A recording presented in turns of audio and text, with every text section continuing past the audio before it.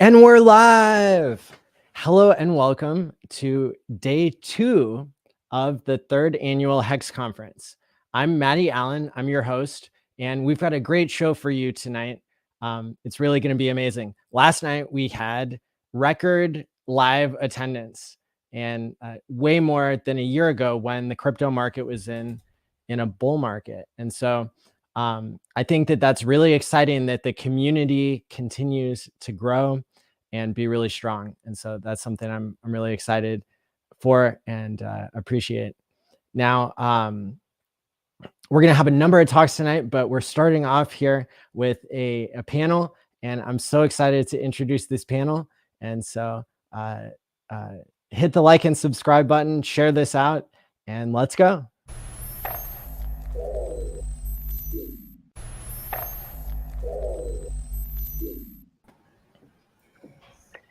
Hello. What's up, everyone? Hi, How's everyone. it going? Beautiful ladies of Hex. We started the stream, I see. How's Welcome it to going, Hexaco. Coder? Yeah, welcome to Hexaco.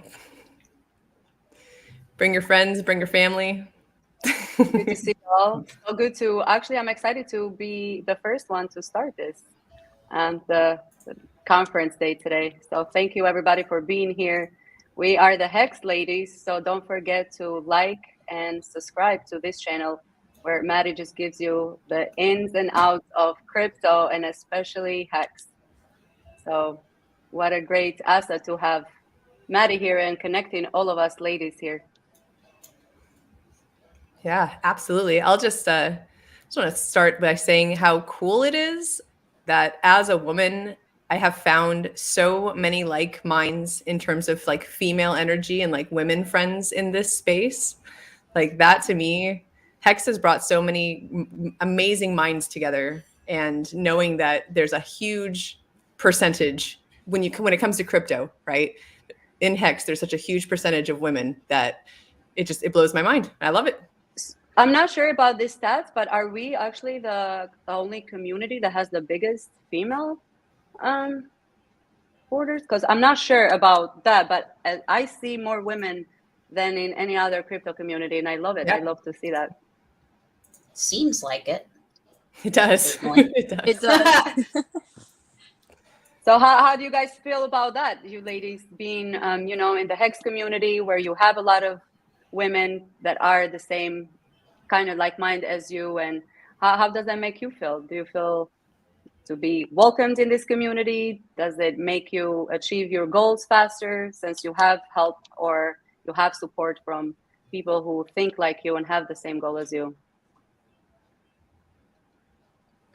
I personally love it. I love being able to meet everyone in person too. Just like I've met Hotful, we haven't met yet, but I got to meet SK and Jory in person, and just meeting both of you, it was so refreshing because it's like, oh, I'm meeting someone that's like me and that thinks like me when it comes to crypto. And so it's so wonderful having the community, and it's cool being on this panel. It's such an honor because it's like I look up to each one of you, and it's like, wow, like I'm here included with each one of you. I know I'm like, I'm gonna start crying, but it's cool to be a part of, and it's cool to be a part of the women of this too.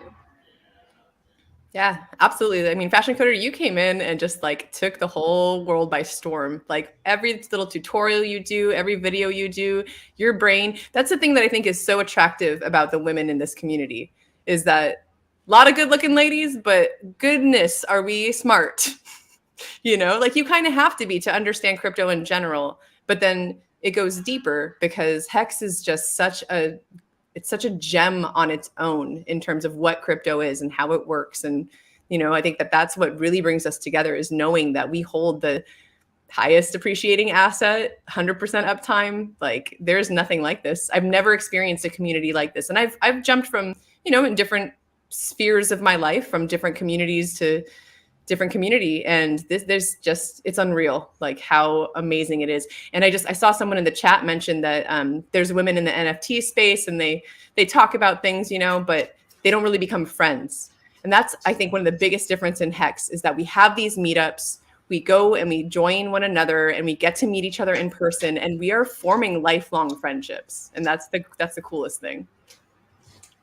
Well, now, one, because we kind of have to for 15 years, but two, because we truly enjoy others' company as well. Like our average duration is 7 years, and it keeps increasing. So, yeah, but it's amazing because, as I said, truly we enjoy being with one another and just enjoy learning from one another. So it's great. But what I actually wanted to highlight was the pressure that we deal with just as a community, being as Hexicans. There's so much hate, especially right now in the bear market. So just us being able to handle that very properly and professionally, I think we're doing an amazing job, females or males in our community. And yeah, great times ahead of us with post chain release and coming up soon. Hopefully we'll hear some news from Richard this week. Let's see.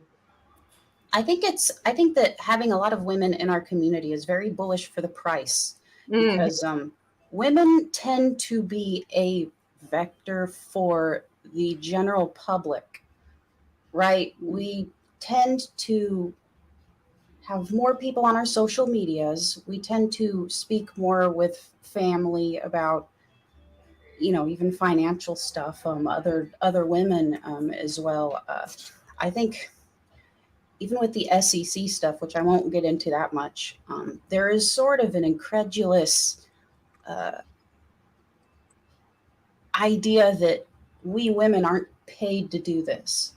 Who's paying these? Who is Richard paying these women to, bake cookies in the shape of hexagons?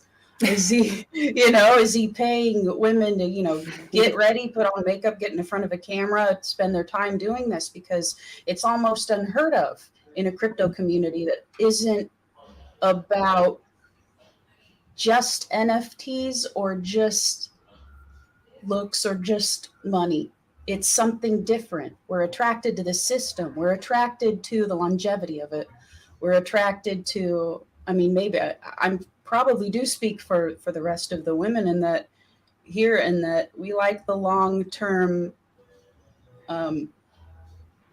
ability to make yield, right? There's a little bit of a prepper excitement when you have something like a certificate of deposit on a blockchain that you can treat like a savings account, but it's better when we don't know what the future of fiat's going to be in the next 15 years. Probably not very good. Yeah. Just from looking at it now. Yeah.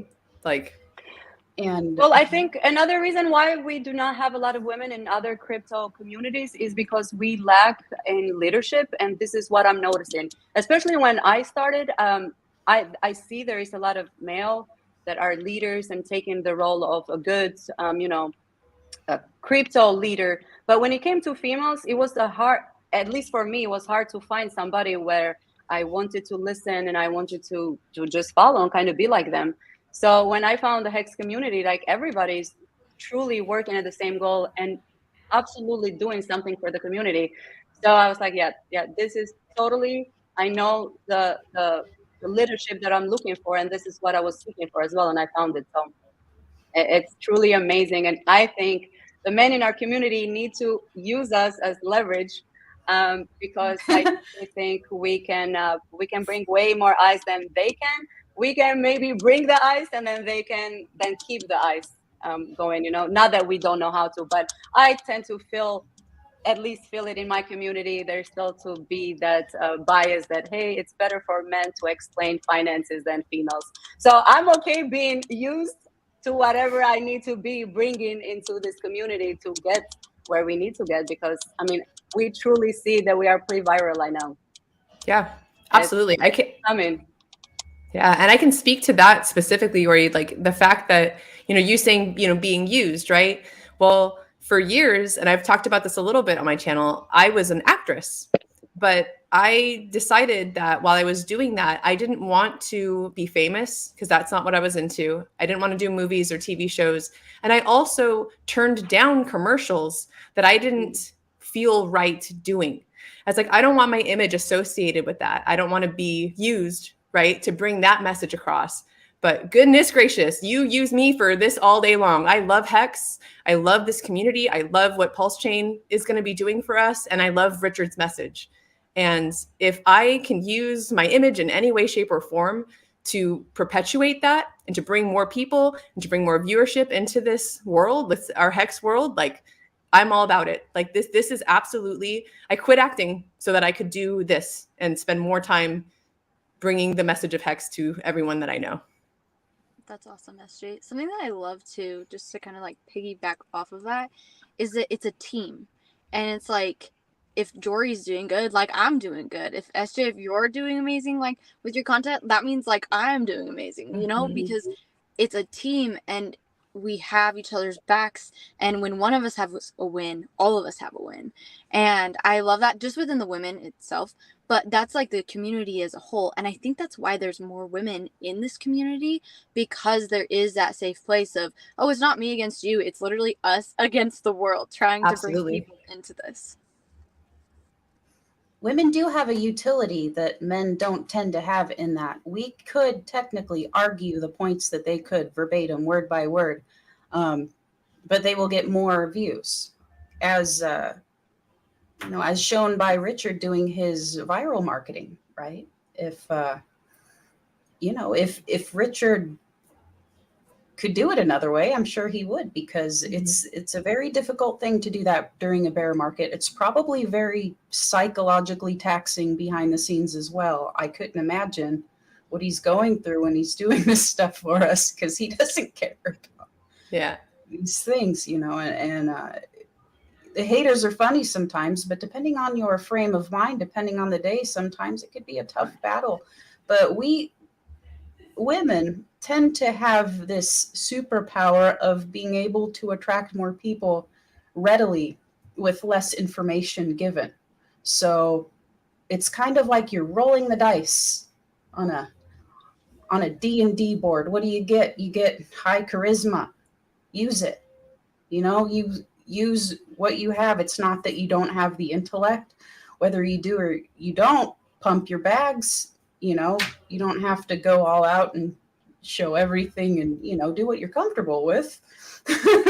But, and even if you don't want to show your face or anything else and you're female and you want to just join the chats and not show the face, that's fine too. We can use anybody, and you should, because this is a really good, crypto for holding. And I think holding is the best strategy. So. Yeah, absolutely. To your point of like people not showing their face but showing up, I just want to give a shout out to Sandy Beach real quick. Every stream I ever watch, Sandy Beach is in there just supporting and like being awesome, and like she's even done a couple quotes for me, like, and I know there's other women as well, but like her name just like popped in my head real quick. Like, you don't have to be a streamer to support. You don't have to be someone creating content to support the content or to support this community. So I think that's such a beautiful thing as well. Love Sandy. Yeah. Usually the support is, free. It's with a like, with a share, and just with the engagement, getting that impression. It's very, very important to get the word out. But as I said, I think as far as that, we're doing pretty well. We have Richard leading us with the marketing that he's doing, which I actually don't know your guys' opinion. What do you think of that, of the outrage marketing? I mean, not that it really matters. It's clear that it's working and he knows what he's doing, but just for the sake of this conversation, I would like to know. What are your thoughts and what do you think about his style? I guess I'll go. Yeah, go ahead. Okay. I think that the viral marketing is working very well. I think that when you're speaking of longevity of a token's price, you just need it in people's heads, because when the bull market happens again, they will invest money. So I think people correlate or incorrectly correlate the viral marketing to the price of the token during a bear market. And that's not really what is happening. It's almost like if you have a YouTube channel and you have shorts, you can't monetize them, but they bring more people. That's kind of what the viral marketing, outrage marketing, it is the same really, is like. it will bring more people to know who he is. I think the Twitter Spaces, though he got kicked off of the Twitter Space with Kim.com and Elon Musk, there were still a lot of people in there. These sorts of things are going to help us when people start putting their money back into crypto and they stop being afraid of what happened with FTX, what happened with even Luna, where we're seeing shockwaves of people being afraid of these centralized exchanges. And let's be honest, there is a little bit of a learning curve to DeFi for a lot of people. So if they have it in their heads and people are starting to use it, this outrage marketing is going to help us very much, especially since it's during a bear. Yeah, absolutely. And for me, one of the first, I mean, when I got into Hex, I spent 6 months learning and didn't really know who Richard was or what he was about. And then I started to learn about him. And the first videos I saw were him doing unboxing videos. And I was kind of like, what is this dude about? Like, why is he doing this? Like, why? You're an OG. Why do I care? Like, this is very silly. And so that's why I decided to read SciVive. Because I was like, I want to know more. I want to know who he really is. And if he talks about this book and he says that, you know, if the haters really want to hate on something, they should read his books. I was like, okay, well, let me read these books because obviously he must be a terrible human. Like, you know, if I'm seeing these unboxing videos and I think he's like weird, like, you know, what is it that haters would hate on in his actual writings? And that just set my whole course on a different path. I mean, reading SciVive really just brought everything together for me. And ever since then, like I read it and could never look back because I now understand. And that's why I do what I do with SciVive, because anyone who sees him and doesn't know really who he is or doesn't read his words or hasn't known about his older videos and his older content, they're going to think he's just this like crazy clown out there, like doing all this crazy shit. But I love that he has such a purpose behind it. And he's also not shy about that. There's, in fact, ALLin Abit shared a really great clip where he talks specifically about that, like the reason that he does this marketing. He knows he looks ridiculous. He knows that he's doing it, you know, for that reason. And the people that don't get that, right, those are the people that are, you know, a little more standoffish and a little less likely to invest. But once you DYOR, you know, you really do your own research and you dig in and you learn who this man is behind the fancy clothes and the Prada and Louis Vuitton. That's when I already felt solid about the code and the math and T-shares. Like I understood it. But when I really learned who Richard really is and what it is that he wants for the world, it just ignited my soul. I was like, cool. Like I already felt firm in my investment. And now I feel firm in believing in this man that is, you know, telling us that these things are going to happen, that Pulse Chain's coming out. Like I've never doubted since then. It's impossible for me to doubt what he's doing or what he says. That's awesome. My opinions on it, every time I see a post, it makes me laugh because I love it in the sense that it makes other people mad. And it's like, it's so amusing that it makes people mad. It's like, it's just an outfit. It's just a bag. Like, why are you letting this like be something that like makes you like physically feel upset that you have to like reply to a tweet? Like, it's stupid. And so I think he posted something in like a Sherpa outfit the other day, and I was like, he is rocking that because he totally knows. Just like, it's just so funny. And so I think it's a very interesting approach. And you really have to be someone of confidence to do that. And something that I just love about Richard is he's unapologetically himself. And so he doesn't have a problem doing that. And I mean, he's not here for money. He's here for glory. And so that, SJ, kind of like going along the lines with you, like I've never doubted him because like, why would he, you know, not launch Pulse Chain or, you know, whatever it is? Like, he's not here for that. Like, he's here to have the glory of it. And so he's going to follow through because of his character. But yeah, I think it's so funny. I love all the pictures that he posts. Yeah, I always like the things that people talk bad about. So I was You know, I was always so intrigued in this way from Richard. I really liked his stuff. I was like, I wish one day I can be him and buy all of his stuff. I really want to have all of his stuff. So I see no problem at all. I mean, obviously people have opinions, and I understand where they're coming from, because it might be easier for the eye to be in a suit. But then again, why are we here? We're here to make money. So just There's leave always. the. Go ahead. Sorry. Oh, sorry. No, I interrupted you. Sorry. No, go about ahead. that. I was just saying so I don't care what people say, and it does not affect me whatsoever. I was actually just in an instance where they were making fun of in another Albanian community. So it's just, to me, they're talking, good or bad. You're talking. You're speaking about me, about Richard, about Hex. I'm doing my job. Sorry about that. I have a little bit of a lag, so if I interrupt anyone, it's not my intention. No, not at all. It's all good. I would say you don't ever know anybody 100%. Only somebody,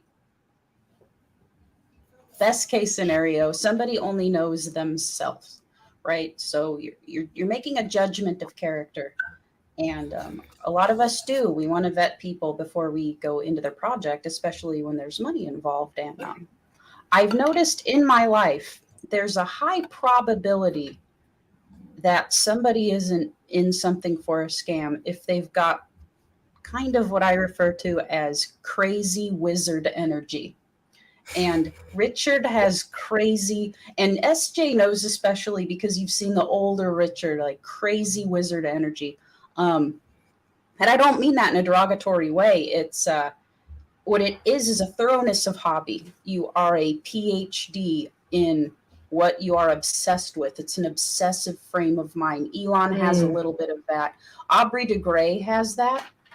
He's already starting more experiments already. Nothing. I mean, because money becomes surprisingly available when you're obsessed with something and you want to do something. It's a tertiary thing. Aubrey de Grey's obsessed with longevity, right? ALLin's obsessed with gadgets. Who else? You know, Terrence Tao's obsessed with mathematics. You could give him $10 million, he'll do the same thing, right? Richard's obsessed with people. He's obsessed with sociology. And blockchain is an abstraction of people. You can see what people do on it. It's fascinating. It's just a way to measure people. And in the case of actually having fiat put into it, or value put into it, it's sort of a measurement of who is able to, in the case of Hex, do what they promise. If you promise to not emergency unstake for 15 years, you get the benefit of the doubt. You know, if something happens in your life and you can't make that promise, well, you bite that, bullet. But with his outrage marketing, people calling him a scammer and everything, you never know anybody 100%. But when they've got crazy wizard energy, Listen, I'm not saying I trust him 100%, because I don't. No, you can't. But I'm saying 100%. From what I see, the probability of him just wanting to make other people wealthy and to be able to start their own projects is pretty high compared to other crypto founders. Very much higher. But what you were saying earlier, Hyper, brings another great conversation about how in crypto we have, people usually are corrupted, but the code, especially when it comes to our beautiful, amazing Hex code, you cannot corrupt that, right? So immutable, you cannot corrupt it. So you can corrupt people easily, and people will be corrupted, but you cannot corrupt the code. So like us or not, it is what it is. 2 + 2, it's always 4. You like me or not, So. Yeah, absolutely. Yeah, it's really cool that the code's the way it is. So I've been coding for 11 years now, and I had never heard of immutable code or no admin keys or anything like that until I was introduced to Hex. And so when I first heard about it, I was so skeptical. I was like, there's literally no way that you could do that. Like, that's just like not an option, you know, because I went through a very traditional route of learning how to code and how to create software. And so when I heard that, I was like, there's no way. And so that actually took me, that was like my biggest hump, was like, how can you actually do that? And so it was cool when I was actually like, the light bulb clicked of like, wait, that is where we're at. And so Dory and Hotbro, you make great points that can't be correct, because it's literally not possible. Yep. It's crazy. Well, in the bear market, I feel like we have been doing so good, you guys. We're seeing numbers that we have never, well, we actually did not see in the bull run. We see that with the wallets that are joining in, and we also see that with the numbers of all of the content creators. It's going to the roof. It's amazing. What are some of the things you guys are doing during this bear market to keep, other than yourself always learning and active, but also being active in the community and doing for the community?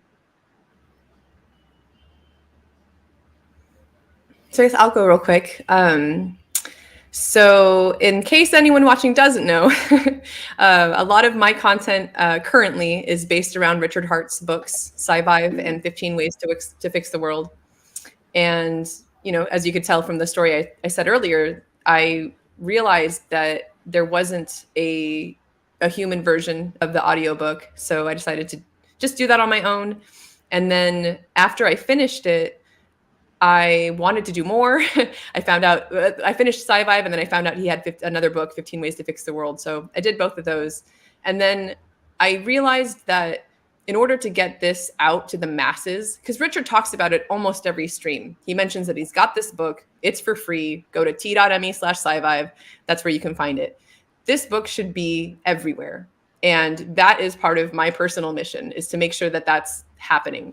So after I finished the first iteration of those two books, I decided to actually take, and this is the coolest part about Richard and Hex for me, is that it's inspired me to do more in my own life. And I decided to take an audio narration class so that I could learn how to do it professionally and ensure that the next version of it, that the quality was going to be so good that it would be able to be out on Spotify and Audible. And anywhere people are going to look for books, they're going to be able to find Sci-Vive, and not just have to go to t.me, /Sci-Vive. They'll be able to find it on Amazon, on, anywhere that you would find a book like this. That's where Sci-Vive should be. So that's what I'm in the middle of doing in terms of, Sci-Vive and Richard. And then in my own life, it's really been a mission of my own to just get the people that I know and I love into Hex. Like, what a better way to bring more, like, what's the word I'm looking for? Awareness? Not just awareness, but like to give this gift, right? Because we know, because we've all done this research and we understand what it is, and we know that Hex is immutable. It's a beautiful thing, and it's creating yield every day. That's part of what attracted me to Hex, was that I was looking for something to invest my money in that was going to take care of me long term. I wanted something that was going to just like almost kind of set and forget. I looked into a high yield savings account. At one point, I looked into options trading and all these other things. And not until I found Hex did I, finally find something where I was like, this makes sense. And it is going to be something that is going to continually make me income for the rest of my life. Like I don't see it. I mean, you can't stop it. No one can stop the code. It's just going to keep doing what it does mathematically and code wise. And getting my friends and family on board with this and teaching them, hey, like, this is really something that is worth taking your time to invest in, to invest your time and your energy and your money in. Just on a personal level, that's kind of what I've been trying to build through this market. And of course it's difficult, I don't remember if we were talking about this on stream, but earlier, where you mentioned people that have gotten in at a certain price, and it's gone down since then. But at the same time, because we know that it is a bear market, right? Everything's down right now. That's why I can be so reassuring with the people that I've already had invest in Hex, is, hey, look, yeah, it's a bear market. Everything's down right now. But I don't remember who said it, or I've seen a couple people say it, but the slingshot effect, right? Like as it's going down, right? It's just that, like, what's the word? Like that elasticity, you know, like as the farther back it goes, the higher it's going to shoot up into the moon. So that's how it goes. Yeah,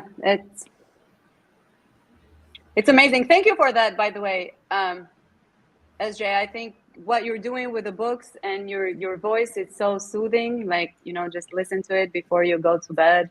It's amazing. So really, you're doing so much for the community, and you are bringing so many, as you said, it's not even about bringing people to listen to Richard or into getting them into Hex or Pulse Chain. It's just getting people to be more aware of their presence, who they are, what they want, and what do they want to give in this world. So this is why I feel so aligned when I met the Hex community, because it's exactly what I want out of my life. So it just, especially when I do it with all of you, I'm reaching my goals faster. So thank you for all of you guys' support. I truly appreciate it. All of the Hexicans watching me and supporting me. It makes me want to work harder for sure, because as you said, SJ, not only we are growing financially, but we are also growing personally and spiritually. Mm-hmm. And so it's a win-win. You know, I mean, never in a million years I thought I would be here just talking to 400 people right now, but here I am. You know, it's making me be a lot more confident as well. So just so many opportunities that Hex community and just Richard Hart has opened for me. And this is why I truly respect him so much, because he is doing the job what a leader should do. He shows you the way, and then what you do with it, it's up to you.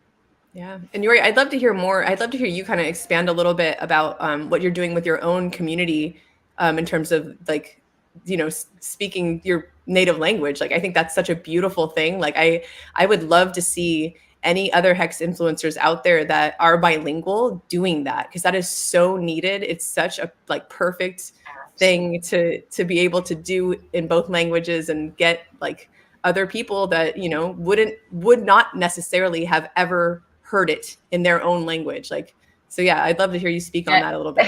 It's interesting. It's so nice, because I'm growing. I'm truly getting to know my community so much more. I left Albania when I was 14. So most of my life I have been in the States, and I grew up with, you know, without my cousins and without the culture there and whatnot. So honestly, I went to school for 7 years, and it was not as hard as it is dealing with my own community now. But it's a blessing as well, because not only am I talking about Hex, but I'm also breaking a lot of reprogramming that has happened in our community and in our culture. So it's great. It's going so well. I mean, the numbers, it's showing that I'm also growing so much. That just lets me know that I have to work harder, because the information, or the people, are seeking for the information. And because there is not a lot of information in Albanian, it feels amazing to be the first one to tell them the news, or to tell them about crypto, let alone to be their first investment in Hex.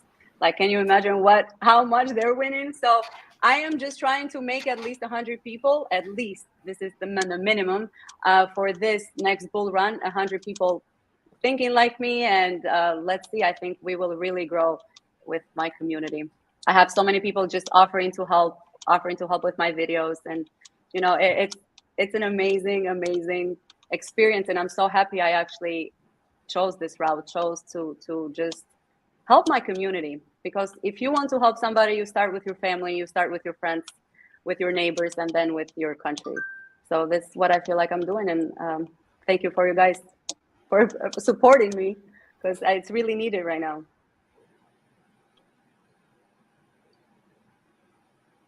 I think as far as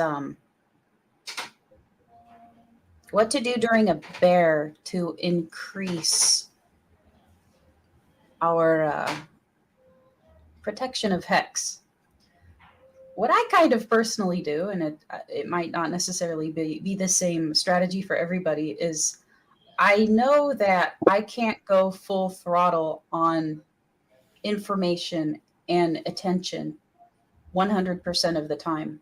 So I sort of time my strategies differently depending on when the bull and the bear is. And I would actually say that it correlates more to Bitcoin's bear and bull than it does any other altcoin, including ours, Ethereum-based coins, although Ethereum's directly tied to Bitcoin, price-wise, is during a bear, and Richard is doing this, I tend to do a lot of shit posting and humor and just going, and it's not as pertinent to get the real numbers in, the real logic in. And if you're going to use charisma, if you're going to use humor, if you're going to use just being on Twitter or TikTok or whatever, just to get the word of the product out.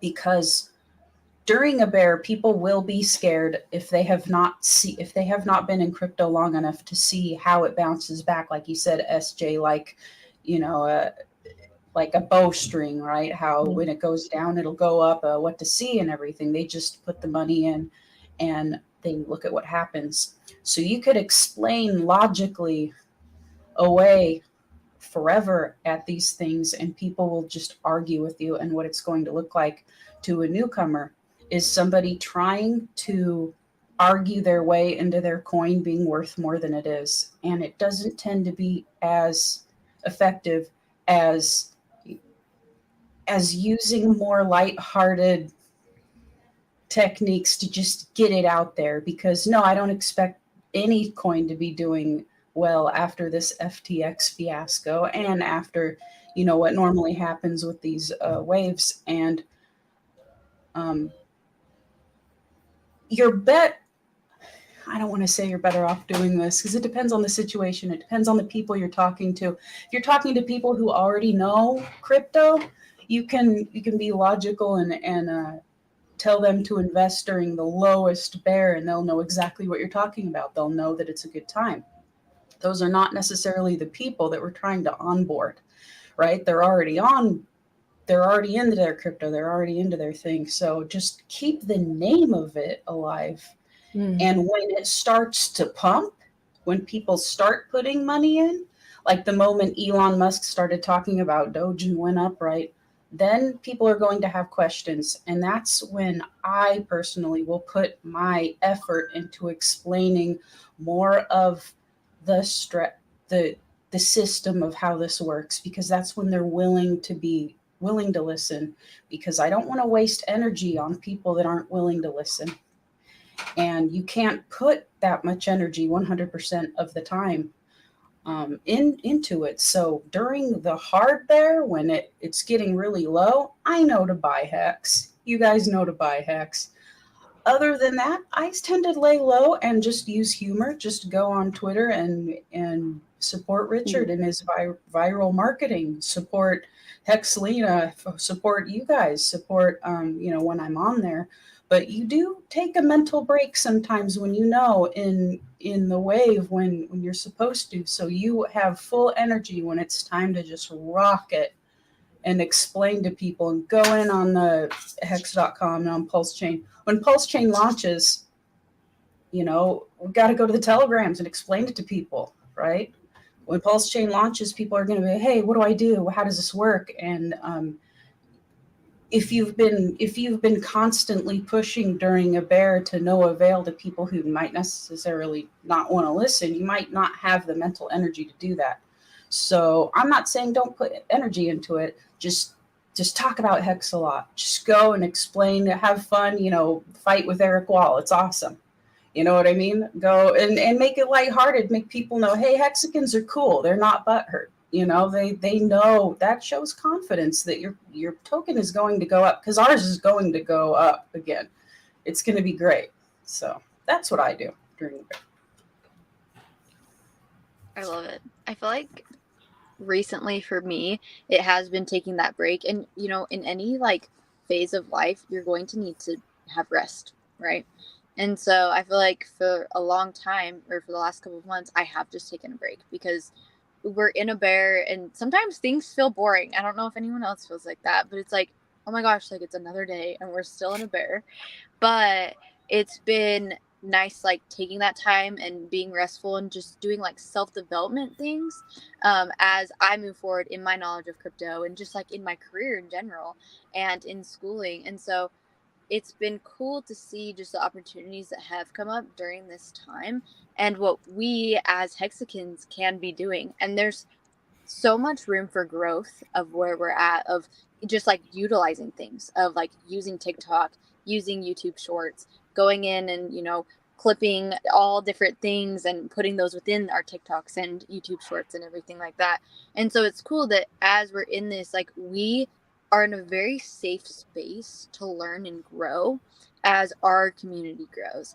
And it's been a blessing to be in a bear. That sounds really weird, but like, it totally has been, because it's allowed us to build a foundation. And then once we hit that bull market, like, we're just going to like pop off, and it's going to be awesome. And we'll have that foundation going into it of like, oh wait, like, we do have credibility, like, we have been doing this. And so it's been cool to see just like who's popped up within the community and who's really stepped up and has wanted to grow within the community, because there's so many opportunities. I mean, at least where I just started making YouTube videos for my family, and then those started doing well, and I was like, oh my gosh, like, I'm a part of this community, and I had to like welcomed into this. And it was crazy. And I was actually telling my mom yesterday, I was like, I'm going to like invite crypto friends to like my wedding when I get married. And I'm not even dating anyone, but like, you know, like, things like that. And so it's cool that we are in a bear market and we're utilizing our bear market. Mm-hmm. Yeah, I couldn't agree more, because this is my first crypto cycle, honestly. Like, I mean, I got into Hex. I didn't know what a bull market or a bear market. I mean, like, I knew, but like, I didn't understand it with crypto. So I didn't know where we were in the cycle when I got in. And, you know, of course, I was just like, you know, I just knew that it was working, right? And I knew that it was something that I wanted to tell other people about. And I'm so thankful as well, Fashion Coder, that we get to go through this kind of bear market together, because it especially with this community, with the longevity mindset, all of the work that Maddie ALLin has done himself with, you know, telling people about what sudden wealth syndrome is and how that works. I feel like at least I hope that I am prepared for that when it comes, because I haven't seen it. I don't know what crazy gains look like yet. Like, I've never had to go through that cycle. But I'm here. I'm in this bear market. I know that things are down, but I know that things can only go up from here. You know, yeah, maybe the bottom's not in. We don't know that. No one can predict that. None of us have crystal balls. But the fact that we know there are cycles, and we know that that the code works, and that we hold something that's generating yield for us every single day, you know, it's going to make it that much easier to, I think, be more secure, right? And to feel more confident in what we have as the bear goes away and the bull, you know, starts to come in. So let's say it happened. It's right here today, the financial abundance day you were asking for. It's right here. What is the first thing you're paying yourself with? Oh man, that's a good question. Everybody's thought about this, like, for sure. I think they always say you must pay yourself. Yeah. For a long time, I have a great love for people in my life, just in general. And for me, to be honest, like, the first thing I really actually would love to do is to retire my dad, because he is 75 years old and he is still working, and that man needs a break. So like, that's really like where I think I would kind of maybe first I would. And this is kind of like giving away a little like hint as to what's to come with A Wild SJ and my own personal content once I'm done with SciVive. But there is a bus in my life now, and I intend on driving this bus all around the States with the KSB.TV team once the tour happens. Wow. It needs a little bit of work, but you know, that's coming along. And maybe what I would do at that point is I might like auction that bus off, because we're gonna wrap it. We plan to wrap it in a hex wrap, and it's gonna look really awesome. It's gonna be cool. Wow. You know, maybe that bus goes on to be someone else's, you know, home on wheels, and then I might splurge and get myself. It could also go in the Richards Museum, though. Who knows? One day. Dude, I didn't even think about that. That's a great idea. He's like opening his. Well, I was Yeah, going to he say told me part his of what I want to museum, do in the bus is I'm actually going to turn part of it into a little recording studio. So he could put it in the museum and be like, hey, this is where Sci-Fi was recorded right here. in this SJ bus. needs a so cool. statue in the museum just explaining things. Come on, I Richard. like that. You can do Use it. my voice for the like That'd press be this button great. to learn about this thing. I'm down. It I'm down, Richard. has Hit to me up. happen. It has to happen. That's fun. It's so great, though. Yeah, We always those think two about things. our family and friends first. What about you, ladies? Yeah. What will you buy yourself first? I know, right? We have not thought about it because we're in a bear market. Yeah, I don't even know. I feel like I'm so content with everything I already have. So there's that. I would love to give a lot of it away, honestly, like to my church, or to different like nonprofits that do specific like work within humanitarian work. And so I'd love to do something with that, or also like go on trips. I don't know if any of you have been on a humanitarian trip, but it is like the most life-changing thing ever. And so I'd probably spend a lot of it on travel, just at the beginning of like, if I was going to treat myself in any way, it'd be, okay, I'm going to go and I'm going to take a couple of months and just go travel and do different work, different places. Nice. I might, there are two things I would imagine if suddenly it went crazy, right? Number one, A100s, a lot of GPUs. I'd like to have a big GPU farm for AI stuff, different research, because Stable Diffusion 2.0 just came out, and it's actually very difficult to train embeddings on the new system, because their images are larger than 512 by 512, and it just takes forever. The RAM is insane. So if immediately, I think if I had the funds, I would probably do more. I have a big GPU setup. Be cool. Ultimately, I would say what I would do with the funds, probably have a cataclysm bug out shelter in the mountains somewhere, honestly, because you never know when something's going to happen. You have kids, you have grandkids, you have cousins. I'm buying whatever. a bunker. That's what I Bunker? want. Hell That's yeah. what it is. Because nothing Hexaco, says y'all. I love you. Nothing says I love you like surviving the apocalypse. And so I think that'd be pretty good. That would be a very expensive excursion. It would be nice to have a road to it, and don't really tell too many people about it, especially those with issues that couldn't get along with other people. But I think ultimately a just-in-case shelter that really couldn't be permeated, and that you own the land on and are willing to pay the adequate taxes on, would be something money almost couldn't buy, but it can. So that would be on my radar. Nice. I want to have two things. One, I have one more, but only I need to relax. But in the beginning, I would like to, for sure, have some type of only flying first class, like my whole life. I would like to make that for myself happen. And second thing I would like to do, I would like to have a garden in my house, but I would like to have it where I could potentially have over 2,000 chickens and maybe like 3-4 cows, and a garden and a farm. That's what I would like. I know I cannot do it by myself, so obviously I would have to hire the people. So that's my main goal, is to pay myself in this regard, in these two things. Maybe I'm asking too much. I don't know. Let's see if Pulse Chain launches first. Yeah. Or when. Yes. What's the third thing? Third, I don't know. I have to think about it now. It's probably somewhere, just buying something for my parents, and they're in crypto too, so it's great. And Nice. It's amazing. My whole family, I got them. I'm like, listen, you guys will not be able to talk to me if you guys don't do what I say right now. So I seriously had to threaten them this way so they could listen to what I was doing. But yeah, I think that's it for now. I think even that I overdid it, Fashion Coder. But why not? I would like to get it one day. Sounds good. It's a good goal. Yeah. Trying to think of like what I think maybe a good question to end on is, what are you most excited for when Pulse Chain comes out?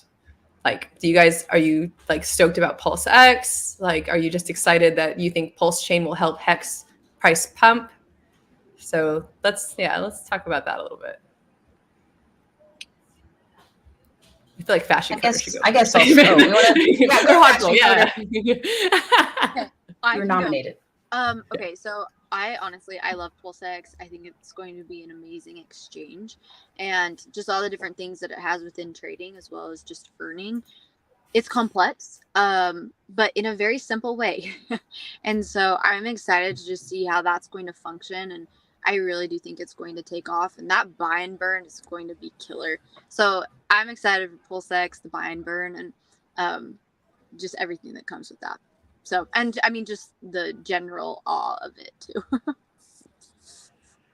Hot Pearl, what about you? Oh yeah, it's going to be crazy when it launches. I want to see, honestly, what I'm most excited about is to see what happens with everybody who waited and who's still around and who still is able to see what they get out of it. I don't know what's going to happen day one. Nobody knows. But in the event that it could be an immediate profit, I really want to see everybody be happy, get out of debt, be able to take care of their loved ones, be able to have fun for once. Some of these crypto people can't relax. Just go do something, get out, get a 40, go to the lake, maybe get a boat, maybe fix your boat, go take care of yourself. I just want to see people do well. I get why Richard wants to do this. I'm not the creator of Hex, but you could see like what's the coolest thing that's going to happen other than the price going up. Like, I want to go on that Telegram and on Twitter, and I want to see people so happy. I do. I want to see that even more than just the price of it myself, because I think we've been around here long enough to get to know these people and get to know that a lot of them do deserve to be happy. A lot of I think everybody deserves to be happy, really, in this plane of existence. But I can't wait to see people excited about it and happy. That's what I'm looking forward to the most. It's that first day. Likewise as well. Of course, it's always so nice to see people do well. And don't forget, the more people you help, the more money you make. Right. So if you only go with that mentality, I think we will be great. As far as what I think will perform best, well, I'm hoping PulseX. My biggest bag is in PulseX, so that's what I'm going to root for. But also the buy and burn, I really think will explode, especially like after, maybe a year or two. So I'm really looking forward for PulseX. No matter which one does good, I'm okay. I'm a holder of all those three assets, so. To me, it's a matter of just having the right strategy and using the money as the financial tool to just enhance your life. The way you do it and how much you make, it's individual for every single person. As long as they are satisfied and, as everybody said, they are not living the life to just go to work, wake up, be a good student, be a good citizen, pay taxes, and then boom, you die, right? So as long as they have figured out a strategy for their life, I think we will have a lot of success in all three of them, because they all will help each other as well. I think everybody would want to be, especially in the next bull run, in the Richard Hart ecosystem. So I'm looking forward for all three of them. Obviously, PulseX, to the moon. Nice. Excited, PulseX too. Yeah. I can't wait. I'd say my answer is a little bit, it's like twofold. Kind of going along with what Hot Pearl said, I am really excited to see a whole new wave of influencers, because even in this bear market, we've had all these new influencers come in and talk about Hex. Like, you see people join, they get excited about it, and they start creating content. And when Pulse Chain comes out, I think that that's going to just skyrocket. I think exponentially our community is going to grow. There's going to be people who come into Pulse Chain who don't know what Hex is. Like, I think that that's going to be a really amazing thing. And then for me personally, and this is like a little like, oh, SJ, I should be working on testnet right now. Like, I should be doing these things and pressing the buttons. I played around with it a little bit on the first version. And I've been just so inundated with trying to get what I'm doing with Sci-Vive done. And then things in my personal life have just kind of come up. I'm excited to learn, to be honest. Like, I just cannot wait to learn more about all these. And not that I have to wait, right? But I know me, and I know that, like, when that next testnet hits, like, it's over. Like, I gotta put like my head into, It's the over. video and just like learn. I love it. Hey, I want to thank you all for this great panel. You all rock, and you're so down to earth and smart. I know the audience has really appreciated it too. So thanks for being such an important part of the Hex community. Thanks, Maddie. Thank you. Thanks for having us, Maddie. Yeah. A pleasure. Take care.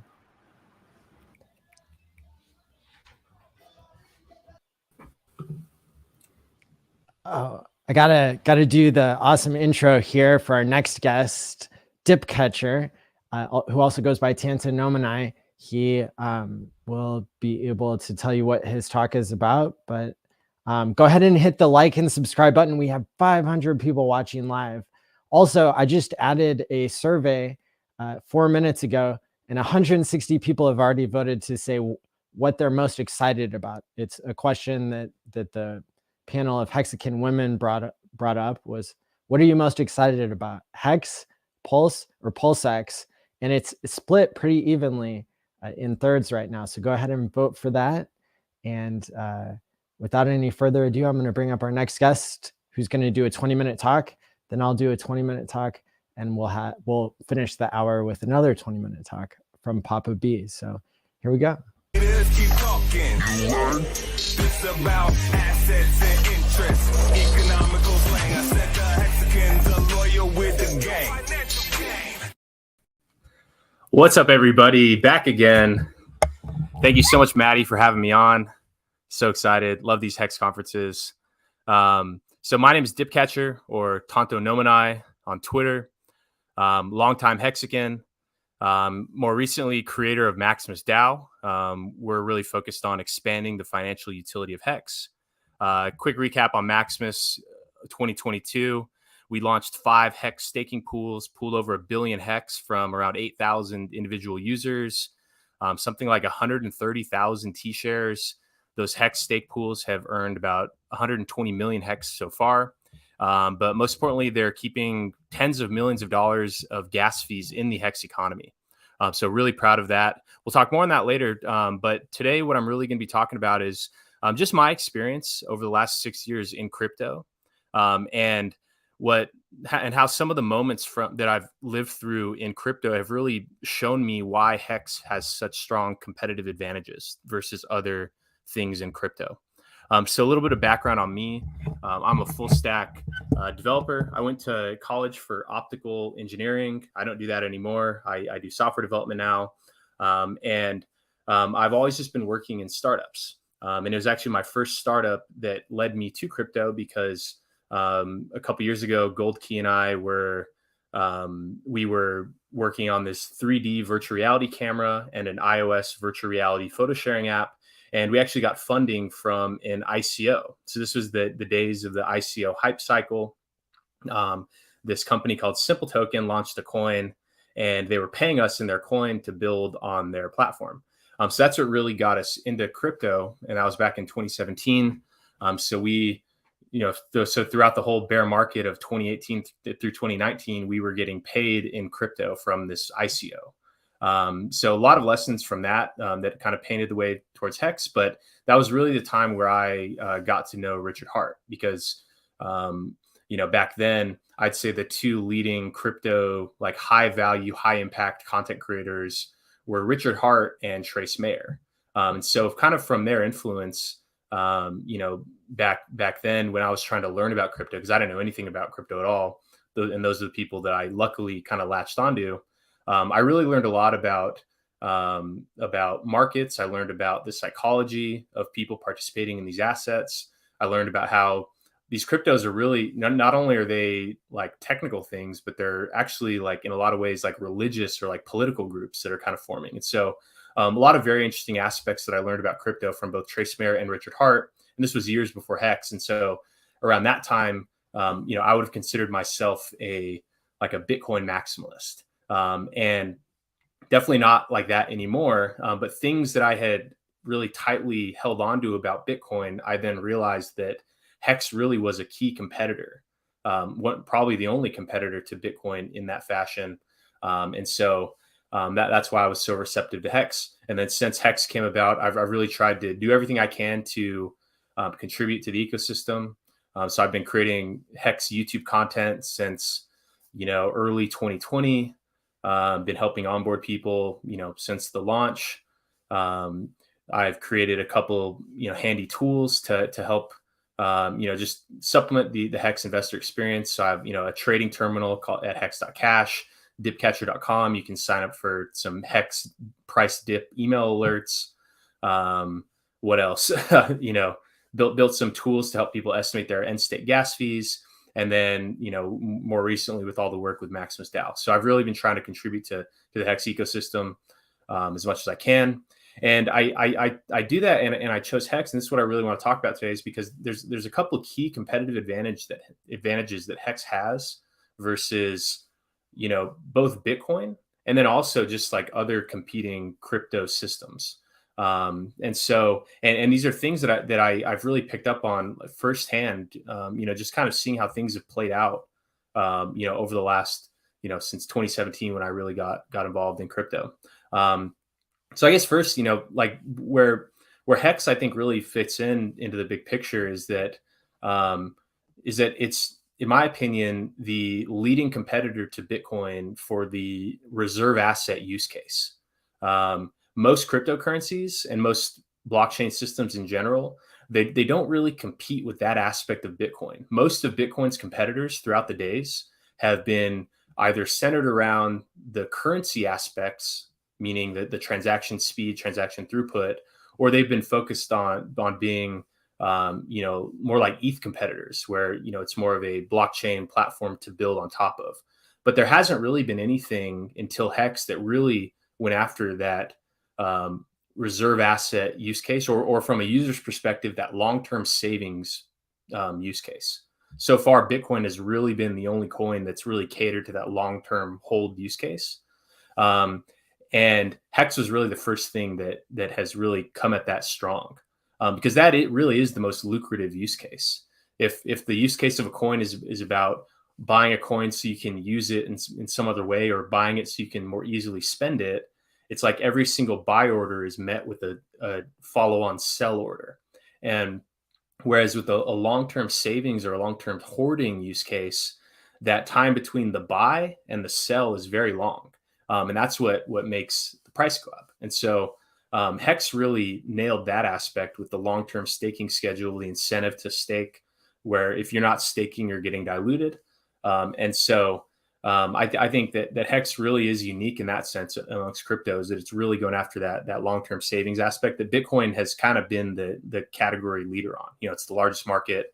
It has the most, more people know about that. But all that is really just the opportunity, right? It's kind of like that top of the S curve situation, where by now Bitcoin has had 11 years, where it's been able to insert itself into the global lexicon, into the global conversation.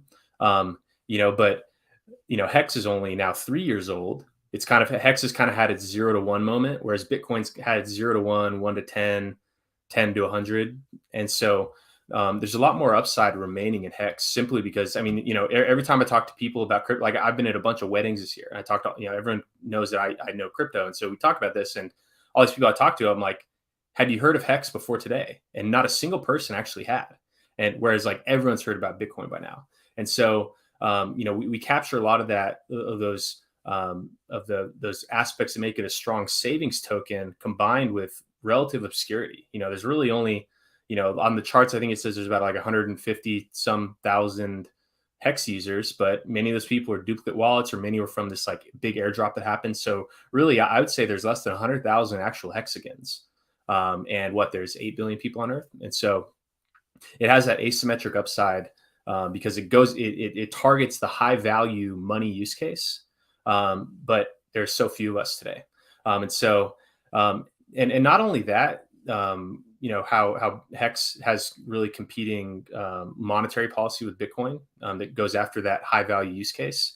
The other big competitive advantage that Hex has over Bitcoin is that in order to expand the financial utility of Bitcoin, that requires a bunch of counterparties, and many of which it's like perfect harmony. It's like nature is healing itself, where all these counterparties are simultaneously blowing up. It's like the dominoes are falling, and all these third-party custodians who want to hold your Bitcoin for you, they're all wrecked. BlockFi, Celsius, Grayscale Bitcoin Trust, maybe issues there, of FTX, Three Arrows Capital, all these big Bitcoin people, they're all wrecked because, it's like the lights were turned on and none of them had their pants on. And so it's, and that's the key difference is that because Bitcoin is not extensible in the way that Hex is, and so any expansion of its financial utility, it requires third-party custodians. And we're seeing how these third-party custodians can just fail all in lockstep. And so compare that to the Hex ecosystem as the financial utility of Hex is expanded. That's done through trustless smart contracts that the default mode is self-custody. So, like with things like all of our Hex stake pools that we've built this year, like that's basically like a bond market in the Hex space. Zero counterparty risk. It's just a smart contract. Very simple. You can audit it yourself. And it's a huge difference between, similar products like the Grayscale Bitcoin Trust or these accounts where you could hold your Bitcoin on Celsius and they'll pay you 4%, 8%, whatever on your Bitcoin. They've got to go make that money somehow and to deliver that yield, whereas our yield comes from smart contracts. And so that is probably the most important aspect, is that just by default, Hex is in a position to expand financially without amplifying the risk. It's like Bitcoin expands financially, but the risk is equally amplified. And so it kind of washes out any of that extra benefit with all that extra risk you have to bear. That's something that I think we're seeing play out right now. That's critical, and this is really just how the markets flush out bad solutions and reward good solutions. It's like the worst thing that happened to us is we're back at prices back from April of last year, and everyone was euphoric back then. And so that's kind of the worst. We're not immune from these normal market cycles, but the existential risk that comes with kind of building out the financial utility of these systems, we just don't get that. It's like this year, not only with Maximus stuff, with our stake pools, these derivatives, there's other things like Hedron where, there's adjacent coins that are mined from the existing Hex staking. And so, it's like Hex is kind of like this encompassing base layer that's immutable. It's fully trustworthy. It has 3 years of flawless operation. And it's designed in a way that lets you build on top of it without compromising the underlying security and the underlying performance of the core asset. And so overall, I think that we're just in such a better position than Bitcoin is specifically, as we move into the future. And not only that, Hex really outcompetes many other, kind of crypto things. It's like there's Bitcoin, there's crypto, and then there's Hex, and there's kind of everything else. And with there's a couple important things that I've just in experiencing this, because by now it's like Hex is probably like the eighth or ninth kind of crypto thing that I've really been active in. And just seeing how other things failed, or what caused problems in other assets. It's like for each one of those, there's a direct benefit that Hex has, where it completely alleviates any of that type of risk. So for instance, what got me into crypto was that ICO Simple Token. And the problem with Simple Token is they had a whole bunch of employees, and because it wasn't a final product, it wasn't complete. It's like they had to raise a bunch of money and then also be paying people in their token to, try to build out their platform. And it's like, if you have all these people who are getting paid in the token, those are net sellers, and they're, you know, and maybe they're contributing to the software, but making the software better doesn't necessarily mean the price goes up. The people that make the price go up are the people that buy and hoard, not the people who are like developing. And so what that experience with Simple Token was, because every single month when, you know, the monthly Simple Token deposit came in, it was literally a race to the exit. All the employees and everyone involved was racing to sell. And it was just like the price pumped once and then just perma dumped. And so that really, I'm really thankful for that experience, because it taught me that, you know, the key thing that matters is who gets the inflation and what are they doing to get it. You know, in that case, it's like, okay, you're getting the printed out of nowhere tokens for acting like an employee. You know, that sucks. That's horrible. And so that's why the price of that token went down forever. In Bitcoin, you get the inflation from mining, which kind of helps, you know, but it's in some ways security theater. It keeps the network going, and that part's really never failed. And so, you know, you can't say there's anything wrong with it, but they're net sellers. They're not net hoarders. Whereas in Hex, all the inflation is paid to the people that have the longest term positions in the asset. And that's who you want to be rewarding. And so, you know, just those experiences with Simple Token, I thought were pretty critical. You know, seeing how other assets had, you know, like have just kind of like developed their communities. I think that a lot of communities are just kind of fly by night. It's like they're here today, gone tomorrow, because in general, people in crypto are just looking for that next thing. But because Hex really, you know, realigns everyone's perspective for the long term, it's attracted a group of people that have, you know, that are in it.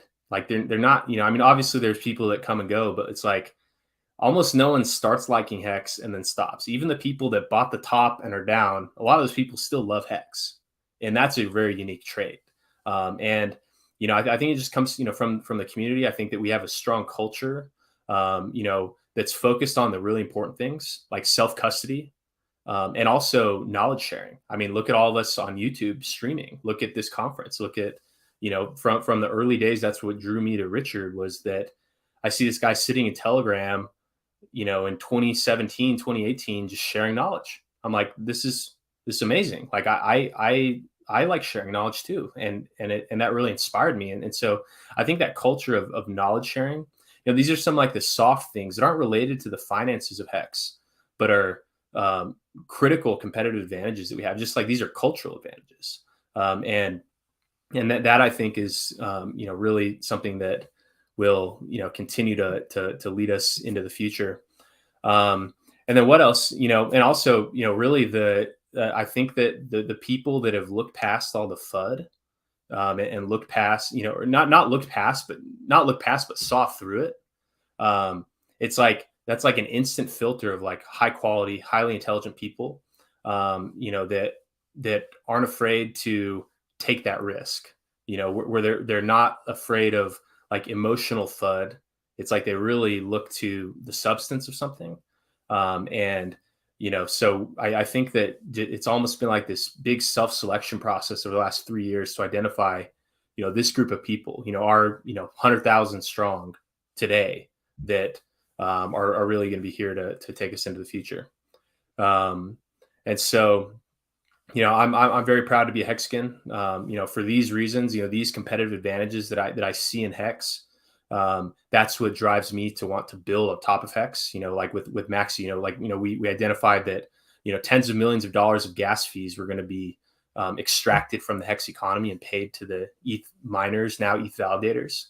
And to alleviate that, we were like, okay, let's bundle up all these Hex stakes into a single stake. You can trade your token, and it's just like a clear-cut solution. And, you know, with Maxi, that's a 15-year stake, Deci a 10-year stake, Lucky 7. Like, we have long-term prospects on this. And that's really how, you know, we think about Hex, is that, you know, we think Hex is here forever. We think this is infinite.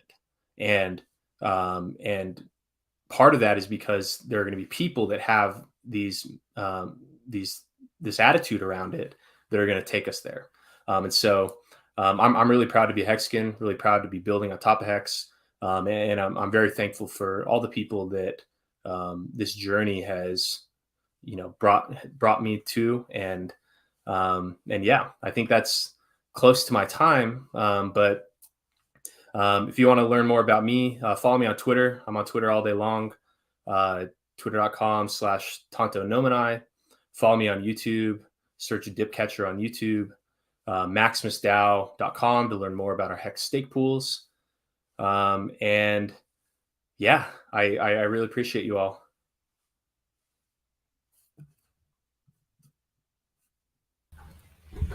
Hey, thanks so much for being on the conference again this year. I was just listening to Richard Hart's live stream with Tone Vase the day that he released Hex, and during that live stream, he called for somebody to come along and make a way to wrap Hex stakes. Yeah, and you answered that call. Yeah, almost 2 years later. It's funny because we have I think on Gold Key's YouTube, he posted a snippet of all the times that Richard has talked about this concept of encapsulated hex stakes or like a secondary market. And it's like that was one. And also when I looked back at my early Telegram posts, that was like a key discussion I was having was, like how could you trade a stake? And I always thought it was going to come along. And then it really became urgent when the first time I ended a stake, and this was like peak bull market, peak gas prices, NFT hysteria.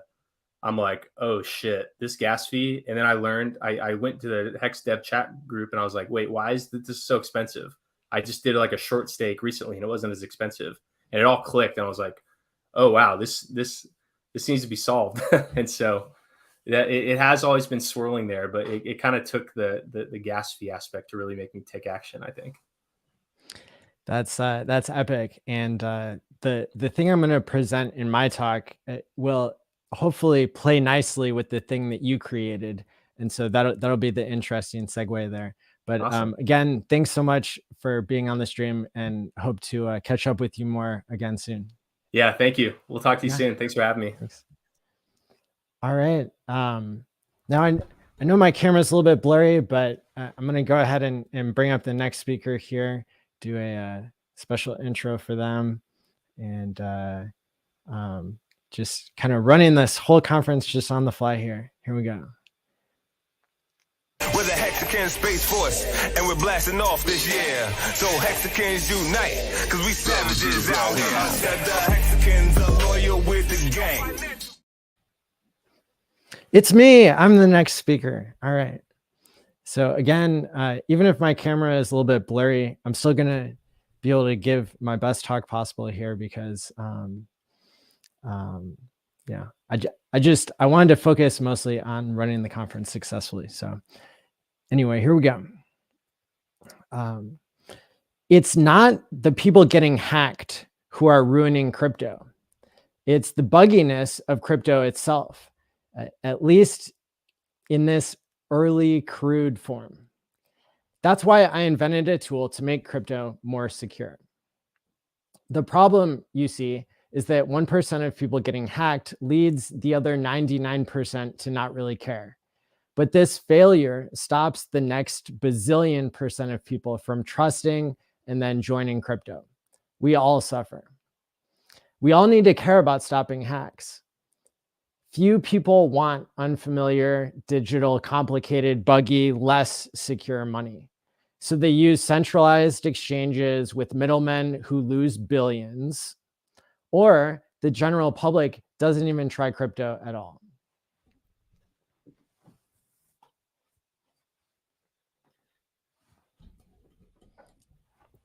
People willing to try crypto with its dodgy reputation start off trying what's easy and get burned one way or another. And then they don't try again. They don't try crypto again. They get trapped in the matrix of legacy banking that's happy to destroy everything that's good in the world. As humans, we are better versions of ourselves when we have the right incentives for self-improvement, like storing value over time. Crypto has so much promise, but crypto is going to keep sucking for basically everyone until, well, it's going to keep sucking for everybody except us until we fix it. So good news. I found the solution to one of the biggest problems in crypto. My solution to the security problems of crypto is called Smart Vault Me, and it's the subject of my talk tonight. Crypto is like a giant, immutable, zero-day attack. I believe Smart Vault Me can fix this. In this talk, you will learn what happens when you get hacked and how to use my upcoming blockchain utility product to be able to undo a hack in MetaMask with proper prep. And I understand that this is a very serious claim, and so I'll explain it and try to back it up. Again, crypto is like a zero-day attack. It's designed so poorly that if someone gets your password, they can escape with all your money before you even know that you got hacked. In some cases, there's a much better way. What if your crypto was protected by a smart contract that you hold, your smart vault? Your smart vault requires a 1-week notice to move the funds. And if a hacker tries to move the funds, you could have a notification set up. But there's more. You were clever. You set up a second secret seed phrase that never touched the internet, also called cold storage. And that one you kept separate from your other passwords that you wrote down. Now you could switch ownership of your smart vault and undo the hack.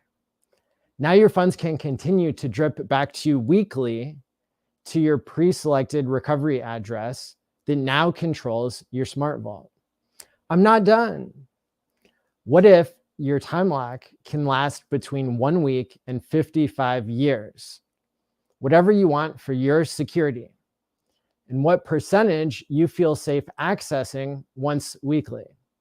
For example, a 99% lock would release 1% a week, and it would last 2 years long, because 1 week is about 1% of 2 years.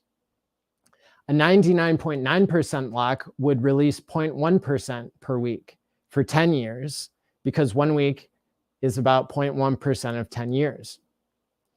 A lot of people would feel safer starting with the minimum 2-week lock with a 50% drip, and then work their way away from trading towards a more secure future where they can trust themselves and crypto and onboard the world into Hex.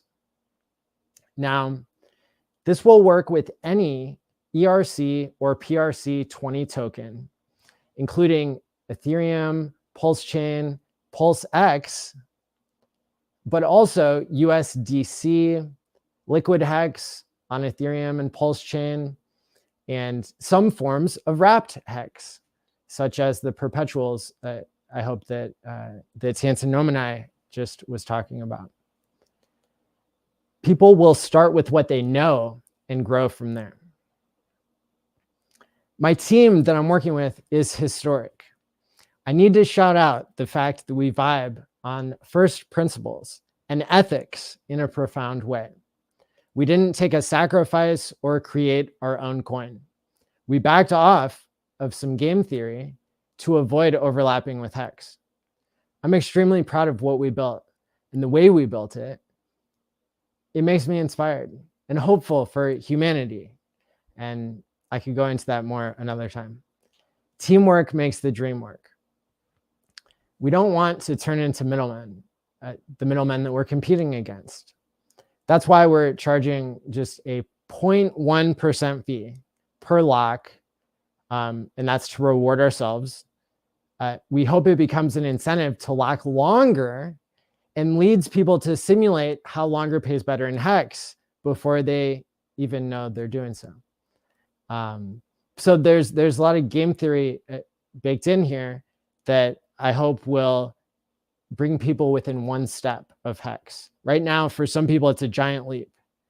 Now, for me, personally, the reason I created this, this blockchain product was for the delayed gratification aspect. which is not what I've been presenting here. I've been presenting the other side of the coin, which is a security-focused perspective. And I need your feedback on this, because where I started was from delayed gratification because of Hex.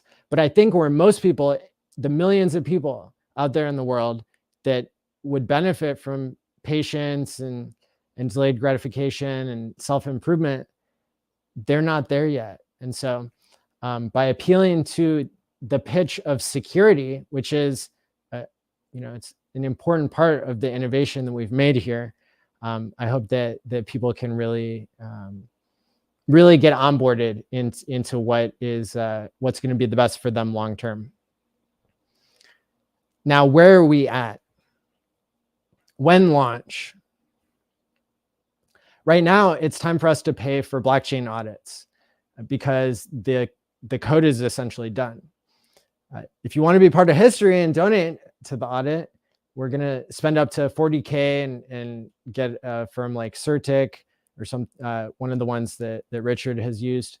So if you want to contribute, you can donate to maddie.eth. I guess I need to say that donating doesn't do anything for you. I've also got another fun way to show the power of undoing a hack. Once Smart Vault Me, also called Time Pays Me, once it launches, I'll take $10,000 of my own savings and read the seed words on live stream when Smart Vault Me launches. Then I'll reverse the hack and keep my money. It's basically a fun bug bounty program that anyone can participate in. Now, I've planned to do a very early demo here. And as Fashion Coder said yesterday when she was doing her live demo, this is an extremely risky thing to do because things don't always work, such as my camera right now. In the one moment where it was my turn to give a talk. So that's right. Yeah, the crowd's going wild for the idea of me reading my seed words live. But that's the whole point here that I'm trying to prove is that that's how big this breakthrough is. And it makes sense that if you can't move the funds for a week, if somebody else has the password, if somebody else has the private seed word, then they would be making a withdraw request. And if ownership can be switched to a pre-selected recovery address, that's the innovation there, is basically that whereas before people would choose to have their money movable any instant, most of us in crypto, in Hex, are people who are time locking, and we're taking a longer perspective anyway. And so there's maybe not as much of a cost to delay our withdrawal by a week, but for a hacker, it totally stops them from being able to do their job, which is a good thing. So I'm going to go ahead and I'm going to try to set up my screen here so I can share my screen. I can show you on the Pulse Chain testnet what it looks like to be able to create a smart vault and try to time lock something and drip it back over time. And that's the main way to be able to secure crypto in this fashion. So let me see here.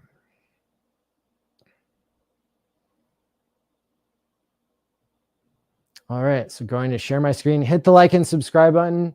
I really appreciate all of you being here. And here we go. So doing a live demo at the Hex conference. There we go, perfect. The URL is protected here. And I'm gonna go ahead. So I am on the private testnet here for Time Pays Me, also called Smart Vault Me. Again, I'm experimenting with these different narratives within the same product. There's smartvault.me that allows you to undo a hack under certain circumstances, and then there's timepays.me, which is the ability to time lock Pulse Chain and PulseX and other products as well. So I press the button here to say create a time lock, and MetaMask pops up, and I approve the transaction to create a time capsule. Also looking forward to having Pulse Police and any other developers out there who are known and trusted in the Hex community to take a look at the code. Let's see here. Now, if the Pulse Chain testnet isn't working for us, then I will probably switch to the Go Ethereum or the Go Early testnet. And yep, here we go. So I'm going to switch over to the other testnet. And I'm going to bring Papa B on screen with me here for a second so that he can help me pull off the last part of my talk. Hey, how's it going? Well, you want me to pull off something? What's the deal? I knew I shouldn't have said that. You shouldn't have said that. What's going on, Maddie? How are you? Hey, I'm doing great. What can I help you with today? I see a shared screen. I can't even share a screen. You're amazing. You win. I'm just gonna just help tell a couple jokes here while I get my Ethereum testnet booted up. Jokes. Well, I'm a father, so I can come up with clean jokes if you want.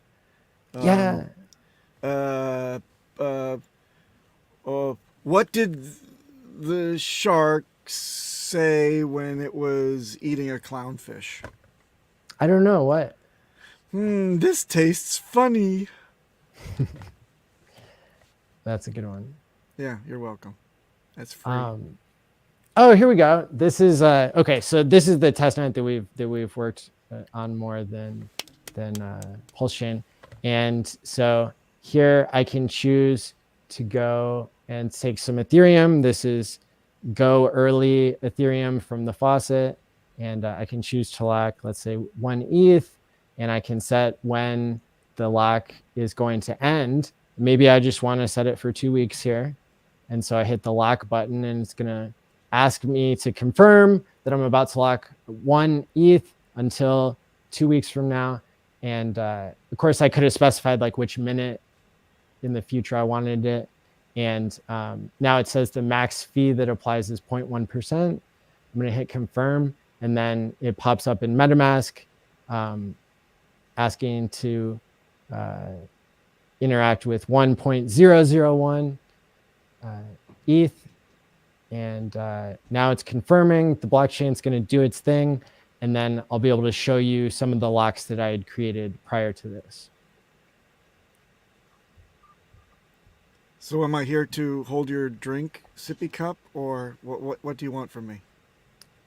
I was panicking because my demo wasn't working. So I got it. I brought you up because I didn't know what to do. I hope you know that I'm going to do the same thing with you when mine doesn't work.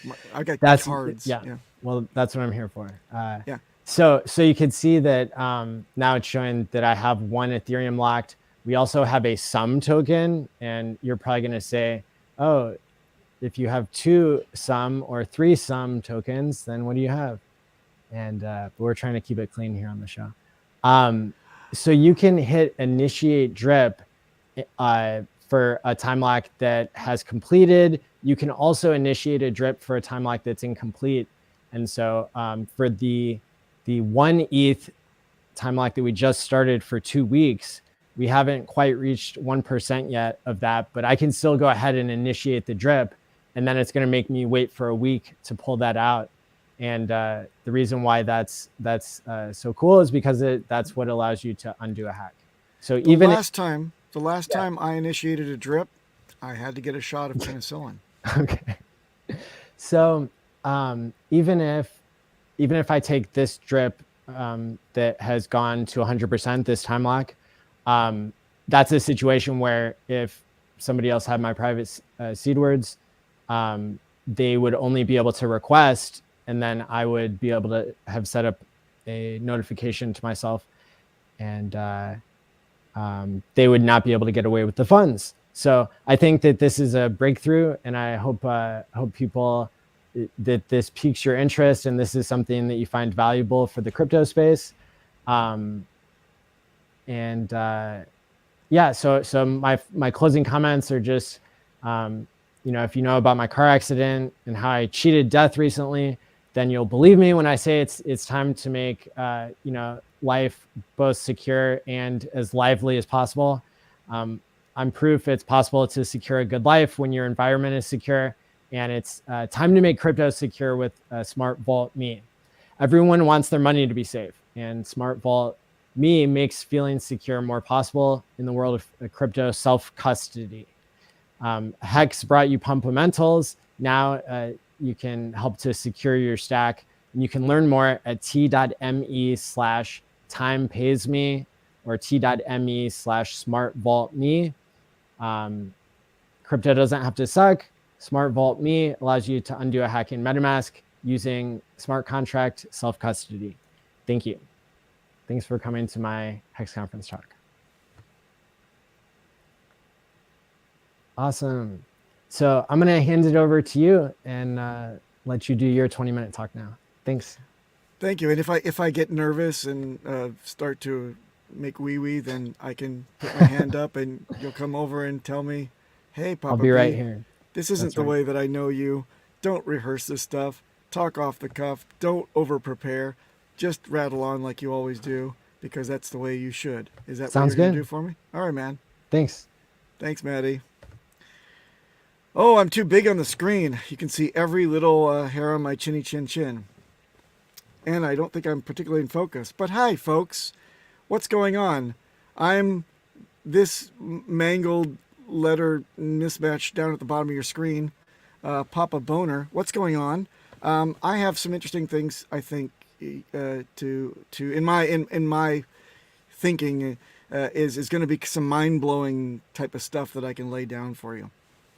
And today, because this is kind of a session where I'm going to try to qualify some of my things with higher mathematics and Googleology, and concepts that bridge on or almost push the envelope of physics, I beg your indulgence while I lay things down in a very low-tech manner. So I'll pop some cards up in the screen, and let's see if any of this stuff resonates.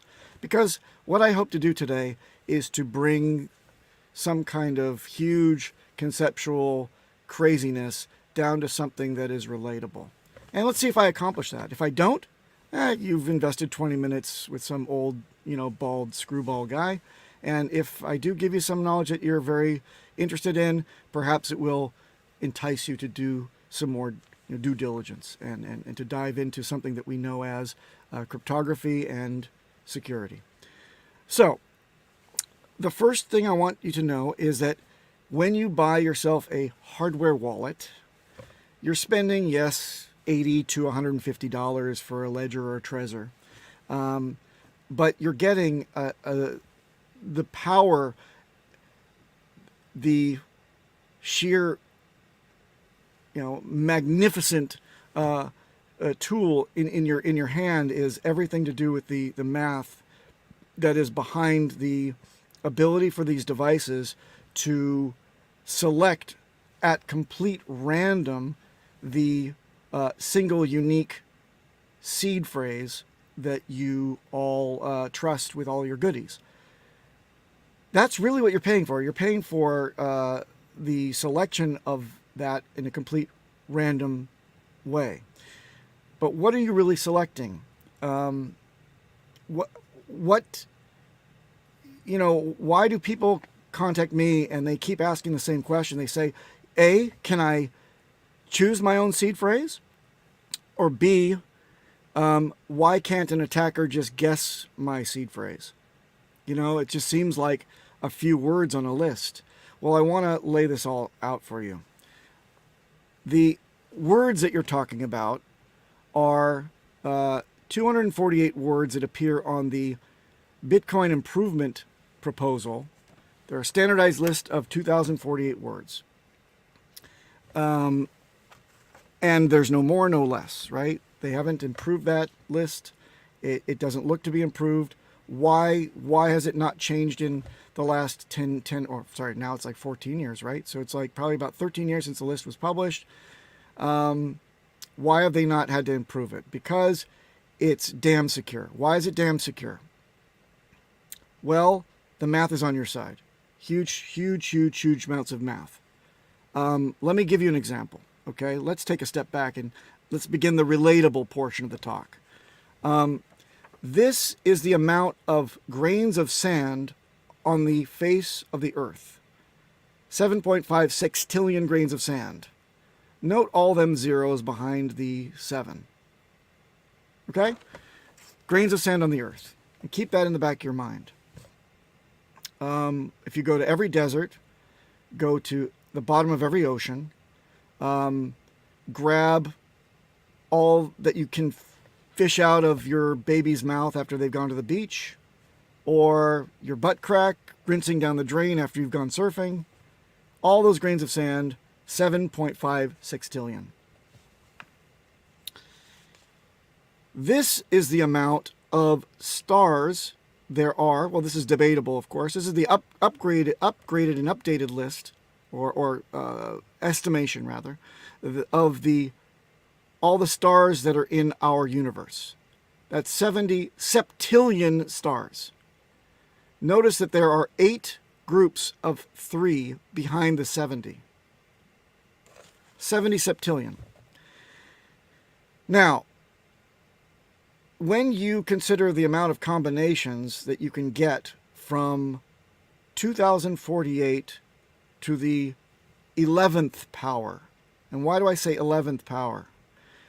12 seed word slots, one of which is the slot that is left for the hashing at the end, which is debatably the most important slot. So we can't say it's 2048 to the 12th power. No, it's 2048 to the 11th power. But even still, what does that mean? It means with a 12-word seed phrase, this is the amount of wallets that are possible. 2 undecillion wallets are possible in a 12-word seed phrase selection process. And that means it's basically half of an order of magnitude more than the number of stars in the universe. Is that resonating yet? Half an order of magnitude more than the amount of stars in the universe, not just our galaxy, the universe. And that's just for a 12-word seed. Now, what you're paying for is entropy, the complete random selection of your unique seed amongst 2, undecillion. If you like that, there's a number that you're never going to quote. You're going to say, you go to the local, convenience store, and the guy at the register says, "How many eggs would you like, sir?" You're never going to say, "I'd like an undecillion."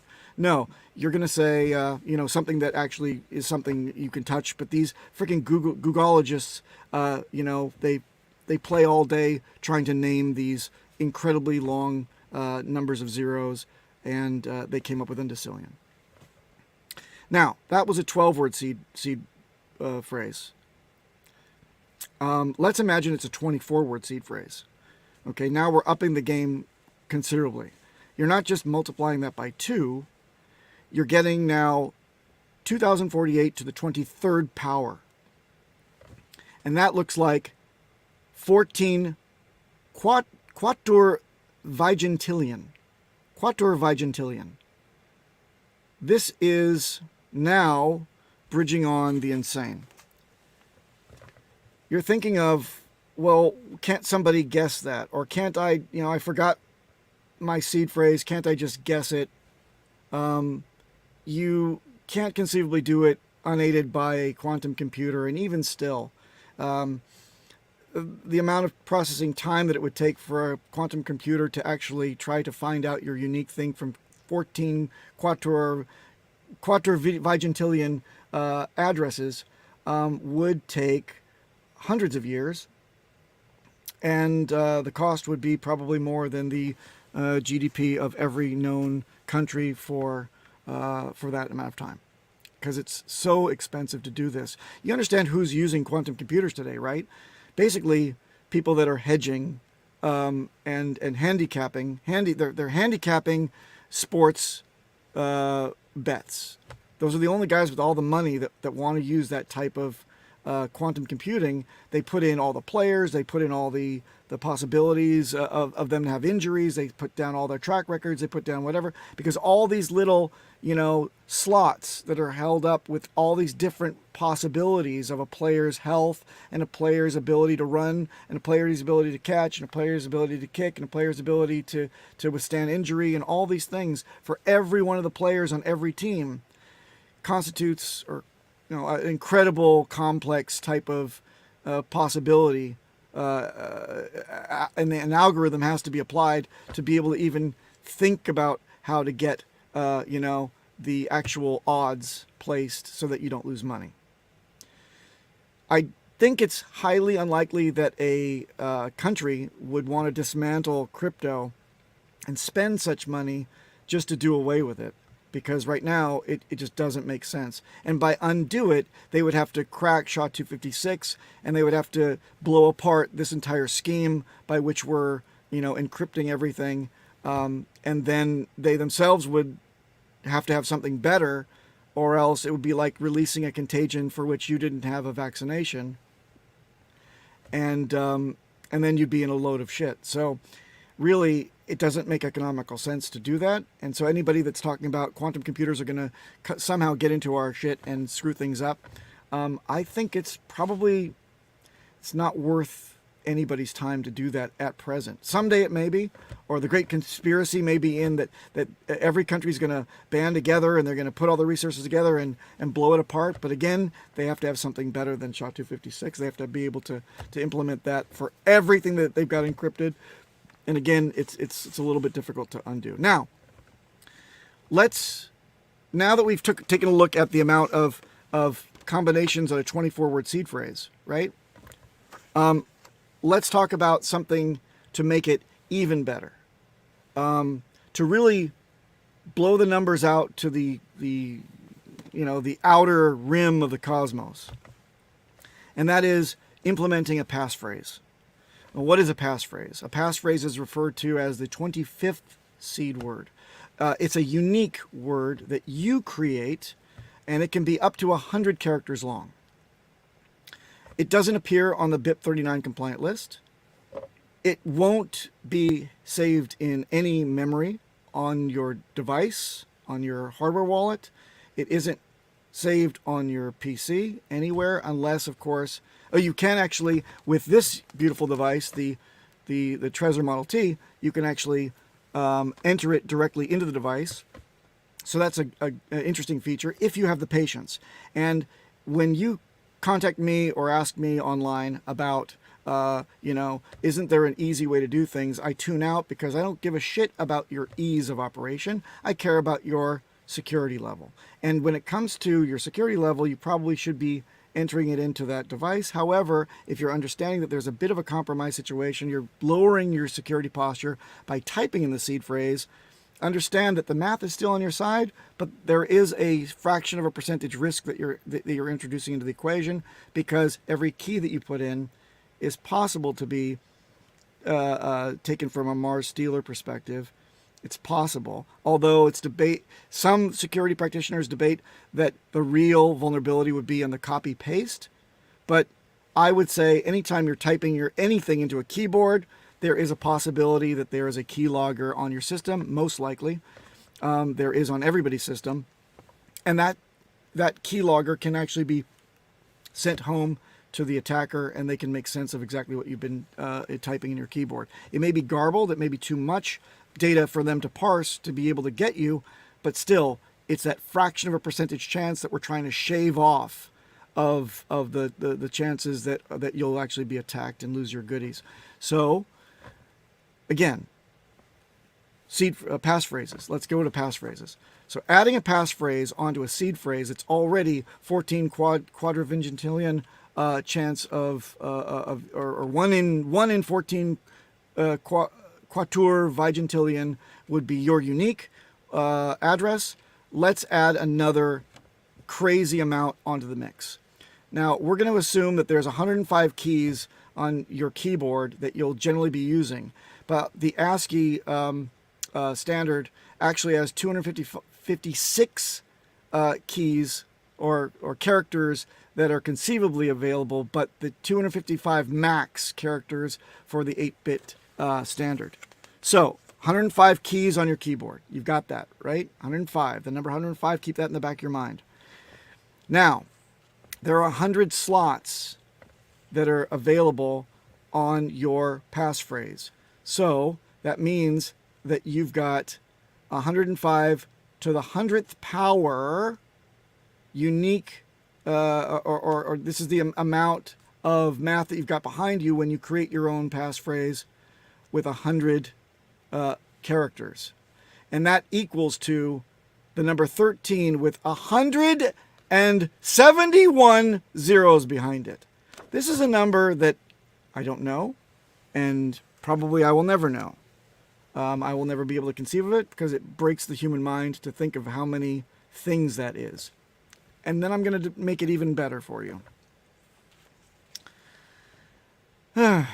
If you combine a 24-word seed phrase, which is 2048 to the 23rd power, and you actually multiply that, because when you introduce the passphrase, you're multiplying the amounts together, you've got 105 to the 100th power additional, and that equals a unique address that is 1 in some non-zero number with 234 zeros behind it. Now, to bring it back to something that's relatable, that's nearly 10 orders of magnitude more than there are stars in the fucking universe.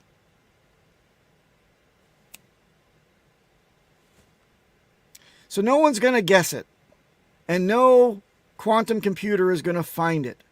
And even if somebody randomly wanted to check, set up a bot that was going to scan all the possible wallet addresses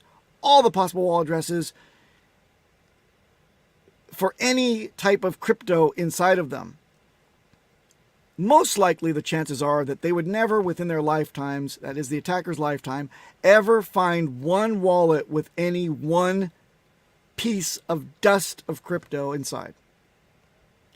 234 zeros behind. Okay. So that's why a passphrase is a pretty important thing. If you want to go past numbers that you can count or you can even name, you introduce a passphrase and it is a vault within a vault within a vault within a vault. As Richard says, you know, it's a vault within a vault thing. That concept really should be, should be obeyed if you want to make damn well sure that mathematically hackers cannot get into your system and get your goodies. Now, you know the thing that screws all this up? With all this power of math and physics that you've got behind you that's at your fingertips, the one thing that screws this entire thing up and nullifies all of this stuff is you interacting with a bad front end that leads to a bad back end, or the bad contract that actually has a bad guy behind it that then you give an allowance to, and you open up the drawbridge and the portcullis to your beautiful castle that you have and let them the fuck in. So we don't want to do that type of thing. Passphrases are great, right? Seed phrases that are 24 words are great. Working together in unison, inconceivably difficult to attack. But the human condition would lend to errors. And the errors come from being nervous or paranoid, as I hear all the time being used, or greedy, right? And attackers that are phishing will appeal to all these senses to try to throw you off balance. And none of this stuff means anything if you connect up your wallet with something bad and give an allowance, or sign it, look like you're signing something off and you're actually giving, carte blanche control of your wallet to the bad guys. So please keep that in mind. That's a talk for another day. And let me just leave you with two more ideas. One is, this is a 100 character passphrase. This is an example. A stream of consciousness being represented in a passphrase form in 100 characters sounds like this. And I'll read you mine. This is my passphrase. I'll share it with you right now. I just made it up this morning. It's 100 characters long, and it is valid. Stream of consciousness. My penis. Oh, my penis. How you doing down there? Just wanted to check in and see how you were. When I saw you last, you were asleep. That's a damn fine passphrase. How to introduce that into the Trezor or Ledger is super simple. Creating a hidden wallet is as easy as connecting up your hardware wallet with MetaMask, and when the prompt comes up to enter to passphrase or enter in your passphrase and reconfirm it by entering it again, all you have to do is make sure they match. And to delve deeper into what passphrases are and how they work will have to be a talk for a different day. I just wanted to kind of give you something relatable in terms of math and physics to chew on, to be interested, to pique your curiosity and your interest, to think maybe you'd want to learn more about this. And if so, we're very happy to help you at a new security practice. There's lots of practitioners that I'm gathering together, and they'll all be able to help you. Not just the non-scalable old fart Papa B talking to you about this stuff and taking your DMs, but an actual legitimate security practice within our community, and it's coming soon. Finally, I'll leave you on this note. There's a very, very important thing that you must remember, and nothing else really matters unless you remember this one. And it's a golden ratio.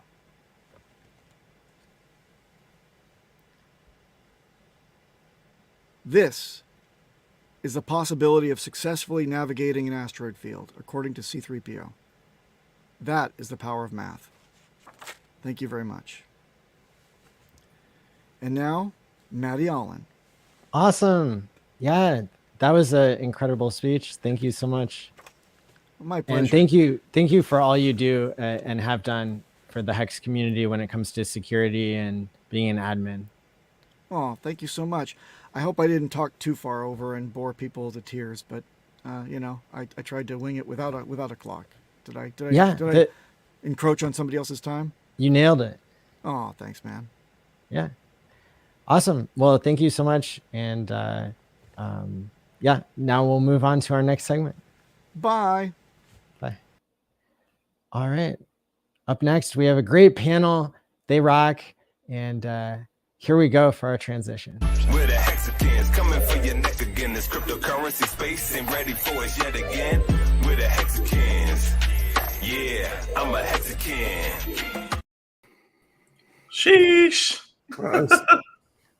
Super sick lead-in, man. What's up, y'all? What's up? What's up, fellas? Good to see you. Mr. Roboto. Yeah. So that was a cool lead-in. That was a great security talk. I learned some numbers from Papa B that I didn't know were actual names of numbers. That was cool. I'm happy that someone finally wrote down C3PO's odds of 3,720 to 1. No, shout out to Papa B, man. He's like, I think I said this on, I think it was the last time I was on the stream with Maddie. I said Papa B is probably the most improved Hexican of all time. Like, dude, straight up, he is like the security master, man. Like, I remember talking to Papa B pretty early on, and then just seeing him where he is now is incredible, man. So shout out to Papa B, man. Yep. He had such a great background and all that kind of stuff anyhow. And then for him to, do what he had to do to adapt it to this particular industry and all the help that he's given. And like in Telegram, like that's, I mean, I nominated him to be a admin. So I don't know if he thanks me or hates me for that.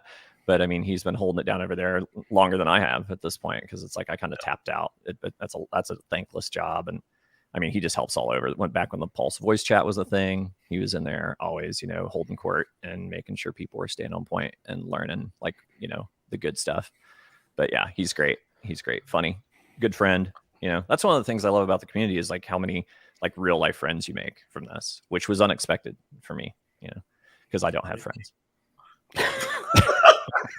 I came for the games, left with friendship. That's right. There you go. Story. I'm crypto. broke, but I Very got nice. friends. No, I got friends to cry with. Dude, like, should we introduce ourselves a little bit? Like, I Toby, think that's you wanna- probably a good idea. Yeah, sure, man. Who are you, Toby One? I am the least important man on your screen, but I am commonly referred to as Toby One Hexobi in the community. As I alluded to a moment ago, I was one of the early Telegram admins in a number of Richard Hart's groups, and then we made an admin group for all of us to kind of get a more streamlined approach on how to handle those groups, because it gets a little unwieldy. And then we were rocking the Pulse voice chat with Gary and Papa and too many others to name over there, just doing God's work, so to speak. And then pretty active on Twitter for good or bad. Some people love it, some people maybe not so much. I tend to be hard on the sleeve kind of guy. And then probably the last famous / infamous thing for me is that I was the person that created the Hexaco music video. So there are some that absolutely love it. I've gotten tons of messages that have brought a smile to my face and a tear to my eye. And then others that think it's the fucking worst thing ever, which is pretty much what we were going for. So I feel like we nailed it. But if Like you haven't checked it legit out, tears of pain. yeah, right. It's like, oh Okay. God, turn it off, please, Jesus, what have you done to the Beach Boys? But Hey, you got Richard Hart on there, so I'm just right. Yeah, I know. I got Richard. Like everybody was great, man. It's like they contributed little clips for me, and we did some animation and pieced it all together. And I think and there's all kinds of little Easter eggs in there. Maybe I'll have a game someday where if you pick out some hidden stuff, we'll do a giveaway or something. But yeah, I mean, that's in a nutshell. That's kind of me. I'm in a nutshell. Yeah. So, but yeah, on to somebody more important. Dollar Cost. I've been a big fan of yours forever, bro. Even like before Hex. So I was a Litecoin guy. So. Oh no way, man! Don't my Yeah, weakness yeah. now. I know, me and you both, right? that was my first coin, bro. Yeah, Charlie, mine too, man. Charlie busted your cherry too. Sorry. He's like, I call the top on the day. No, he's like, no, I made the top on the day. There we go. Sold the top on the day. Yeah. No Yeah, doubt. sold the top on the day. But yeah, I'm Dollar Cost Crypto, formerly known as Litecoin Moses, Dogecoin Muhammad, and a myriad of many other names. Hex Jesus, blessed be thy bags, for they shall pump.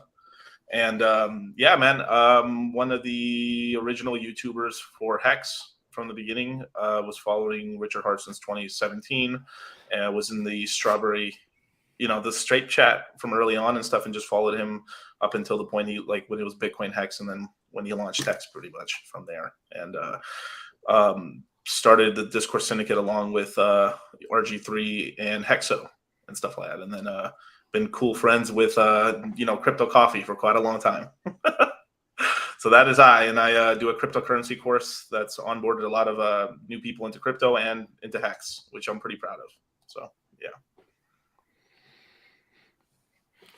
yeah. Big Cool. K. I also was an early. I knew Dollar Cost pretty early on and jumped on some of the Discord Syndicate streams pretty early, and done a whole bunch of offshoot stuff along the way, whether it be bingo for Hex, or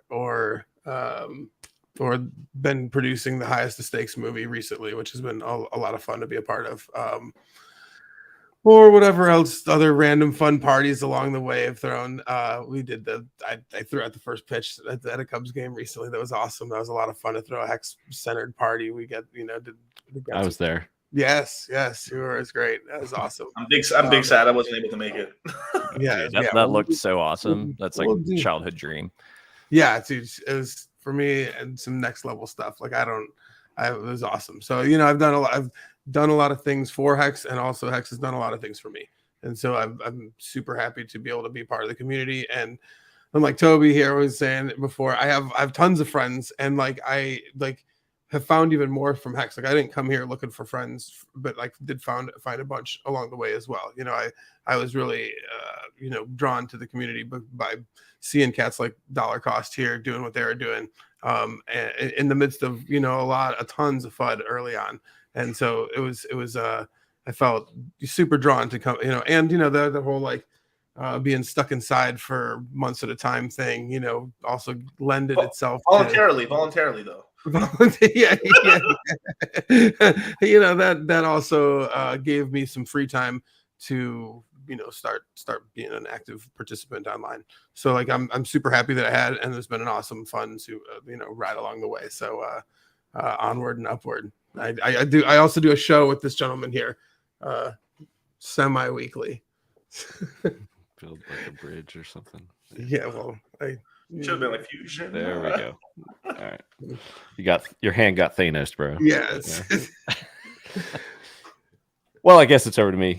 Cabana Crypto, and like Big K said, I have the pleasure of hosting the happy hour show Friday evenings, usually most weeks, depends on, you know, scheduling and timing and whatnot. But we kind of bill ourselves as informal, but also informative, talking mostly about Richard Hart ecosystem.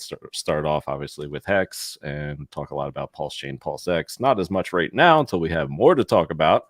I'm sure we can, you know, have some of those topics brought up here. I mean, there's plenty we can talk about here, so I don't want to talk about myself too much. But yeah, just a pleasure to be part of this community. And like the boys said, like found a great crypto, and the community was the ultimate bonus. So awesome. Let's rock. Yeah. You know, one thing I kind of wanted like for us to kind of talk about, because we all kind of individually kind of said it a little bit, was kind of like us going through some of the struggles in the beginning of Hex, of like the FUD and everything like that. Because at the time there was no track record at all, and we were getting, I mean, every single one of us was basically getting attacked from all sides, especially during the beginning of Hex and stuff. I don't know, how did you guys like withstand some of that stuff? Because I kind of laugh at some of the FUD nowadays. it's funny how yeah, now a lot of it rolls right off, like totally off my back. But like you know, what helped me a lot was like the reason why I started streaming was seeing y'all being consistent. You know, like whether it was you RG, or more important, most of all, it was Hexologist. Like him streaming daily was like a beacon. Like I was going to be there if I could be paying attention to him doing a live stream daily. And like, even at the worst, the adoption amplifier rollover, man. Yeah. The adoption amplifier. And like every day, whatever that speculative stickiness was I hope you got what you wanted out of the adoption amplifier or whatever. Yeah. And like, and every day I probably put in a little more because I was paying attention to it, watching the show. And I mean, that was a great, that really, I mean, that drew me into, you know, being a part of the community and helped through that FUD. You know, like there was times where I was like, man, I don't know what's like, it went down a lot to begin with. And there was definitely, it was super risky you know, to go as far in the paint as I did. And I'm glad I did, because it definitely obviously made it all came out the other end. You know, we're down, but we're still up, you know, so yeah, I think that stuff really helped, like made a big difference. Like in general, that's one of those things that I can recommend to everyone out there that's considering being a part of a crypto, you know, whatever investment. Make friends, you know, meet people and talk to people like real life, like, you know, actually have conversations with them on the phone and on Telegram and stuff, because like it makes a big difference. You can, like, if you have a good investment strategy in something, or you believe in something, having other people that you can bounce that off of and have them also, you know, if they, you know, stay the course, it makes it a lot easier on both sides, on the way up and the way down. Beautiful. Yep. Yeah, man. I mean, I remember those days, and I guess, you know, we were all there for the most part. I mean, I remember jumping on streams with Dollar Cost and RG3 back in the old Discourse Syndicate days, and it was, I always say this, but it was so cool just to see like the RG3s out there, Dollar Cost, Johnny Chaos. You know, you're basically kind of, you know, locked down, so to speak, and you know, you have something to watch. You have people to interact with, you know, on a random Monday afternoon, you know, middle of the afternoon. And what else are you going to do at that point? You know, like, so that made, you know, the process, I guess, easier to get through. And in terms of the investment, like, you know, you're not going to, well, I guess, you know, most people wouldn't put their life savings into something, you know, so young and whatnot, but, you know, only risk what you're comfortable with losing, and I do that with all my investments. So you know, that's that. I mean, I'm fine with the risk management side of that. But what I talk about recently, and what I find most interesting is I've recently cited this current waiting on pulse chain kind of equivalent to the adoption amplifier FUD. And all the hate I feel like we're like at max hate right now, and this is what it felt like before we started moving up with the hex price and the adoption amplifier. And if we made it through that, and we've made it this far with waiting on pulse chain, I think we're going to be all right. So that's my take. Yeah, it was. I mean, I remember I feel like it's a bunch of old fogies like reminiscing. I remember back in the day. Back in my day. Oh, the adoption amplifier. Adoption amplifier. But I hate on the first day everything I had. Then... Maybe that's why I felt so comfortable, because I didn't do that. Yeah, right. But man, looking back, I actually just looked back recently because I was trying to figure out like, okay, what's my average? Because it's like I went in like super hard like after all time high, but I was also in since day 2. So, and looking back through, it's like, it wasn't right on the bottom day, but I think I almost hit the bottom. It was like it was like 4 zeros and like a 6 or like a 6.5 or something. I mean, it was like about as close to the bottom as you can get, which is crazy because it's like, we all know how hard it is to time bottoms and tops. It's like near impossible. So I got lucky there. But the thing was, it's like that day I only put in like a fraction of an ETH. It's like for whatever, I was probably flooding myself out because we were like, it was tanking. And I'm just like, maybe I'll only put a 1/10 of an ETH in, which at that point was like $15. So I look back, I'm like, you fucking idiot. What are you doing, man? It's like, come on. It still was a lot of hex for that, man. Yeah. I mean, I'm very pleased, but yeah. So then, but it is eerily reminiscent of those adoption amplifier days. It's like a weird, bad flashback, and just how many cracks in your family will show as the stress kind of cranks up. And I think a lot of people too just kind of disappeared for a while. I think the SEC thing kind of freaked some people out. I got a little nervous for a minute, like, man, it's like, and then I was like, okay, I'm not on the list. It's like, I don't know why I would be, but I'm a pretty minor player and everything. But but I thought, well, man, maybe I need to lay low, a little bit. And I know people that have done that. And so we don't have as many voices because we have like this extra. That's funny. He's got Motley as his screensaver done it. But yeah, so it's like, I think we've got other like new and different, stressors that are added to the mix. But generally speaking, it's very similar to those early days. And then what we know that other people that maybe haven't been around as long don't know is I remember Dollar Cost and I in particular, I can't remember what stream it was on, but we were talking about the hype going into the big payday. And, and like, how high are we going to go? It's like, and everybody's getting jazzed and like freaking out when we hit a penny. And then like, and it's been crazy, man. And it's like, when you go through very, emotional, trying times, it really bonds you. So, I mean, I think it's really made a great core of this community, and it's wild to look back on. And plus the other thing I just realized, in March, it'll be 5 years since I found Richard Hart. And I'm like, man, it's like, that's crazy. It's already been 5 years. And looking back and thinking of all the little things, stuff I've seen you guys be a part of, stuff I've been fortunate enough to be a part of with you, whether it's streaming or meetups or whatever. It's been a great ride. And I think it's an eerie confidence to other people that don't know how, this don't understand it on a level, like emotionally and financially, like we do, mathematically even. That it's like, well, they're OGs, so they just are trying to pump their bags. It's like, no, it's like, we're confident because we're not worried. It's like, we're staked and we're chilling, and we know we've been here. This is like, I mean, it's not just hex, it's not just hex either. It's like market cycles in general. When you've been through a few markets, like, man, let me tell you, somebody brought up like a China crypto ban article, and you just like it doesn't even phase. There's a time where you're like, whoa, let me read that. Now you're like, I don't need to pay any attention to any of that at all. I'm good. Like, that's your mindset on how just the news cycle affects you. You start to pay attention to sentiment of everyone else's attitudes instead of reacting yourself. I mean, just all that kind of stuff takes time, and like going through a market cycle like this, is a best way possible for anyone to learn. Yeah, rite of passage. Almost. Multiple cycles. It takes multiple cycles. I mean, like this is I'm going into my 3rd cycle now, and I mean, we basically saw 2017 everything, just about 99.9999 German 999 of everything just completely die, like in a complete evaporation of everything. And this time around, this cycle, we're actually seeing probably like 95% of things disappear, go to zero. But there's still actually a lot of the L1s and other stuff, which is it just kind of means to me like I feel like we're going into like a squared cycle, which is we're going to get whatever we got in this past cycle. I guess we're calling it the 21 cycle.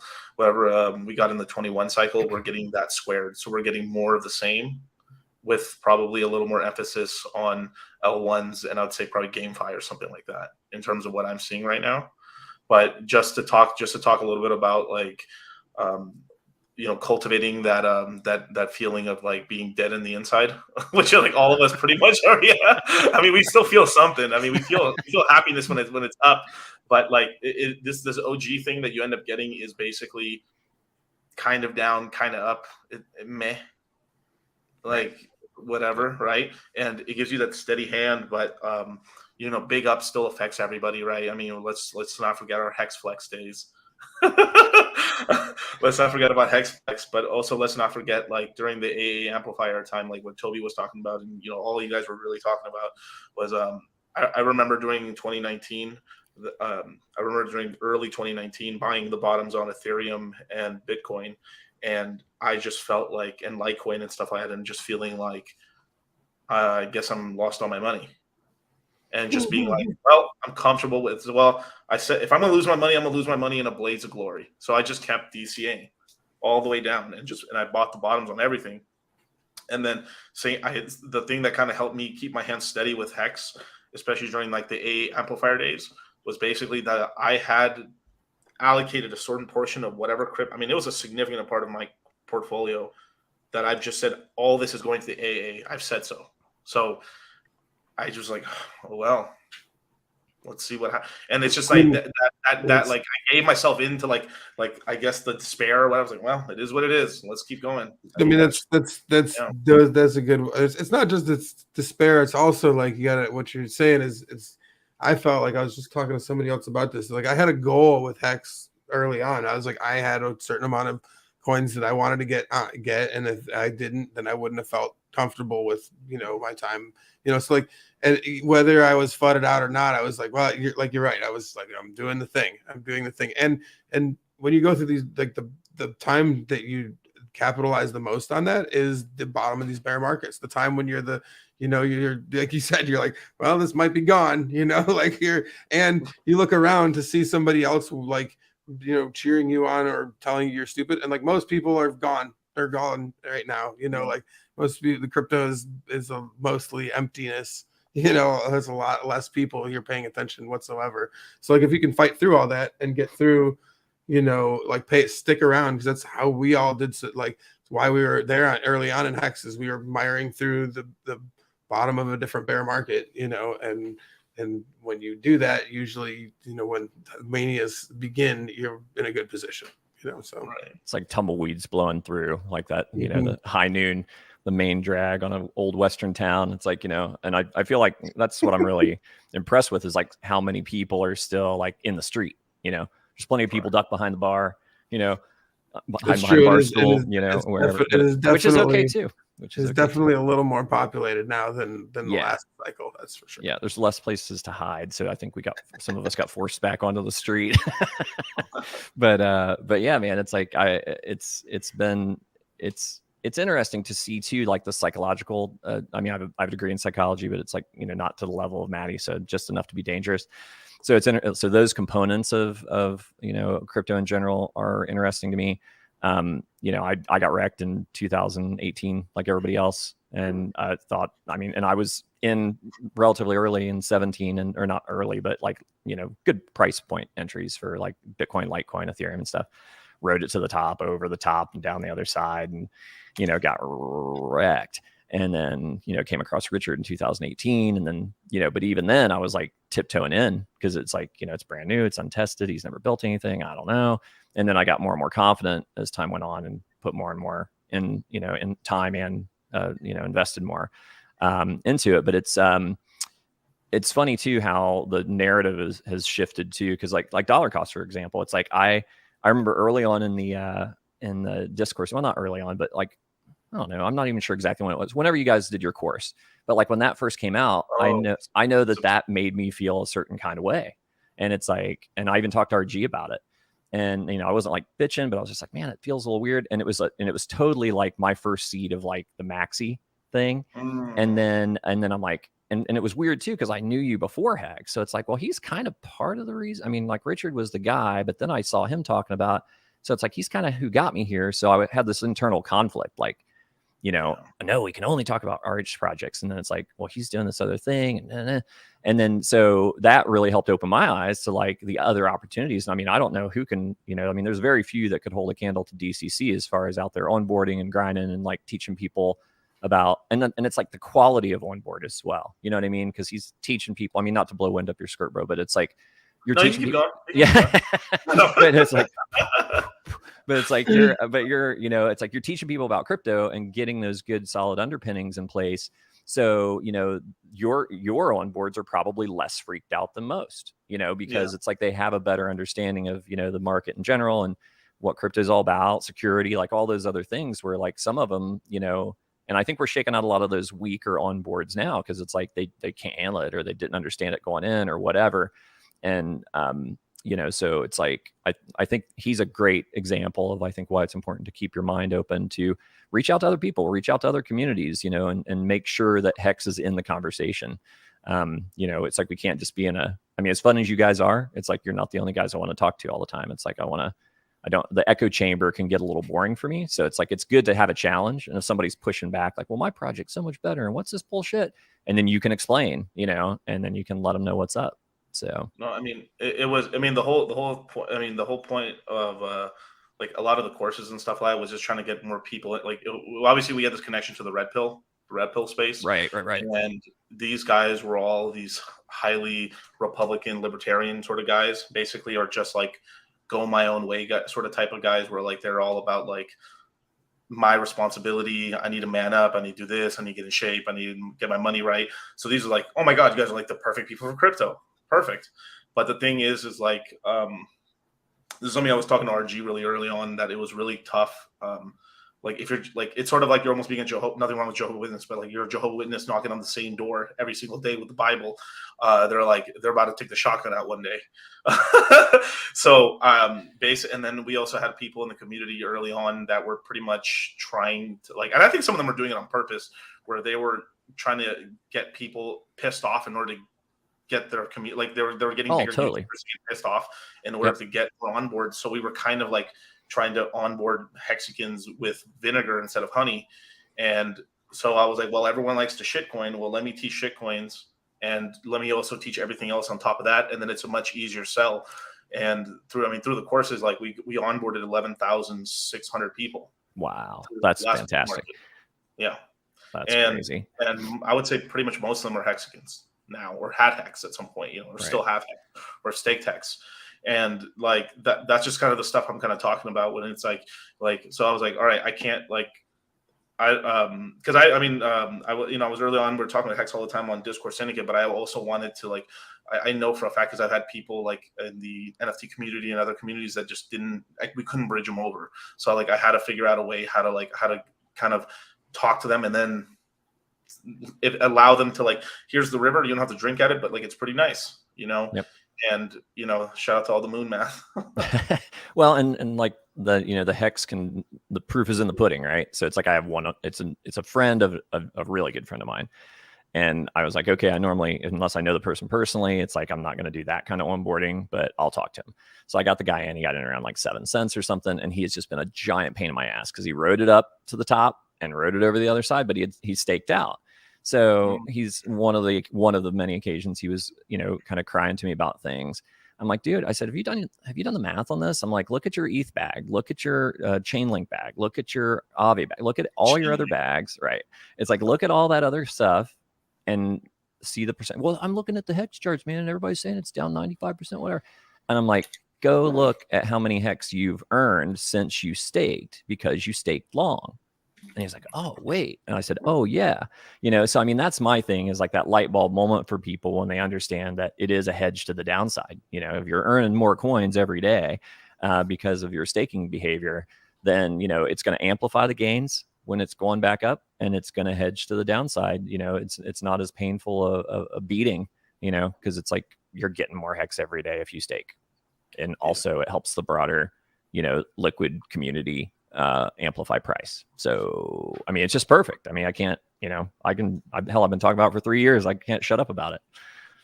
And Toby, you kind of talked a really good point right there. Like, there's a study I always bring up in the courses all the time, which is this is really messed up. It's a little messed up, but basically, it's a fidelity study for their best. So they took a look at all their customer base to see who were the best investors, and it basically was people that died and hadn't been announced to have died. And it's basically because they just held their stuff and didn't sell it. Yeah. A little messed up, but I mean, America, and that's just not in America. I mean, like we have an entire financial education problem across the entire planet on purpose, and people are really bad at saving money. So, if you are like a certain type of person that could hold on to liquid coins and sell at high prices and not sell during the first 2, 3, 5x, my hat's off to you. But the average person, and I mean 95% of people, cannot hold those damn bags at all. Yep.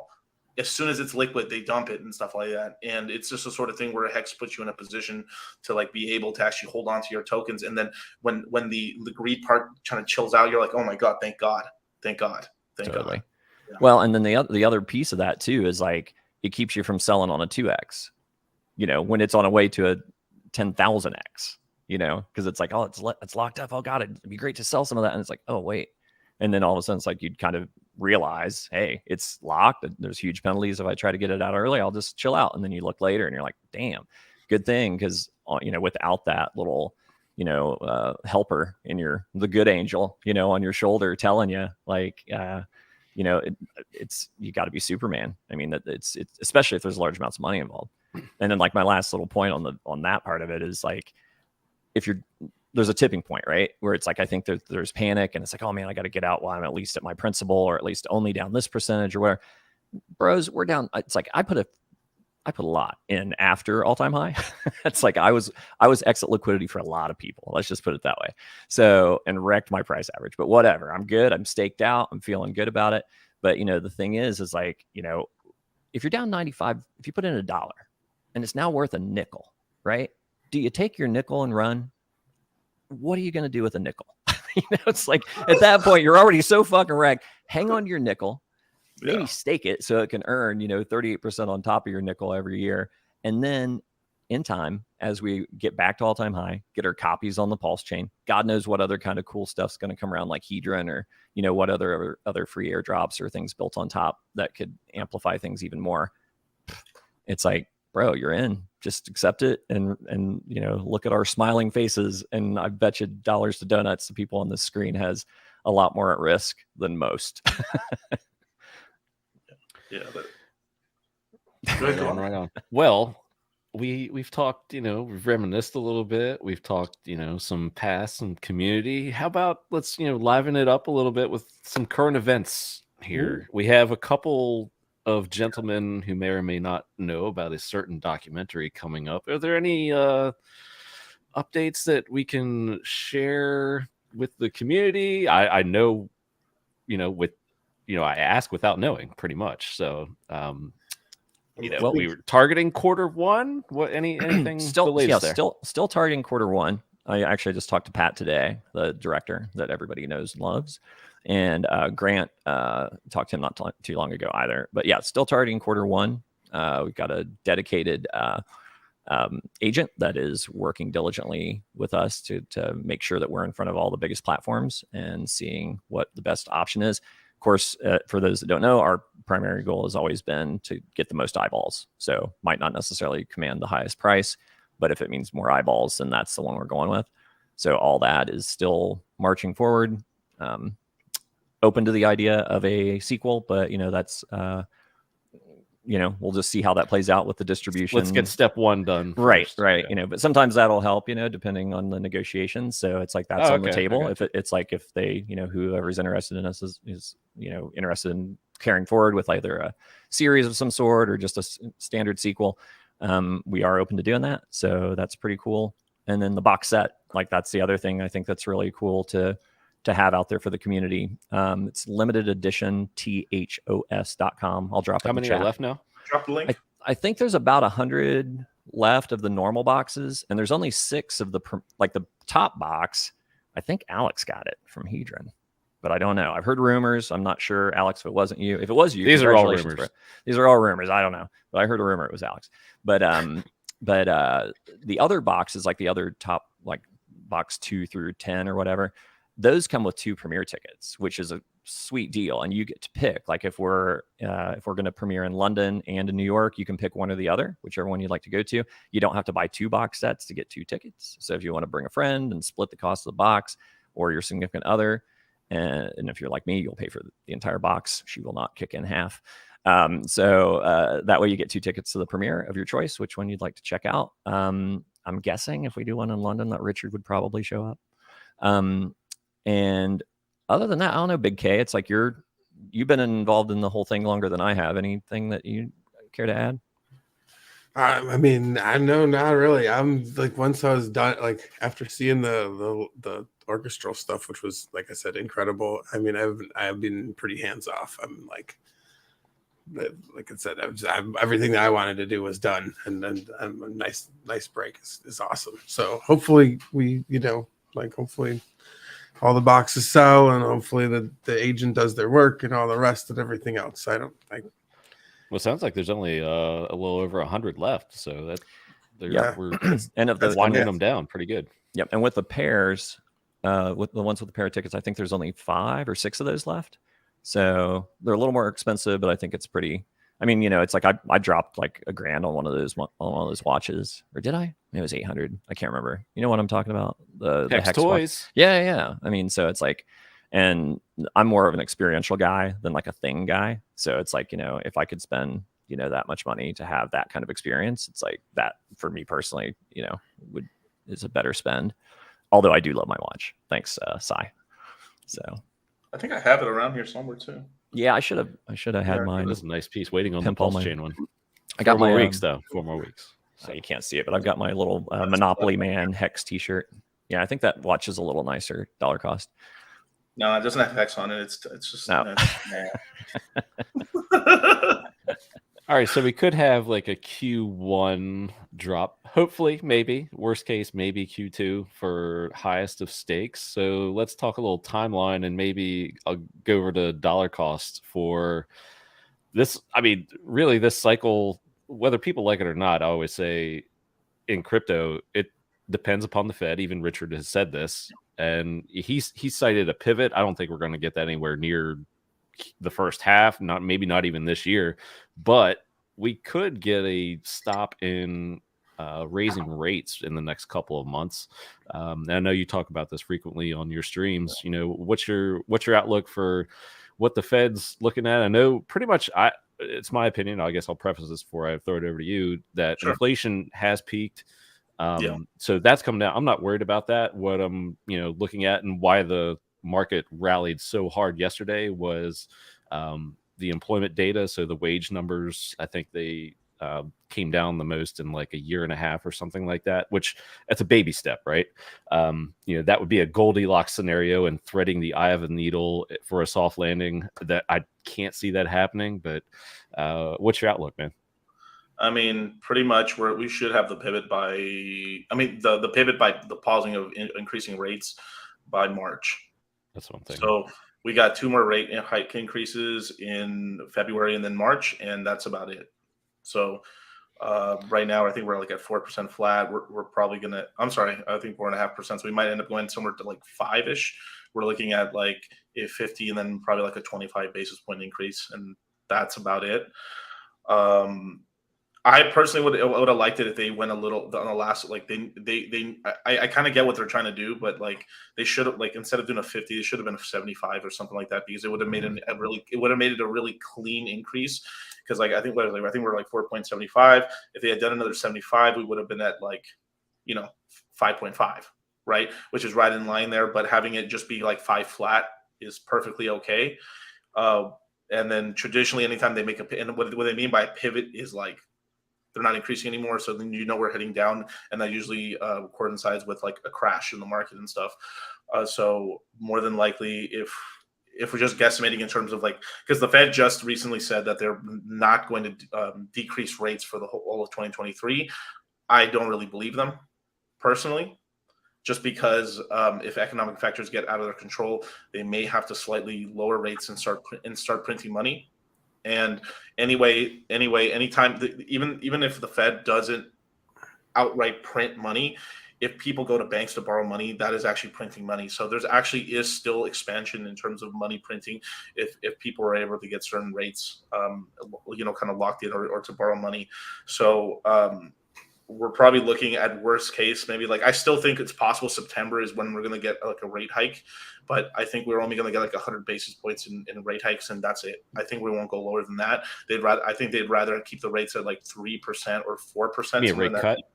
Like a rate cut, yeah, like 100 basis point rate cut. It just depends on where the top is on the rate cut. But I mean, we pretty much only got like 75 basis points to like 50 basis points of increases. That's it. So it's like 75 to 50 left. And then from there, after that pause, they're probably going to lower it 100 at most. And we're going to stick at that rate for quite a long time. And they'd rather probably just turn the printers on at that point, because if shit gets really bad, then at least they have the ammo to take us down 200 basis points in order to kind of like, revitalize the system a little bit. We haven't had real estate bottom out yet. I mean, I've been talking about this since pretty early last year. Had all my real estate buddies not believe me. Crypto is first down, so it's the sort of thing like we started seeing kind of like toppings of so. We had a lot of like regular companies kind of top out pretty early on in sort of like the S&P 500, but we still had the big names still doing all-time highs. And in crypto, we topped out earlier than everybody else. It started going down, but we still had like gain up until like April. There were still like pockets of crypto that were still doing pretty well, and you were able to make money, and there were still like gains to be made in shitcoins and stuff. And then right after early April, party was over, 100%. And you saw the same thing in the stock market. Party was over. Same thing. So right now it's looking like regular companies in the S&P 500 have pretty much already bottomed already. But the big stocks, like the stuff like Kathy Wood has invested into. Tech has not yet. Tech has, yeah. Basically all the flashy stuff like the Googles, the Apple. I mean, one thing you should probably look into right now is actually, I think it's the 21st or the 25th. We're going to have Apple's numbers come out, and they're more than likely going to be pretty bad. They weren't able to print. They weren't able to create as many iPhone 14s as they wanted, mostly due to like some of the China, supply issues they still had. And when Apple's really been the last of the Mohicans there that've been kind of holding up the FANG stocks, and Microsoft too, but not really FANG, but yeah. Yeah, but they're not really. Yeah, it's not really FANG and stuff like. But once they roll over, it's going to cause a lot of people to start, dumping more on the FANG stock. So it's going to take the S&P, the Nasdaq, the Nasdaq down a little bit. So I think we need that, because I mean we're talking about traditional markets, because if we finally get this capitulation, then we can all bottom together faster. But until we get there, it's like, we're just grinding along. And who knew we wanted bottoms, man? Who knew? No comment. We do now. But it's a family show, DC's. I'm a man of God, man. But all jokes aside, man, Hex cheeses, right? But no, all jokes aside, once you do get that pivot, normally we would if I had to guesstimate, we're probably looking at like late March, mid-April, kind of where the bottom is in equities, or at least the bottom for this year. And then so that it could possibly mean we could get pulse chain a little bit after that, or right around that same time and stuff. I mean, it all depends because like what so if I'm only talking about history. I mean, like past history. Usually, when some big stuff's happening in crypto, Hex usually like, wow, green in a sea of red. How did that happen? Wow, and that's so if that's really the last bottom, that might be the place to make Hex look like the shining light, basically. And what is interesting is I believe it's the last 3 major market bottoms. Guess what month they've occurred in? March. I was going to say March. Yeah. So the Ides of March, man. Just throwing it out there. Go ahead. Oh, I was just going to say, it's like, I mean, you guys are probably more up on this than I am. I know more recent history has shown that after that last tightening, when they start to let off the neck a little bit, then you get the crash.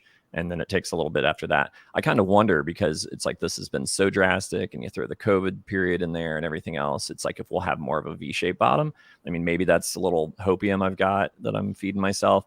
But I kind of wonder, it's like if there's going to be a flood of people back into risk on assets, like, as soon as they get the signal, right? And then I don't know how much politics plays into it, but it's like, the Republican speaker just got voted in finally, and I know they don't, Fed's a different thing, but, they do have some pressure from political figures. So I wonder, how much they want the economy to get back going again, even, but whatever it is, I think it's going to be very measured. They don't want to overdo it, and they don't want to underdo it. It's like they need to kill it, but they don't want to kill it to where they can't revive it, And check us out. Viewership has grown with us talking traditional markets. Now let's chat a little bit about how this turns over to crypto. Sure. So where are we in this bottoming process? Because we're kind of grinding along, like Bitcoin 1617 here, ETH 1200-ish. Is there one more leg down, or, and I ask this because this it all goes together whether we like it or not. I know Hex, the main pair is USDC, but Hex could possibly bottom before all this too. But where are we right now? I think there's one more. I think there's one more dip down. Personally, now it's kind of a guess to 11K in Prey, or not that far.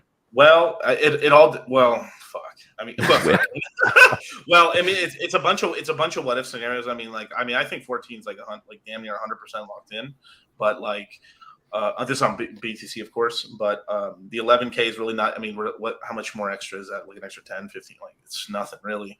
So what I've been playing around in my head is maybe like 9K, and that's only if you just had enough swans. Like one thing that Charlie from Cultivate Crypto brought up to me that I did not know this. It was actually a little alarming actually. So when FTX went down, Binance pretty much became 91 to 94% of all Bitcoin spot trading. Wow. So if something happens to Binance, we have a Mt. Gox event. Right. I was like, what? No, I was like, there's no way. But yeah, they're about like 90% of crazy. Of and we're not even talking like DCG Genesis, that's its own mess there. They're after him. I mean, they took, now I gotta say this very politically correct. Hold up. Okay. So CZ took out the government's favorite dark elf, and I know what you mean. Okay. Took out the favorite dark elf, and they're mad. How dare this high elf? How dare this high elf go after the dark elves and stuff? And big mad right now. And there's actually been some stuff in the news. Oh my god. It's a nightmare. Yikes. Hi guys. I'm sorry. All right. I'm sorry. South Park. Sorry, DCC. That's amazing.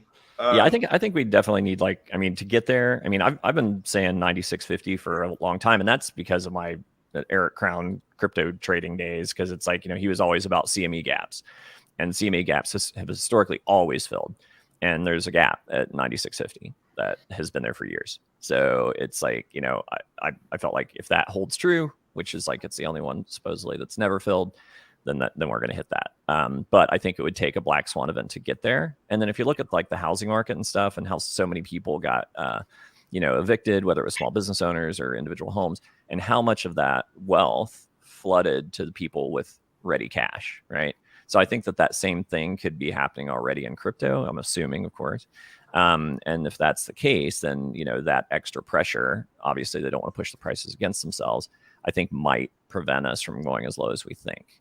But, it's hard to say, man. They're going to have to print. They're going to have to print. Like this whole thing of like them not having to print. Like if you just look at demographics worldwide, the United States is really the only developed country on the planet that actually has any millennial population equal to the boomer population.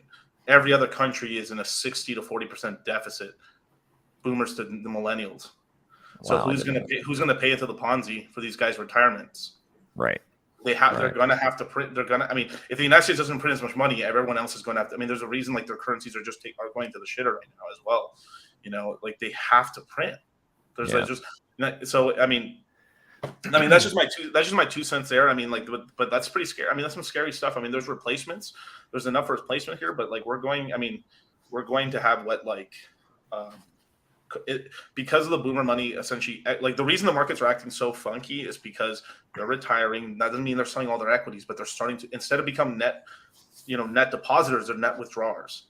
So they're withdrawing capital every day, or they're transitioning their stocks over to bonds, and then having like a CD ladder. Whenever we got that from, right? Or they're starting to get into this whole thing or moving their money into cash so they can start drawing upon it over time and stuff, and then them not buying it. You have a lot of even people my own age, they're not falling into this like 401k Ponzi. Well, and they're old enough to have seen, the boom bust cycles before, and they're of an age where it's like, man, I don't know that I'm old. I'm at this age. Maybe I don't weather another one, so I better get some stuff in a safe haven, whatever that may be to them. So I could see that could be some of the psychology behind that. Certainly. Right. Yeah, and not your keys. Kids, you guys. Yeah, have kids. And hashtag Richard Hart was right. Right. So more and more people are seeing that. And hashtag Richard Hart was right. Always. Always. Well, I guess we got 5 to 10 here left in our hour. Like, let's maybe look ahead for fun. When are we thinking, dare I ask, Pulse Chain / Pulse X? And we talked about this, K4K and I did yesterday.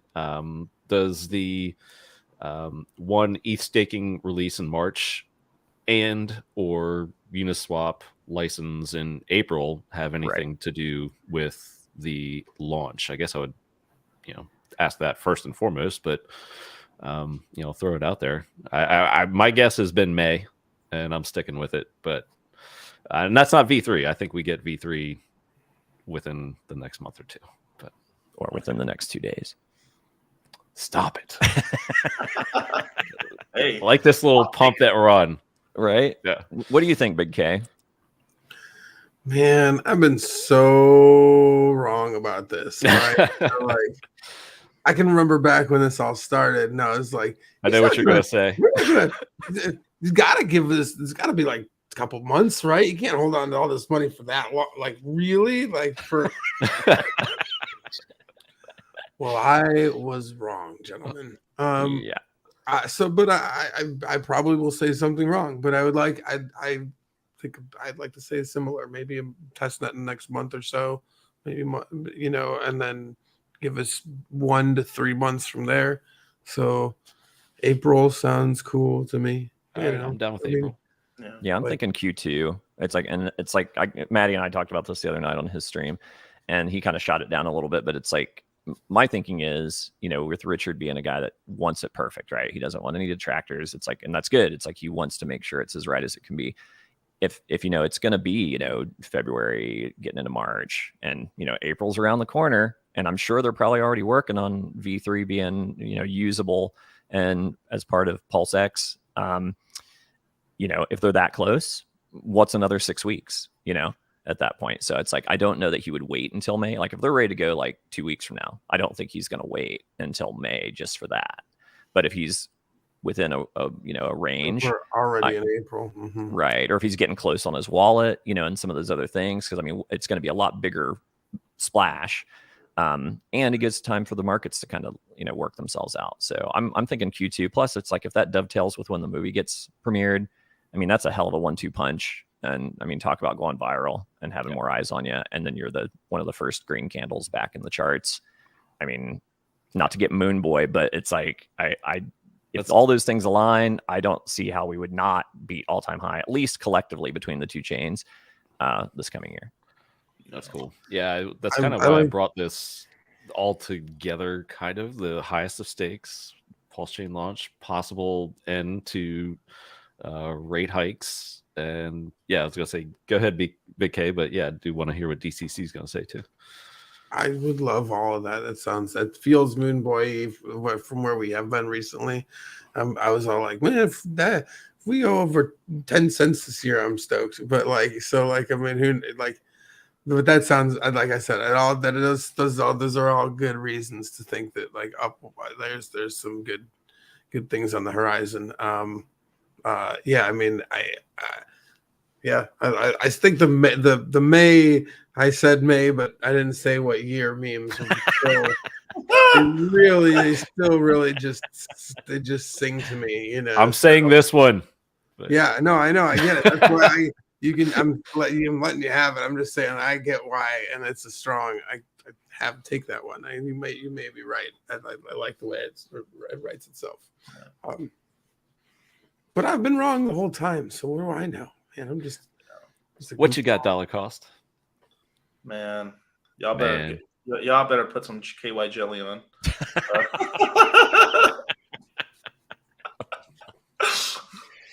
I'll just have a drink. Go ahead. Yeah, right. Yeah, let me. Salud. Okay, give it to us. All right. So, I mean, now this is speculation, but that's funny. No, that's all good. So, I think you guys are pretty much right. I think B3 is not that far away. We're probably looking at, I mean, it would be the nice date for it would be like Valentine's Day. Nice. That's yeah, that would be a nice day for that. But we're probably more or less looking at probably like realistically probably like late February for V3 in terms of like obviously like you just want to like. I know everyone doesn't have girlfriends, everyone's divorced now and stuff like that, but like, so Valentine's Day is wide open for everybody.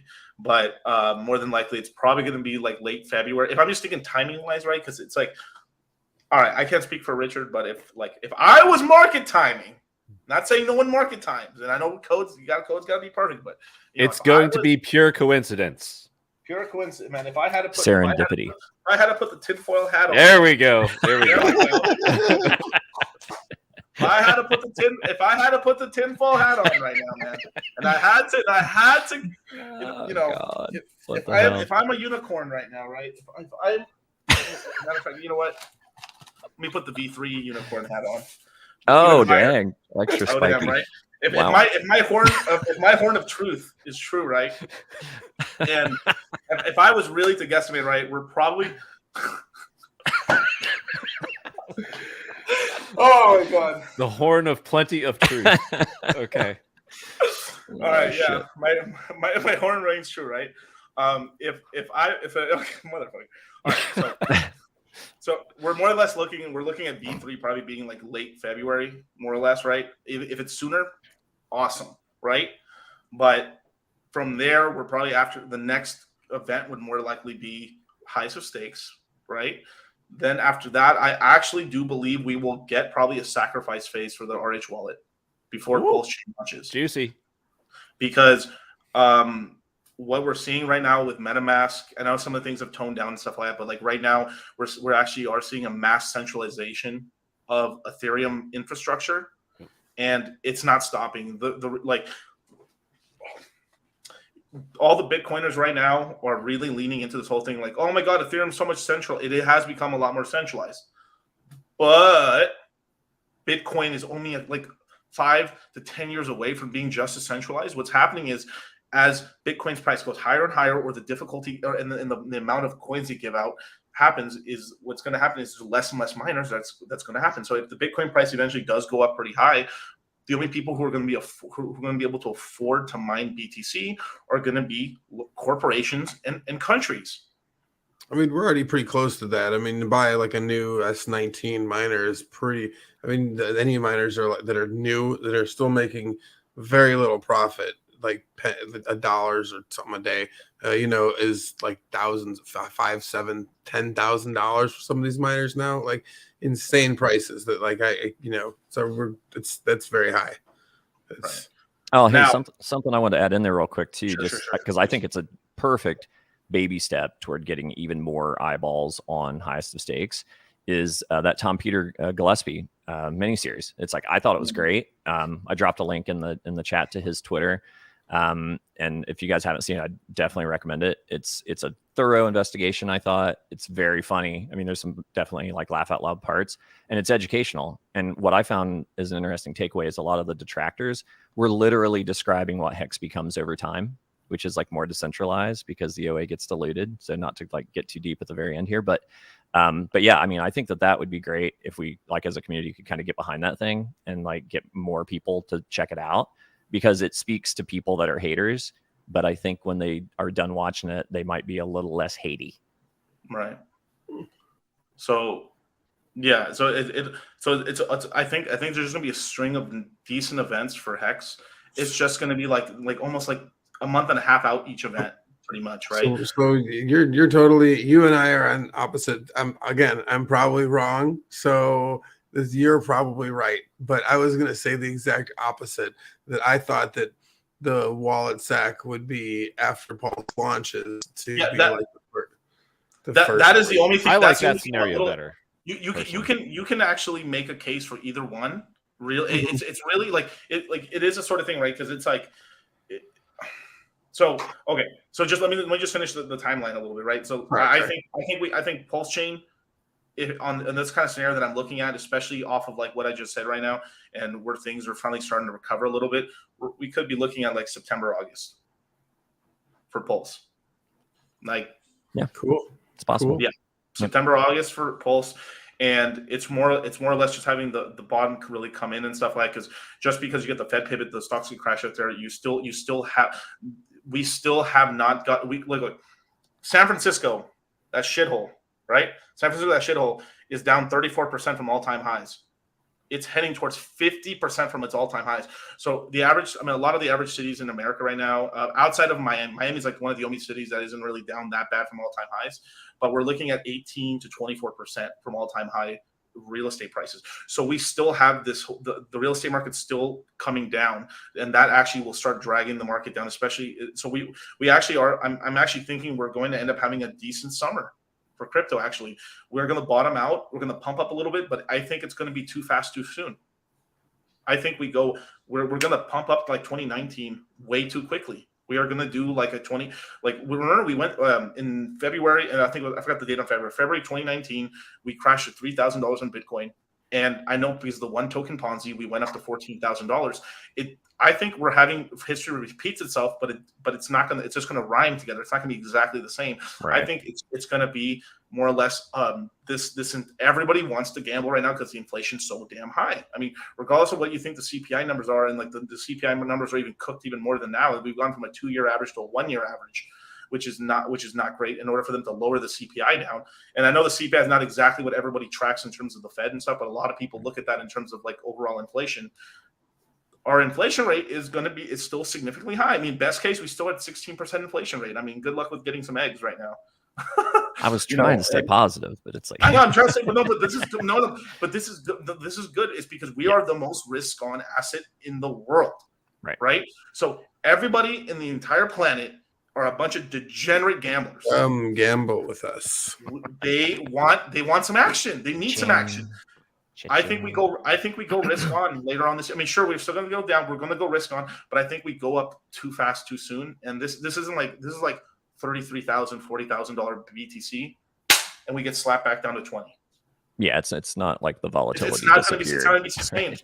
But that low would be higher than we were, kind of like what happened with the COVID dip. I mean, we came back down, but if you drew a line and straight through the COVID dip, that would have been a nice, little uptrend there. But we had that. Everyone here's been in a previous cycle. We had the Ponzi rise. Right. But all of us have been here in a previous cycle before. There is like every cycle, there's a bunch of people who this is their second cycle, right? And what happened to us last cycle? We were like, woo, it's over, you guys. Woo. Finally, bull market back on, you guys. Oh, I'm so happy right now. I mean, I was giddy. I was like, oh, 2018 sucked. But 2019, we're back, baby. 14K BTC, man. We're back over 10K. No more 9,000 memes. And then we got hit down, and then what happened? When did we start going back up? Like we didn't have altcoins. We didn't have altcoin summer November until February of 2020. The DeFi, well, the DeFi summer quote, when like things started to pump was really like the first, like that was the precursor, and then it did come back down after that, even in that bull, just before big paydays when we finally broke out for BTC. Because that's when I sold all of mine for Hex. Then I watched it take off. But hey, there's Maddie. Hey, there he is. Hey guys. What's up, Maddie? This has been Thanks lots for having of fun, us, guys. Yeah, this is cool. You guys did a great job, and why don't you go ahead and tell the audience where to find you guys on a regular basis? Toby one, where can people find you? Okay, I'll go first. I'm primarily on Twitter. You can also get me on Telegram, so it's at Toby1_Hexobi. Go check out the Hexaco music video. I dropped it in the chat before. It's always good to get some support behind that thing. Maybe you'll love it, maybe you'll hate it. Maybe the people you show it to, maybe that'll be the trigger that gets them to look deeper into Hex. You never know. And Highest of Stakes, hopefully coming out Q1. Still shooting for that. So I'm one of the producers on that with Big K and some others. And just really looking forward to what's next. I mean, we're closer than ever to Pulse. And I'm stoked to be a part of this great community. And Maddie, thank you very much. My pleasure. Dollar Cost, where can people find you? You can find me at Dollar Cost Crypto, both on YouTube, Twitter, and Instagram. And don't follow a fake DCC on Instagram. There's a lot of fakes out there. Please note, I really hope, the sooner the better. But it's just my 2 cents, and sooner the better is the better, because we're all degenerate gamblers. So. Can we get another 20 minutes to wrap this up? Big K, you can find me on Twitter and Telegram at Big Kurkowski. And yeah, Highest of Stakes is coming out soon. A minute, that's cool. I'm also on a show with this gentleman here that's going next. We are weekly on Fridays. Friday happy hour, 5 o'clock. Come and check us out. And there you go. That's Big Kurkowski. I am Cabana Crypto. All platforms, Twitter mostly, Instagram sometimes for some fun visual content. And happy hour usually end of the week, Friday, 5 p.m. Eastern, but stay tuned on Twitter. We'll publish any time changes there.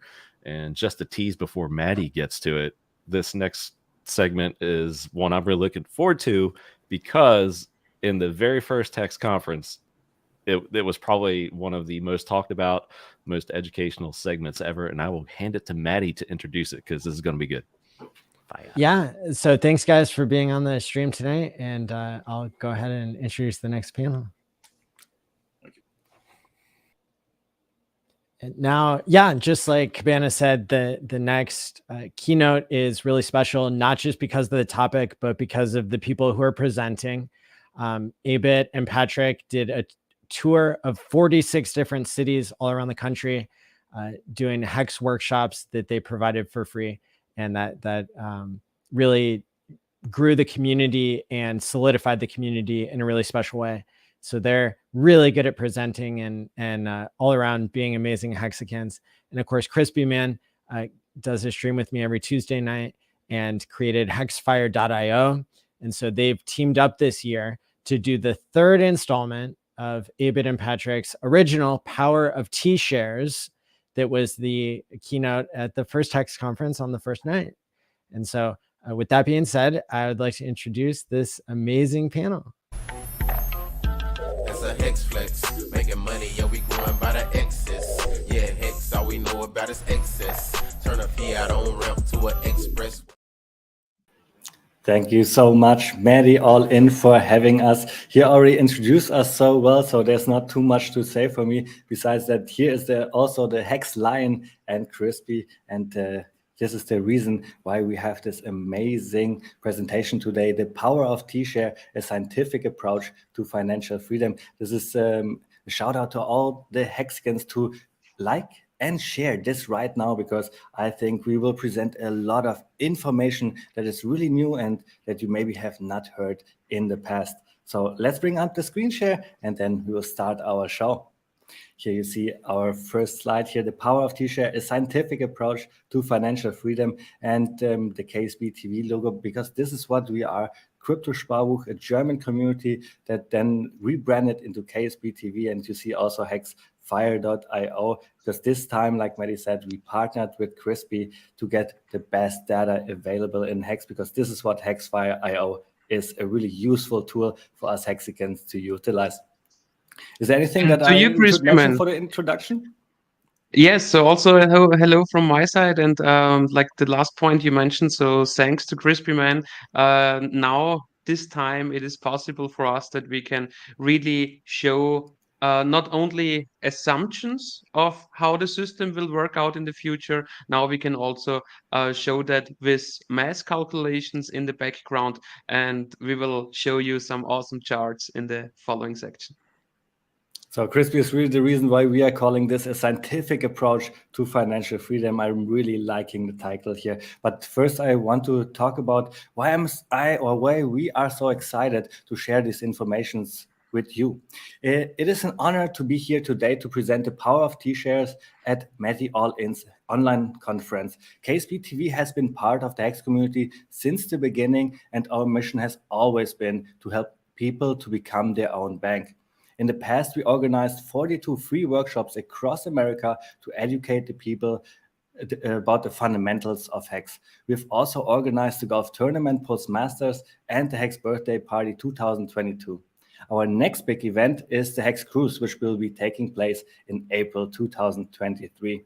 This is the third year we are presenting at Matty ALLin's Hex online conference, and we are excited to share with you the results of our scientific approach to financial freedom. In the previous years, we had to make assumptions in order to come to the conclusions that we are presenting today, which, by the way, all came true. Back then, we said the T-share pool would rise short term, but then go down long term. And this is really what we are showing here today. However, this year, we are partnered with Crispy, the founder of Hexfire.io, to access the best available data on Hex. And with this data, we are able to establish a ceiling and a floor to narrow down our assumptions, making this a more accurate and analysis of the power of T-shares. So first, it's going to be a little introduction. It's going to be like 7 to 10 minutes, me introducing what is Hex, and only then we will dive deeper into where does the yield come from and how much can you earn. In this segment, then we show all our research with the data and the proof why this is a scientific approach to financial freedom. And after this presentation, then you will be able to make your own staking strategy that fits your personal lifestyle. Here, it's really important to say that it's really an individual decision to make, because we want to show you today that really code is law in Hex, and you have to understand all the mechanics of the T-shares, for example, of the daily payout. And these are all the things that we will show you right now. But you also want to stay until the end, because we are presenting you some numbers that Richard Hart is so proud of, but he has not the time to calculate them. And this is why we are here. We have the time, and we are presenting those numbers to you. In the last segment for advanced users, we are talking about the concept of APY and where the 38% number is coming from that you see so often on stickers and all the Hex advertisement. And then in the second segment, we're talking about the average staking duration. And this is Richard Hart's most favorite metric in Hex, because it's always going up so far, right? It started with 4.5 years, and I'm really excited to share with you what is the metric for 2022 right now. And then at the end, we are going into the minted user yield, something that you maybe hear here for the first time like this, that we are talking about the minted user yield. This is really something special. We already talked about that number 2021, and this time it's probably gonna surprise you a lot again. And finally, we will then conclude our presentation with a summary of key takeaways that we got out of this presentation. If there's nothing else, Patrick, or Crispy, that you would add, then I would just go on. Let's go. Let's go on. I want to congratulate the founder of Hex, Richard Hart, for 1,132 days of 100% uptime and flawless operation. I think that has to be said because we all believe that Hex is a Nobel Prize worthy instrument. And I want to show you just my take of what is Hex. Hex is similar to a certificate of deposit where you earn yield by locking up your funds for a fixed period of time. It is a perfect design financial product that has been operating flawlessly for over 3 years. To learn more, visit hex.com because there you will also see Hex is a cryptocurrency that went up 10,000x in price appreciation and is like a safe within a safe. There you will also see the security updates, security audits that we are not talking about today because this here today is about the power of T-shares, and we want to talk about how is the yield distributed and how is everything without admin keys and immutable. So let's go on. I would like to add something here because one important thing to understand for everybody who comes new to Hex is that in Hex it is just you and the code. There is no company behind it. There is nobody who you need to ask or something like that. You get your Hex in your own wallet, which only you have the private key for, and then it's only you and the code. If no user never would have interacted with the Hex code, we wouldn't have this presentation now because then there would not be any T-shares created. And the same is after somebody fulfilled his statement of a stake, then only this user himself can come back, interact with the code again, and run the end stake function, which gives him back the principal and all the accrued yield. Yeah, it's really good that you mentioned that here, Patrick, because this is something that we will dive deeper into when we are talking about the T-share and to really find out when does the T-share price go up, for example. But first, I want to talk a little bit more about the where does the yield come from? We will have to talk about what is yield, what is the problem of earning yield the conventional way, for example, and then we will dive into the staking rules because this is all Hex is. It is code, which is like rules to us, the user, and then in the last part, this is where our calculations start, where we show you how to calculate the daily payout, how to calculate how much Hex is earning your T-share, for example, and this is where we really bring in the research and all the data of hexfire.io. So first, I want to introduce here what is the problem of earning yield the conventional way when you're going to the bank, for example. Where here you see the first problem is we have the counterparty risk, the risk of bankruptcy from this third party, for example. Another problem could be that the possibility of interest rate changes, right? And the fact right now, the certificate of deposit at the bank pays so little interest that it cannot compete with the inflation that we are seeing today. Last year, more money has been printed than we can have ever seen in human history. And how does Hex fixes this? Well, Hex is an immutable code that nobody can turn off, so there is no risk of a bankruptcy. And also there are no admin keys, so not even the founder himself could change anything on those rules that we will explain now in the next couple of slides.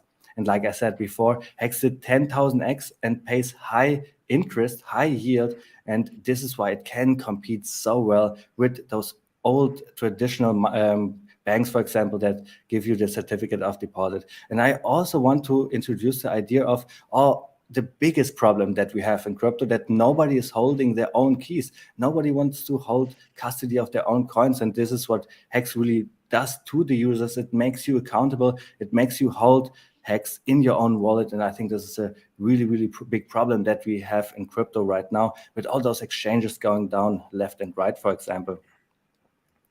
Yeah, it was like a multi-billion-dollar problem this year the last year of 2022. And then when Hex came out, 2019, Richard Hart really introduced a new philosophy of crypto. How can a crypto be printed out of thin air and then be distributed to the stakers, to the holders that believe the most in it? And that's what you see here at this slide. Hex contract inflates by 3.69% every year, and then this programmable money is programmed to go to the staker class. And the staker class is everybody who makes Hex stakes and locks up their fund for a certain period of time. which then will give them a T-share. And today, obviously, you know it already, you will learn everything about that.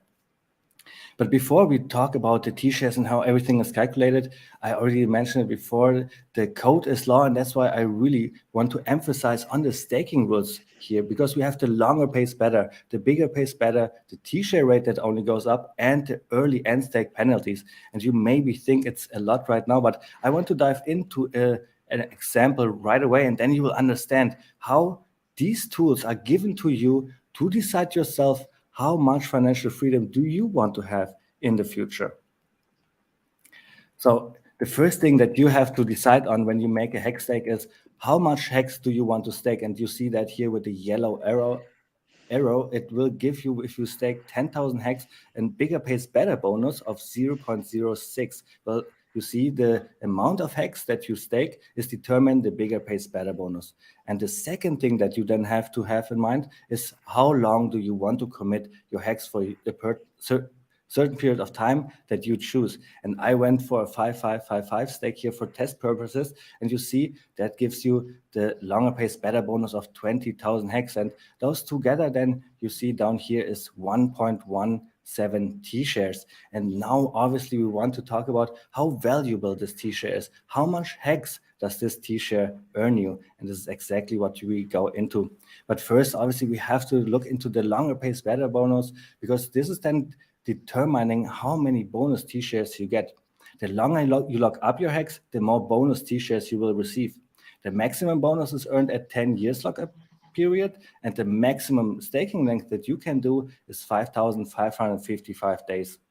In this little graph here, you see that if you stake for 10 or 15 years, then you will have maxed out your longer pays better bonus, which is then 200% bonus T-shares for your stake. Patrick, did I forget anything on this slide here? Yes, it's just like a slight arrow. So it's like not 200% bonus T-shares on your hex. It's like 200% bonus, and then those effective hex will be divided by the current T-share rate. Effective hex definitely is something that we should look into it in the future, but it's not part of this this presentation here. Let's go on. Maybe what we can also mention is, if you look here at this 10,000 hex and the 5555 stake, the longer pays better bonus, the T-shares, is way more significant here at the longer pays better compared to the bigger pays better. It's just nice for me that a small staker that has not that much hex can still take benefit of the code by just staking out longer than other people in the ecosystem, for example. Just a little side note here. And then here you see the bigger pays better bonus. The more hex you lock up, the more bonus T-shares you will receive. And here the maximum bonus is kept at 150 million hex. And all of this is an incentive to be blockchain efficient. And now we have to go into the third variable that determines how many T-shares you can get. It is the T-share rate that only goes up. This is simulating compounding interest, really, really important in the Hex ecosystem. It's incentive to stake early, big, and long. And here, as of today, you see the current exchange rate for one T-share is 25,460, and is only going up. And Patrick was already saying that the smart contract does only do things once the user interact with it, once the user pays a fee to make a transaction. And now we can ask ourselves, when does the T-share rate go up? This is really crucial to understand. And for this, we have made this sentence here that we have perfected on the 5555 tour.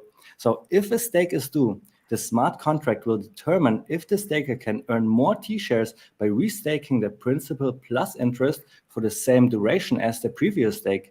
If this is possible, the smart contract will raise the T-share rate to a point where this is not possible anymore. And we can look a little bit closer into the T-share rate here, and you see it is gradually going up every single day a little bit, but sometimes we have those spikes, and they represent somebody and staking, for example, and then the T-share rate would have to move up. Otherwise, this person could get more T-shares than it had before. For me, this is really one of the reasons why we Hexicans believe this is a Nobel Prize-worthy financial instrument.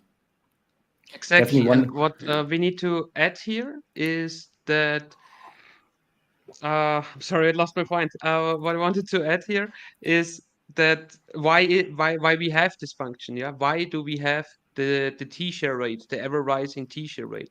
And the reason we have that is that nobody can cheat the system, because otherwise, without the t-share rate, people could just compound their hex, meaning like staking for a month and then like take their principal and the earned yield and stake it for another month and increase like their power of the yield in the system.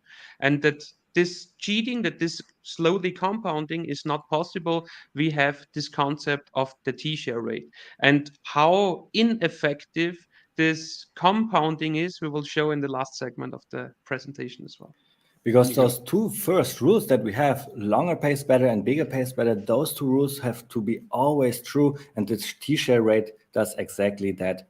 And because we have all those stakes right now and we can see them on the blockchain, it's really transparent, we can already derive a t-share rate forecast. This is also something that you will find on hexfire.io. Crispy, is there something interesting to say about this chart as well, since it is your forecast on your page? Yeah, sure. You know, in the future, well, a few slides later, we'll talk a little bit more about this, but the combination of the t-share rate increase and also the fact that we are limited in how long we can stick, both of those end up being a feature that helps move people out of the system. And so you either have to continue to stake at the higher rates, otherwise you move out. And that's good news for new people, right? Because that ever increasing cost means that not only in the terms of hex, not only do you have to pay that, but anybody who's restaking has to pay that. And so at the time that they restake, it kind of evens the playing field, and we like to say meat on the bone. Exactly. So let's go on with the next slide here, which is the fourth rule that we have in Hex: early and late end stake penalties. It's really something we Hexicans call it the truth engine. And this is an incentive to end stake on terms. And this is really a big, big innovation, because now we have a financial instrument that makes us users behave in a certain way. And this is all crambled up into the game mechanics of Hex. Hex was designed to do 10,000x, and they did exactly that. And I think the game mechanics of Hex are exactly the reason why that happened in the past. So the truth engine is like a judge. It decides for each and every single person that emergency end stakes too early or too late, what kind of penalty it gets. And it does that in a really elegant way. If you have to pay a low fee if your lie is really small, and you have to pay a high fee if your lie is really big. And we can go into this chart here to look at the fee structure. It looks maybe a little bit complicated right now, but it is pretty easy to understand. Like I said before, if your lie is not that detrimental, if you staked for maybe 1 year and after half of this time you end stake, the fee's not going to be that bad. But if you stake for a long time and then after 1 year or 1 week you want to end your stake already, then the penalty will be severe, which then makes you hold on to your stake, which is a really great feature. Well, and now this is the last part where we really checked all the facts. Now we will go into the daily payout calculation. This is now where we really, really show the research that we have done. Patrick, you want to take over? Yes, of course. So thanks for this introduction, Abid. So now everybody out there knows, okay, what are the general rules of creating a hex stake. And now let's break that down for the system at first. So to check what is the daily payout calculation of the whole system, and then break it down. What does that mean for you as an individual staker, and what does the term mean, payout per T-share? And then in the last segment, we also have a staking calculation. And in the daily payout calculation, we will also show you a forward-looking statement based on our charts, based on the assumptions we have there. So next slide, please. So at first, for the daily payout calculation, we have two baskets. The first basket is the daily payout total in the form of hex, and the second basket is the T-share pool total. So the first basket is generated by the code itself, and this second basket is generated by the community. Because what is the sum of all the T-shares? It's the T-share pool. And what is in there? In there are all the open stakes, all the hundreds of thousands of individuals who in the past created a hex stake.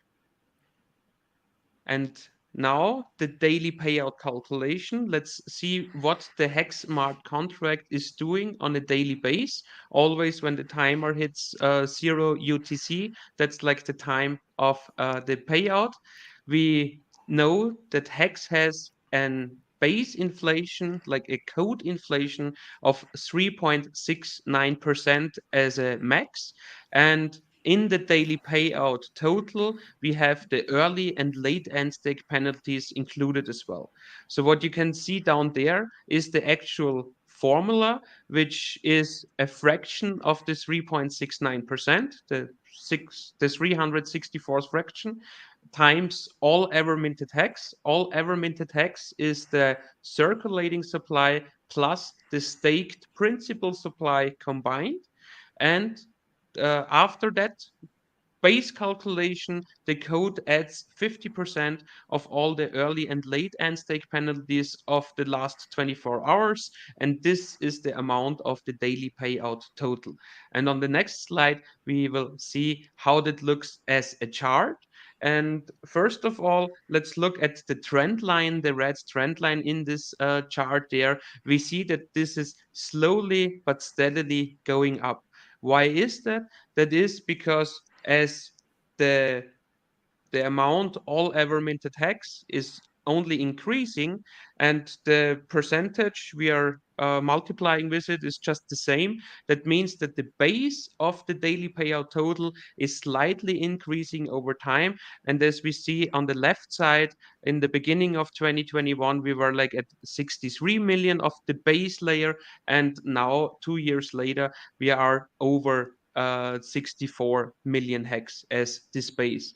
And what you can see here in this chart are all those spikes. All those spikes are days where we have more early and late end stake penalties than usually. And Crispy, here I want to ask you, the early and late end stake penalties, how severe are they for the system? Well, I don't know how to answer how severe they are, but they, obviously we can see like on a daily basis, right? What the payouts might be throughout the day, and you'll see that maybe we're 626 right at the moment. But as soon as we see a million or more maybe penalties, that goes as high as 6.3 or higher. So it has a very direct effect. And I think that over time it's pretty substantial. But I think we've also seen that penalties, and this is something I don't think we feel this. We look at the information, you see all this stuff every day, but penalties have actually been less in 22 than in 21. And it was less than 21 than 20. So it's kind of surprising, but it still affects the systems.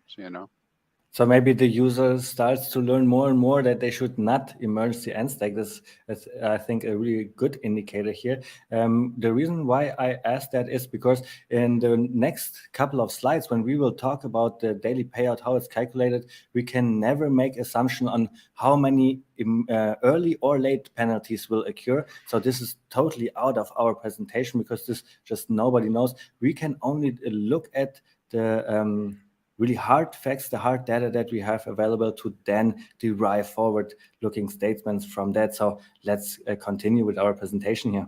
Yeah, that's a perfect comment. Yeah. Yeah, and now let's look at our second basket, the T-share pool total. The T-share pool total is the total number of shares in existence. And here, guys, actually, let me explain a little bit the T before the word share. The T is only a mathematical expression and represents the term trillion. So you will always and forever find shares in the hex system if you take your hex and stake it. It might be that over the course of 5 years, 10 years, or more years, you will have a really hard time to accumulate a whole T-share. But then you will just get a fraction of a T-share. And how to get those T-shares, as already explained, you get them when you create a stake and when you run the end stake function after your commitment, for example, then those T-shares are effectively burned out of the system. As a reward, you get your principal and all the accrued yield in hex back. And that's why the T-share pool as a total has a deflationary character. Why? Because we have this ever rising share rate where Abid already explained you how that's determining like when does the T-share rate rise. And we already saw like the chart of the last 2 years, how it already rose from little over 16,000 hex per one T-share to now over 25,000 hex per T-share. And on the next slide, we will see this deflationary character when we look at the T-share pool of the last 2 years. So at first, in the year 2021, in the first half of 2021, we saw that we still could increase the total amount of T-shares because much more people joined the system, got their hacks and staked them out, or stakers who came out of a stake, for example, they just choose to stake everything out for longer and increase their T-shares as well. That's why we also saw an increase on the weighted average staking lengths. But then over the course of 2021, people already didn't got like that much hex anymore or to stake it out. So the T-share pool reached its more or less highest point, and from there we see the deflationary character because we see like a downwards trend, but then we also see from time to time those spikes to the upwards. That is when a big player or a lot of players are staking hex on a specific day and then generating more T-shares on this day than from other people running the end stake function are getting burned. And that's why the T-share total pool can rise on a daily base. But in the big picture, in the long run, it has a deflationary character. And we see that we went in the last 2 years from a top of over 11 million T-shares to now on the 31st of December, like a week ago, to little over 10 million T-shares. So the T-share pool really important to understand how the yield is paid out to all the T-shares and how all of this will work in the future. We will now make simulations and predictions, forecasts for the future when it comes to the daily payout and the T-share pool. So let's go on. Yeah, so now let's first put the actual picture, the right now situation into perspective. Right now, our first basket, the daily payout total, is about 65 million hex. And this 65 million hex gets paid to all the holders of shares, which we have 10 million point 33 in the total pool right now, and that's how we derive this right now 6.3 hex per T-share number. And this hex per T-share number is also over the course of the future slightly going up. And how that's achieved, we will show you in the next couple of slides. First of all, an easy way to calculate your hex rewards, and actually also a way to calculate kind of your minimum hex rewards, because as the longer your staking duration is, the less accurate this kind of calculation will be, because this calculation is that you just take your T shares, which you can see there in blue in that example, the 1.17, you times it by the average payout per T-share, and that would be your amount of hex per day. And this amount of hex per day, you just multiply times your days you will serve, and this gives you your hex reward as an like more or less a easy calculation, because as time goes on, this number of 6.3 will go up more and more. So the longer a stake is, the less accurate this number will be. But this will always and absolutely be like a minimum what you can expect out of a certain stake. So I must say I use this calculation a lot for like all my stakes that are 1, 2, 3, 4 years and even 5 years, and then it becomes more and more like less accurate once we use it for longer stakes, right? That's true, yeah, because if you made like this calculation 2 years ago, you didn't put it 6.3 hex in there, you put like 5.4 hex in there. Mm-hmm. And this is actually a really good point that you are making, because we want to calculate how much could be the daily payout in the future and how valuable is your T-share in the future if you hold on to it, right? So, Patrick? Exactly. So here, another times like the reminder of the daily payout, what we saw in the last 2 years, and now on the next slide, we are putting it into perspective with our daily payout forecast. And here you see like the beginning of the year 2021 until for the next 15 years. And here you see how the daily payout forecast will like slightly increase over time as well. And then like in 15 years, as we will have a way higher total supply of hex that we have now, the daily payout in the millions of hex will not be around 65 million anymore. It will already be over 85 million. And that's really important for the future, because then we have this slide here as well. Exactly, because remember, those millions of hex will always go to the total of T-shares. Here again, as a reminder, the last 2 years which happened with the T-shares, and now in the next slide, we are, not the next one, where... I think we have the maximum of T-shares first. Yeah, I'm sorry. So go back once again, because so here the last 2 years into perspective, where we are now at the 10.33 million, and now on the next slide we show you something interesting. It's like based on the calculations of Crispy here from hexfire.io. It's the theoretical maximum T shares, and this is derived by calculating by calculating what if all the hex in existence would be staked now. So like if the current circulating supply would be staked as well.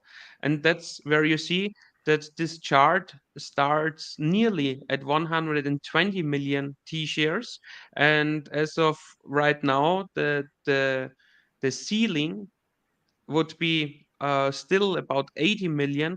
But as time goes on, if you just look at the mark of 2034, 2035, then you see that it's already less than 30 million, this theoretical maximum T-shares. And then like after 2035, numbers are becoming like a little less predictable, because the reason for that is we don't have a lot of history yet. You know, there aren't so much stakes made yet, like to that point and so on. That's why it looks like a little flat down there. That might change when we have more and more data in the future. And now the next slide. This slide would be with our assumption. And the assumption that we took there was a really conservative assumption. It assumes that a lot of hacks which are coming out from stakes is going to be restaked as well. And if we assume like this high restaking rate of between 80 and 90% of restaking, then we will still see a T-share pool which is slowly going down, and after the year 2030 increasing its downtrend. So Patrick, I see here one velocity. question. Why is the T-share rate, the T-shares declining? Maybe you can answer that really quick here for the people in the chat. Yes, of course. So in general, the T-share pool is declining because it gets harder and harder in hex terms to obtain a T-share. So for example, 2 years ago, I needed 16,000 hex in order to create one t-shirt for one stake day. And right now I already need more than 25,000 hex in order to create a t-shirt for one day. And now in the next slide here, now you really see the ceiling and the floor, right, Patrick? Tell us a little bit more about this chart. Yeah, so let's start with the dark blue line, with the floor line. This is the line how the t-shirt pool would look like if all the stakes who are coming out would not be restaked at all.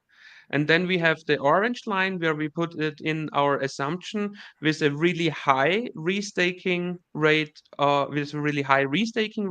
and then the blue line on top. There we have the theoretical maximum t-shares. And how it will look like exactly in the future, the future can only tell because we have a dynamic system here. And my personal guess here is that we will see a total t-shirt pool somewhat between the dark blue line and the orange line. And then it's really interesting for us to calculate, well, what can we earn in the next 15 years? And here we have the daily payout that is only going up and the t-shirt pool that is only going down. Patrick, what does that result in? Yes, exactly. So in, for example, 15 year, there's 85 million hex as the daily payout total is a pretty accurate number. So that won't change much. It would only change by a few millions with early and late end stake penalties. And then on the other side, the forecasted total t-share pool with our assumption of a really, really high restaking rate would be still 9 million T-shares in 15 years from now. And just imagine if we don't get 80 or 90% of all the hex restaked, if we only get like 40 to 50% of the hex restaked, then our calculation here in 15 years would not be the 9.4 hex, it would already be like 20 hex per day. And you remember this calculation? We did something similar before where we calculated what is the hex that you earn per t-share today. And here we have the number that could maybe play out in 15 years, which is 9.4. And Crispy, I want to ask you, what would you say to somebody who's saying, well, look, from 6 to 9, that's not really a high increase in the next 15 years. How would you counter this argument? Well, I think it would represent like a 50% increase over what it is today. Well, actually a triple almost, right? No, 50%. 50% is right. 50% is probably rough. And so, I mean, that's a significant increase in yield. But again, I would just say this is we've used some pretty conservative numbers in what we're looking at, both on in terms of basically looking at current adoption rates and as well as current restaking rates to come up with the information. So it's the best we have because we now have 3 years of data to kind of look at and try to draw some conclusions. So I would say that that's not very small at all. Now, I am aware, and I think others are aware too, of some estimates that go much higher. But it really comes down to what Patrick was saying about the T-shares. Staker habits, staker activity will determine how many T-shares are in existence. And so if we end up with more T-shares, maybe it's a little bit lower, and if we end up with less, it might be a lot higher. But again, I think in terms of total or user minted hex, it only comes into creation one way. So we only have so much hex that comes out, and maybe people that hold liquid will start learning to stake. I don't know. We'll see. They will certainly learn this after the next segment of our presentation here. Crispy, this is your part where we have a staking simulation, and I think this shows really, really well how much APY you can earn in Hex when you are staked. Yeah, sure. Thanks. And this is pretty cool because a couple of years ago when you guys did your first session, I got a chance to watch this, right? And then the update last year, and I was all excited about what is the difference between person A and person B. And so it's good to be able to do an update to show what happened to both person A and B. over the last couple of years. And so we take we basically considered 150,000 hex for a stake, and they said the first person was going to stake for 1 year and then restake every year for 15 years. And when they did the restake, they would restake both their principal and interest. And then for person B, we just assumed that they would do a Quattro Cinco and stay staked. And so now we have results that we can show on the screen, as well as a forecast. Exactly. And one more point about person A, we also choose to take this person A because we wanted to compare two persons who are never selling a single hex, that we have really a good comparison. So both persons here are actually like perfect for the system of hex because both persons are never selling any hex. And now we are showing like still the difference between those two players. Sure, and the folks watching this who know the system already, they're like, "Oh, you're just showing me what I already knew," but it isn't. It's pretty impressive to see these things on the screen because person A would have started with 10.8 T-shares. By the time they're done in 15 years, they may be as low as 3.6 T-shares that they would actually be earning on. While the Quattro Cinco staker, person B would have started with 27.1 and would have kept that 27.1 throughout the whole time. And this is kind of an argument for, how longer staking runs work. Because once you start, with shorter stakes, if your intent was to somehow grow those into larger T-share holdings, it's not going to happen. But maybe you don't even need larger T-shares holding because like we see here at person B, it's already enough to just hold on to the T-shares that you have with a long stake, for example. And then the next couple of slides going to be really interesting when we look in the APY. So let's look at the next one. Yeah, and this is a nice one. This shows the divergence between A and B, person A and B, and how much hex they would have, principal and yield at the end of their stake. And again, this is based on the same model that we were talking about a little bit earlier, as far as the restaking, T-share rate, and all the rest. But person B would have 3 times as much hex at the end of their, at the end of that 15 years.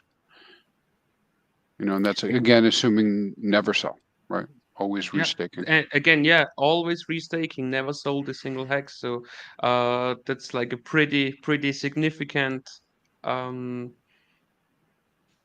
difference. gap, And right, it also does not account for all the fees that those two people will be earning in the past, right? Yeah, and that's a good point. I appreciate bringing that up a bit because our model that we put together for payouts into the future did not include emergency or late stake penalties because we really don't have a great way to estimate those. And mostly we could have, but I think it was a very good approach at the moment not to do that because we do expect a lot of volatility as we go into years 5, 6, 7. And now you could argue, well, person A as well as person B, they're both earning the fees because they are both staked at the whole time. But person B, we have to remember, has way more T-shares than person A, and person A is even losing T-shares over time. And if you have less T-shares, less of the emergency end stake or late penalties are paid to you. This is just what this graphic shows really well. And then in the next slide, here we now talk about the APY. And because we have the daily payout that is rising, we have a really interesting APY chart, which is the next one. Yeah, it's silly. I was laughing when Patrick and I were talking about this the other day. I don't know what I expected to see, but even if I'm working with all this data on a regular basis, I didn't necessarily expect to see as much of an increase over time of APY for a Quattro Cinco staker. And I think it's pretty important because you look at person A and their yield will continue to go down over time in the system.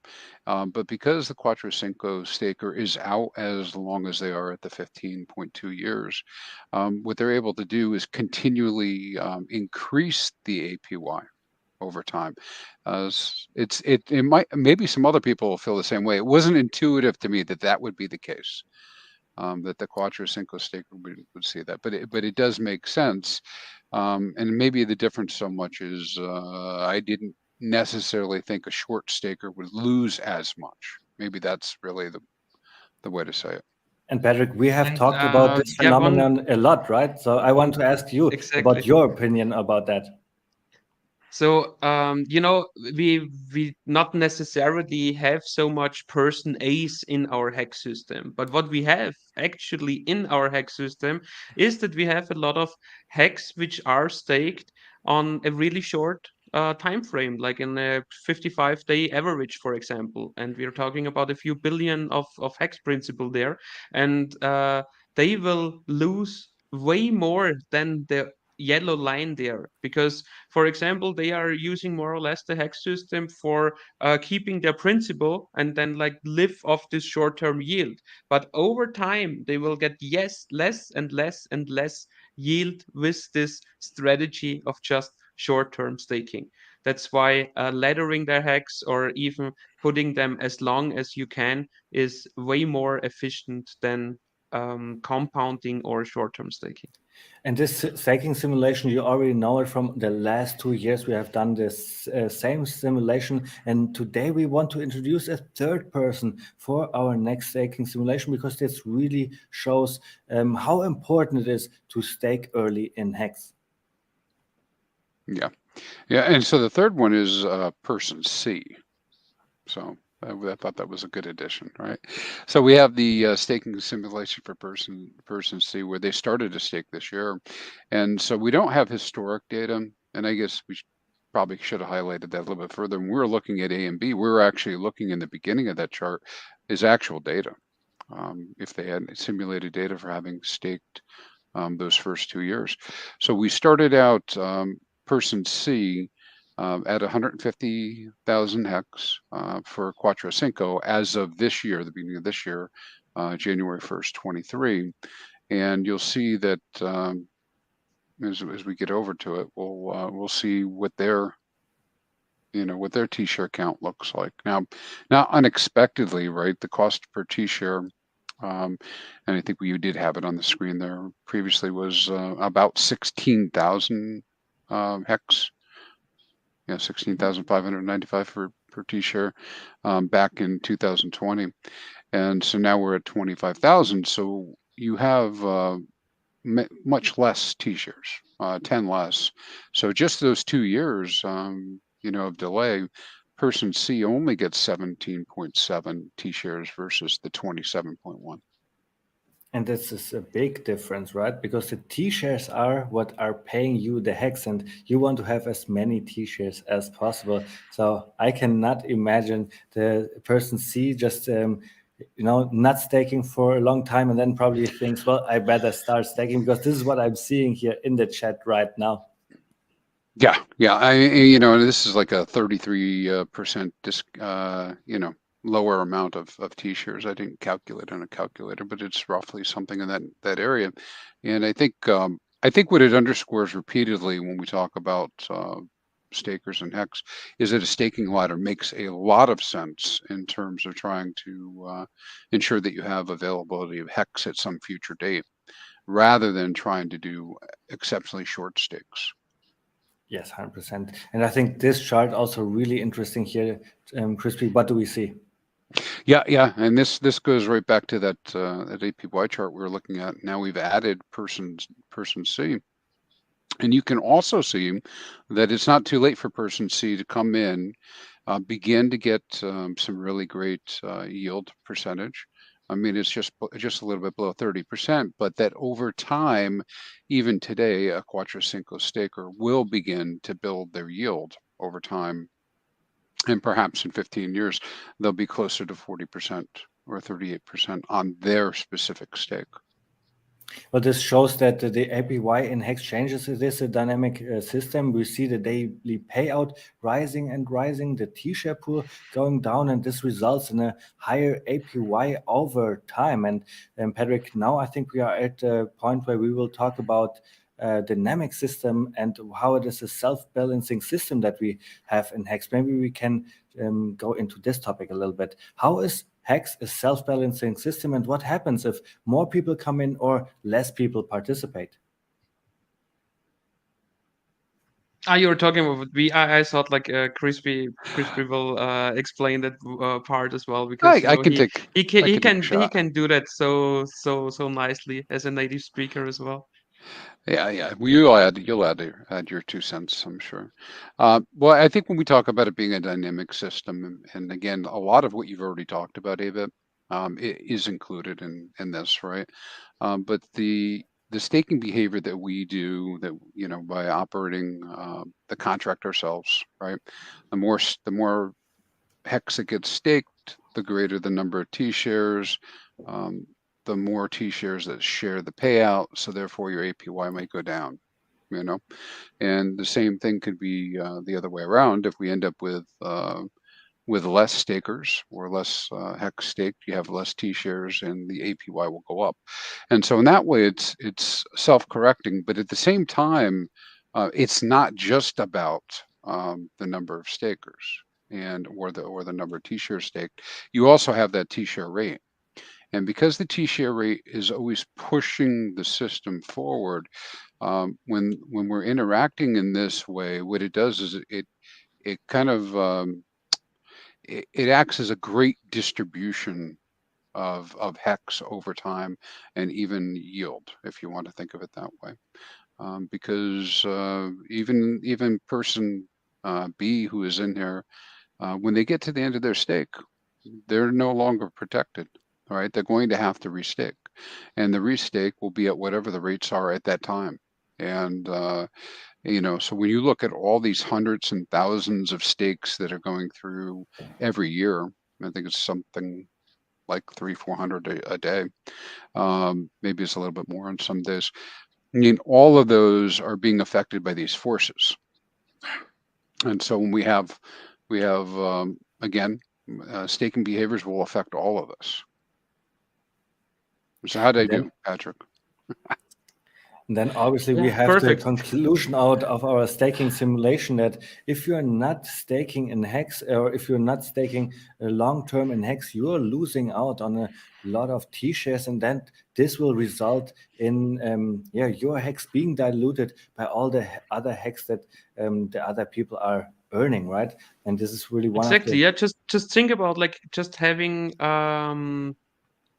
liquid Hex in your wallet. You are getting diluted versus person B by more than 40% per year.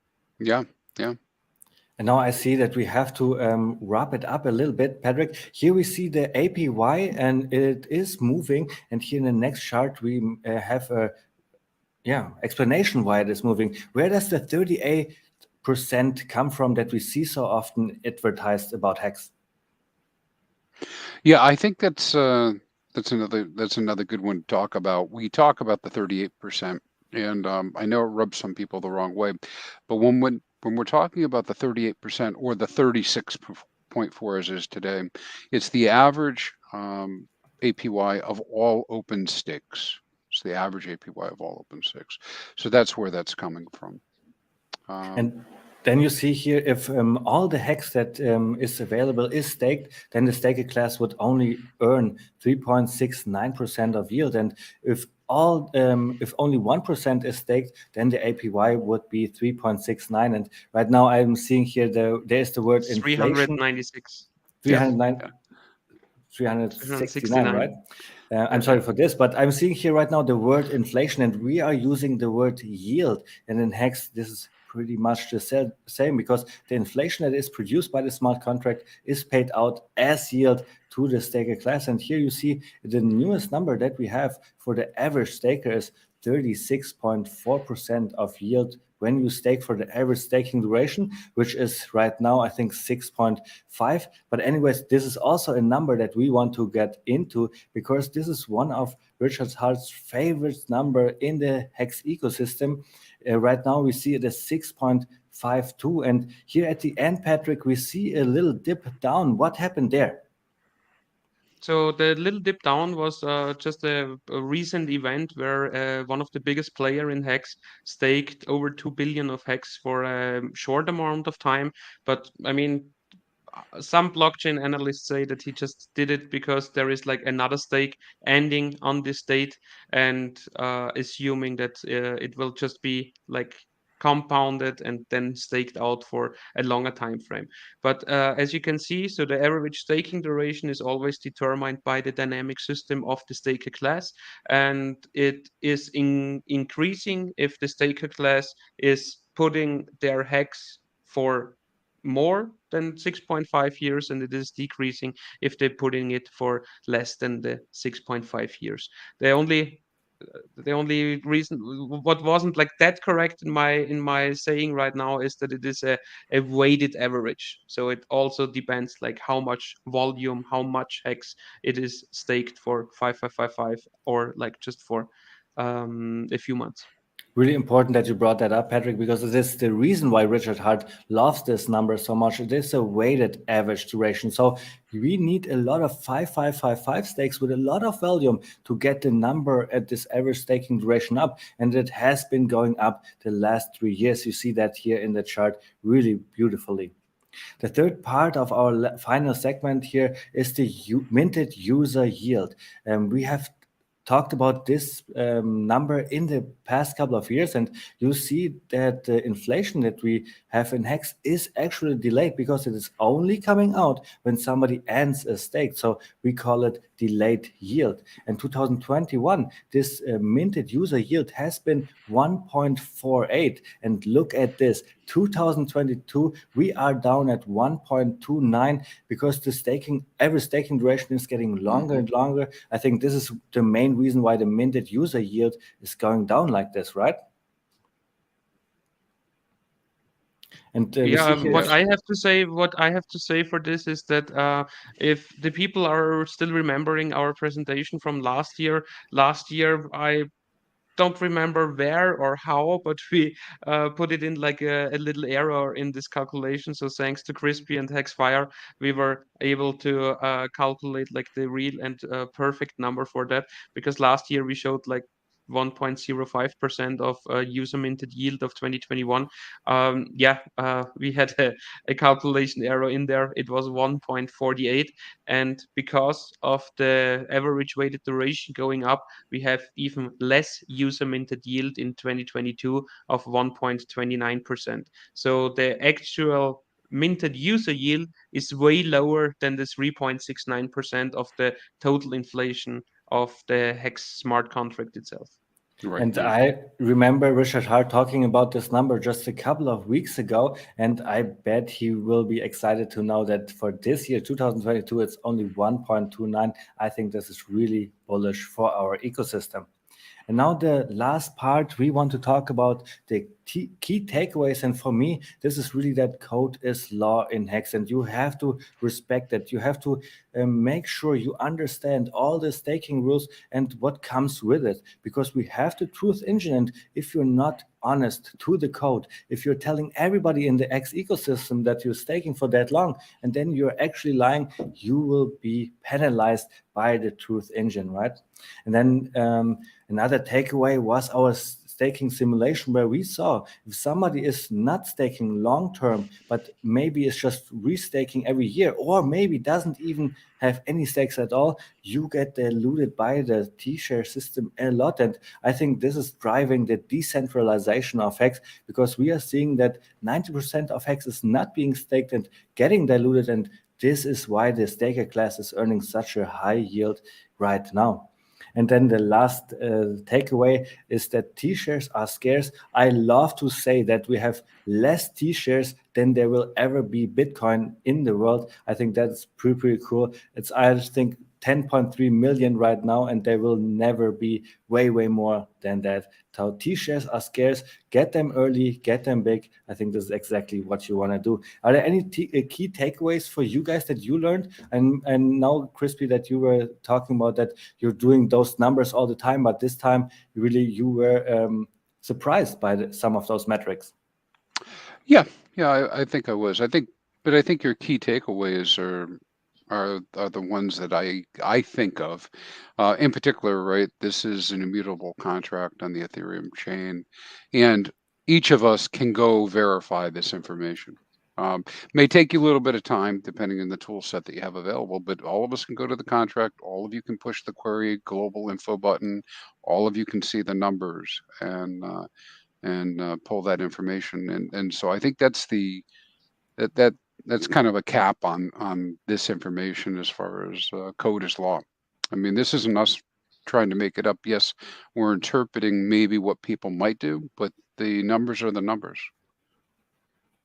The numbers are the numbers, and I was so excited to share all those information with you. A scientific approach to financial freedom. I think this is really what we were able to show, that all our assumptions that we did in the past became true, and now we have the data to back it up. And we come here to our last slide, where we are showing our thank you for joining us today. Please feel free to check out KSB TV and hexfire.io. Here you see the social media handles, KSB TV on YouTube, Telegram, Twitter, and Instagram. And the same goes for abit_hex. We are doing a lot to bring the education out in the world about hex, and we would appreciate if you give us a follow.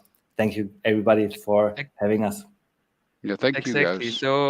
So if you want to play around with the numbers even more, then please go ahead and go to hexfire.io. There you can play around and look at several different charts. If you have any recommendation for Crispy Man there, on a new chart, on the metrics you really want to see when it comes to the hex system, then please go ahead and DM him. He's like pretty open for all these things. He likes to put together those kind of charts a lot. I like it that you made that your full-time job, Crispy. It's awesome to have you in the community. And if you're more interested also in real life events, then please go ahead and check out ksb.tv. And then thanks to Maddie to have us on his Hex.Online conference again. And yes, I hope you enjoyed it. My pleasure. You guys crushed it again this year. This is the best presentation I've ever seen you guys do, and the best presentation on Hex in general. So thank you so much. Everybody needs to go to ksb.tv. Make sure to show your support by subscribing to these guys and following them across all their social media. So thank you guys so much for explaining the numbers and the quantitative side of how important T-shares are. I really appreciate it. Thank you, Maddie. Thank you, Maddie. Thanks, Maddie.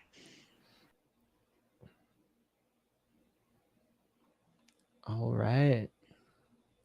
Now we've got our final panel for tonight. This is the social for night 2 coming up. We're the Hexagon Space Force, and we're blasting off this year. So Hexagons unite, cause we savages out here. I said the Hexagons are loyal with the gang.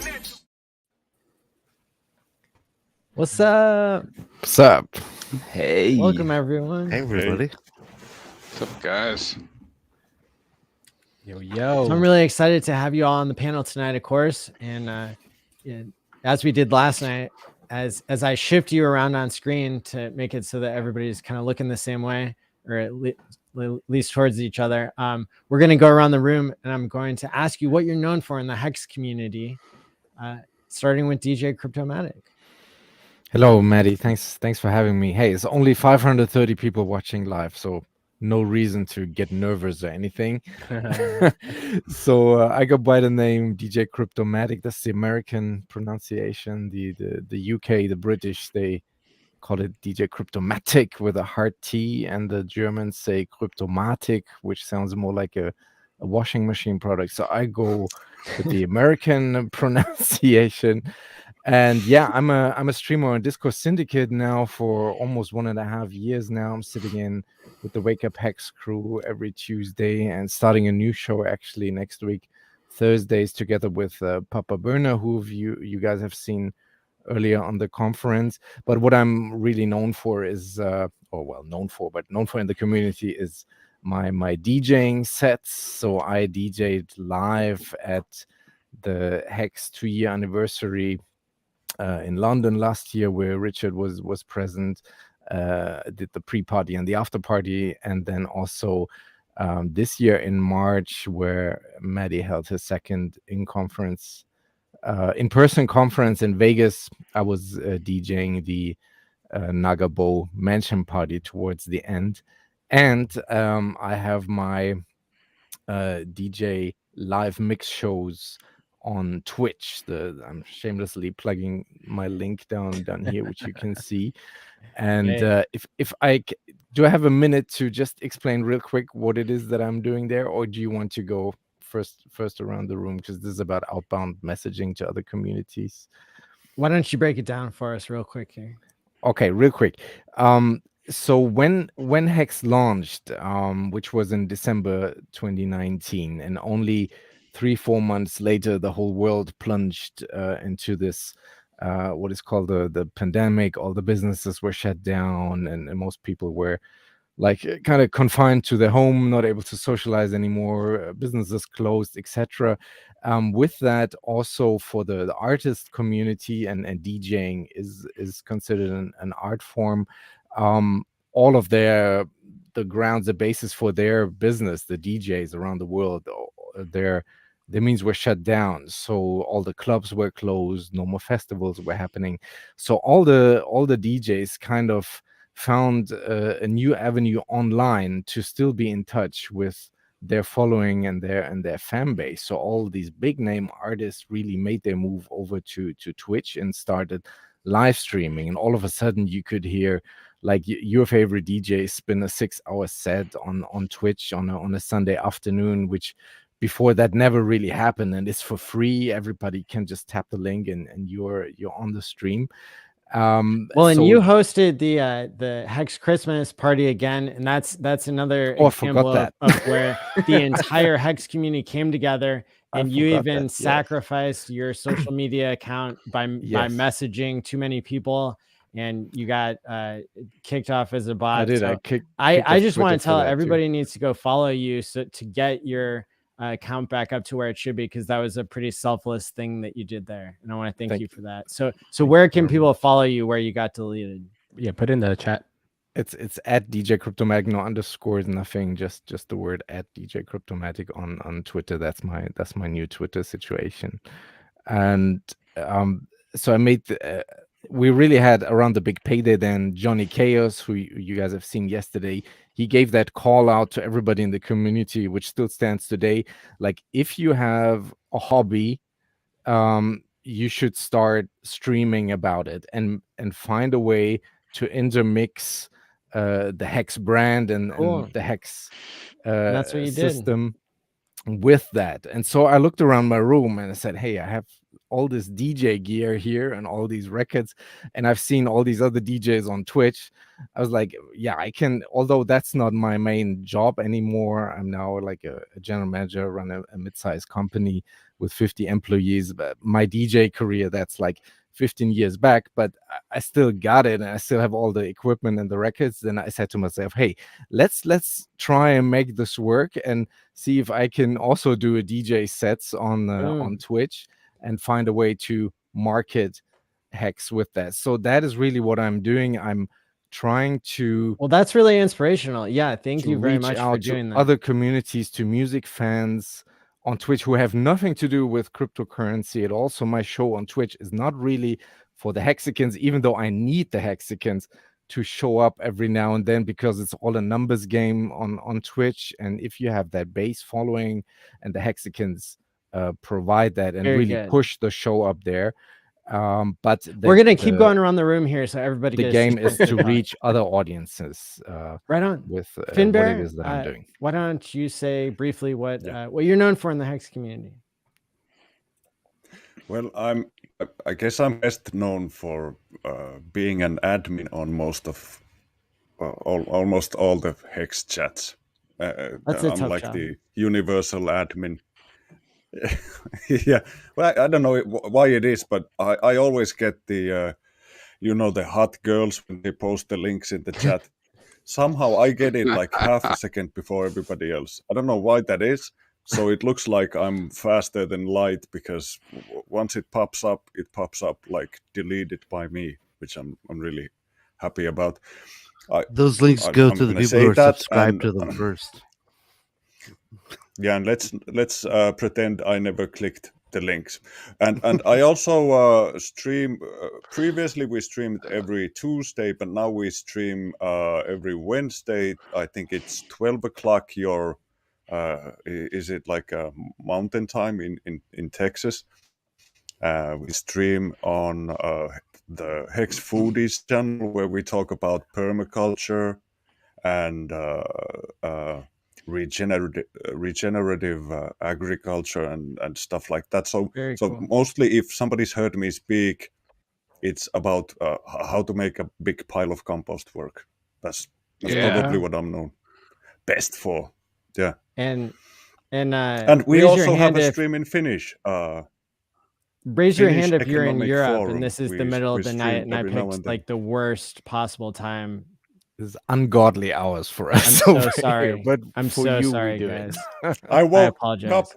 I woke up at 5:55 in the morning, Yes, and I same. was like, "This has to be good." Richard I'm made me do tired it as because hell, like but 2 years it's ago he worth said it. the best time to stream was prime time in American time zone. So Yeah, obvious. True. Yes. I blame him.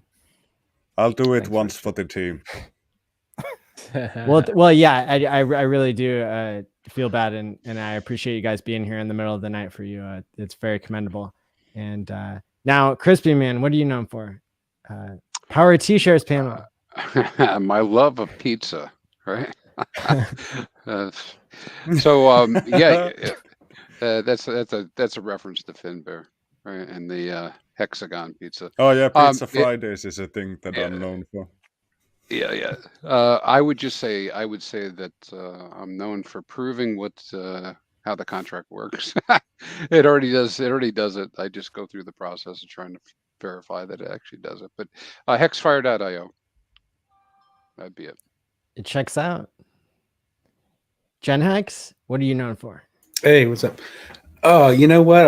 I've been thinking about that ever since you asked DJ. I would say, I've been part of the community now, year and a half, going on almost 2 years since I got into crypto, found Richard Hart, and started off just in chat, like a lot of people right now that are watching us, in chat. And when I came on board, I wanted to be more of a part of the community. I started streaming, with the Gen Hex channel, which, long story short, got deleted, but is now being recreated. We're going to start again probably next week, holidays, and then this conference and everything. So, I'd like to think that, I stand for, or I would be known for just a normal Joe that's part of the community, but we all have something to say. We all have something to contribute. Or if you want to take part and you don't know how to do TAs, or you don't have a financial background, or you're not good with math or any of these things, that doesn't matter. You can still get up and you can still turn the camera on. And you can still talk to people as part of the community and try to be a positive person in the community. If nothing else, we're all in this together, and any positive influence you can have in the community. And, I've met most of you guys in person, and we've had laughs and hung out and different stuff. And if you haven't been to meetups and you haven't done any socials or anything like that, I highly encourage it, because being part of this community, it helps you get more invested in it, to where it's not. Who here has been to a Hex meetup? Raise your hand. Yeah. Ours was very too many. small. Chrisology went to the first one. It makes a difference. It gives you a little bit more connection, talking to people online, or even seeing people in chat that you never see on camera, and you meet them in person, and they come up and they shake your hand and go, "Hey, it's me, so-and-so from chat." And you're just like, damn, it changes it. And it makes you feel like more of a part, and just the positive energy. We have enough trolls. We have enough FUD and toxic stuff, right? The more positive, the better. And if anything, I'd like to think I was known for trying to be a cheerleader for the community, and a positive person in the community and chat. Totally. I mean, don't tell Discourse Syndicate this, but I thought you had the best hangout. Yeah. Well, we'll be Just back. between We'll be us, back. all right? We're not. We're coming I'm back. trying to It's soak fine. up the kudos. controversy. It's Yeah. it's like Yeah, it's pretty chill. And kudos for the very relaxed position on the spanners in your chat. Yes. You were giving them out like they're going out of style. Everybody got a wrench. That's right. That's how it works. Yeah, that's cool. Yeah, please bring that back. Like guys had their minds blown. What is this? I've never had a wrench What does before. this mean? I've never had a wrench. Imagine how but that feels like Everybody got so a wrench. special. Yeah, I'm sure there's Motley. plenty of guys who are like that's like a, because you don't get that's still a small sign of some kind of recognition that I see you hanging, I see you lurking here every day or something. Here's a Not wrench for you. Try to recognition keep when it. everyone gets one. It's not No, special. but still, that might be the only like a time college they get degree. it. If everyone has a degree, no one has a degree. It's funny. I It's agree almost with like a you, man. psychological experiment because we don't get a lot of drama in our chat, and occasionally get the bot come in or something, right? And they get splattered pretty quick. But all in all, I think sometimes maybe when people get that wrench, they just think, "Oh crap, I have to behave myself now because I've been given some kind of a." Although with everybody having a wrench, there's nobody else to time out because That's so interesting. Yeah, but it's still It works worked, out though. pretty good. Many We had people, fun. It's true though. That's the way it works. I bet It many works, though. people came back like a week later to see if they still have the wrench. And they're like, Yeah. "Oh, 2 weeks going." Well, the good news is I had to create a new channel. It's like a I whole said, that's a money long story, podcast but or something. everybody will get another wrench when they come in because we got to start from scratch. So Right. Double wrenches. wrenches for everybody. It's That's like right. pulse chain Yeah. or something. Exactly. 3 But doubles. yeah, we'll be back. Look for us hopefully next week. Like I said, just between the holidays and everything. And then personally at my work, the cold weather we had over Christmas, we had like 4 or 5 different buildings with pipes breaking and flooding and stuff. So I had to pull some extra overtime and stuff. So every time I plan on getting our next stream off the ground, something's happened. So hopefully by next weekend, we'll be back to normal and Saturdays and invite people. And most of you guys here have been on before. So we'll get all that rolling again, but I really appreciate all this, Maddie, putting all this together as usual. I can't imagine how much preparation and behind the scenes stuff you've had to deal with, and to make it all work, man. I respect the heck out of you. So It thank sucks, but it's worth it. Yeah. Totally. Marco, welcome. Hey, good to What's see up? you. What's up, guys? So Marco the Hexagon. I'm known by a lot of things. My number one thing is the biggest flex of all. Just always flexing on Richard Hart. Not only that, I'm known for crafting things in the community. I love making different things, wallets, hats, all that stuff. Like I'm always making stuff. I've been to basically almost all the events. Maybe missed 1 or 2. I think the number one thing I could say about myself is anybody who has met me online, when they meet me in person, they just say you are exactly the same person online than you are in person. So yeah, I'm always around trying to always support people, whether I'm on stream, off stream. Yeah, man, I just love being here, love being around Hexagons. It's the best thing in the world. It's been probably the most exciting 4 years of my life recently. So it's cool, man. It's a blessing to call yourself a Hexagon, and it's a really, really fun journey. And guys, we got many, many years of doing this. This is the 3rd one. I can't wait for the 5th one, the 10th one. It's gonna be fun. So yeah. It's only 12 years to go for the first 5555. Isn't that crazy? It's insane. Yeah, It's it's insane. like that's And it goes nothing. by like this. I got a painting of me which is over 12 years old, and I look like this. I like 15 years Think goes you're gonna keep by looking in a like that in flash. 12 years? I hope so. My old man is 70 and he looks like he's 40. I don't know what he's been eating.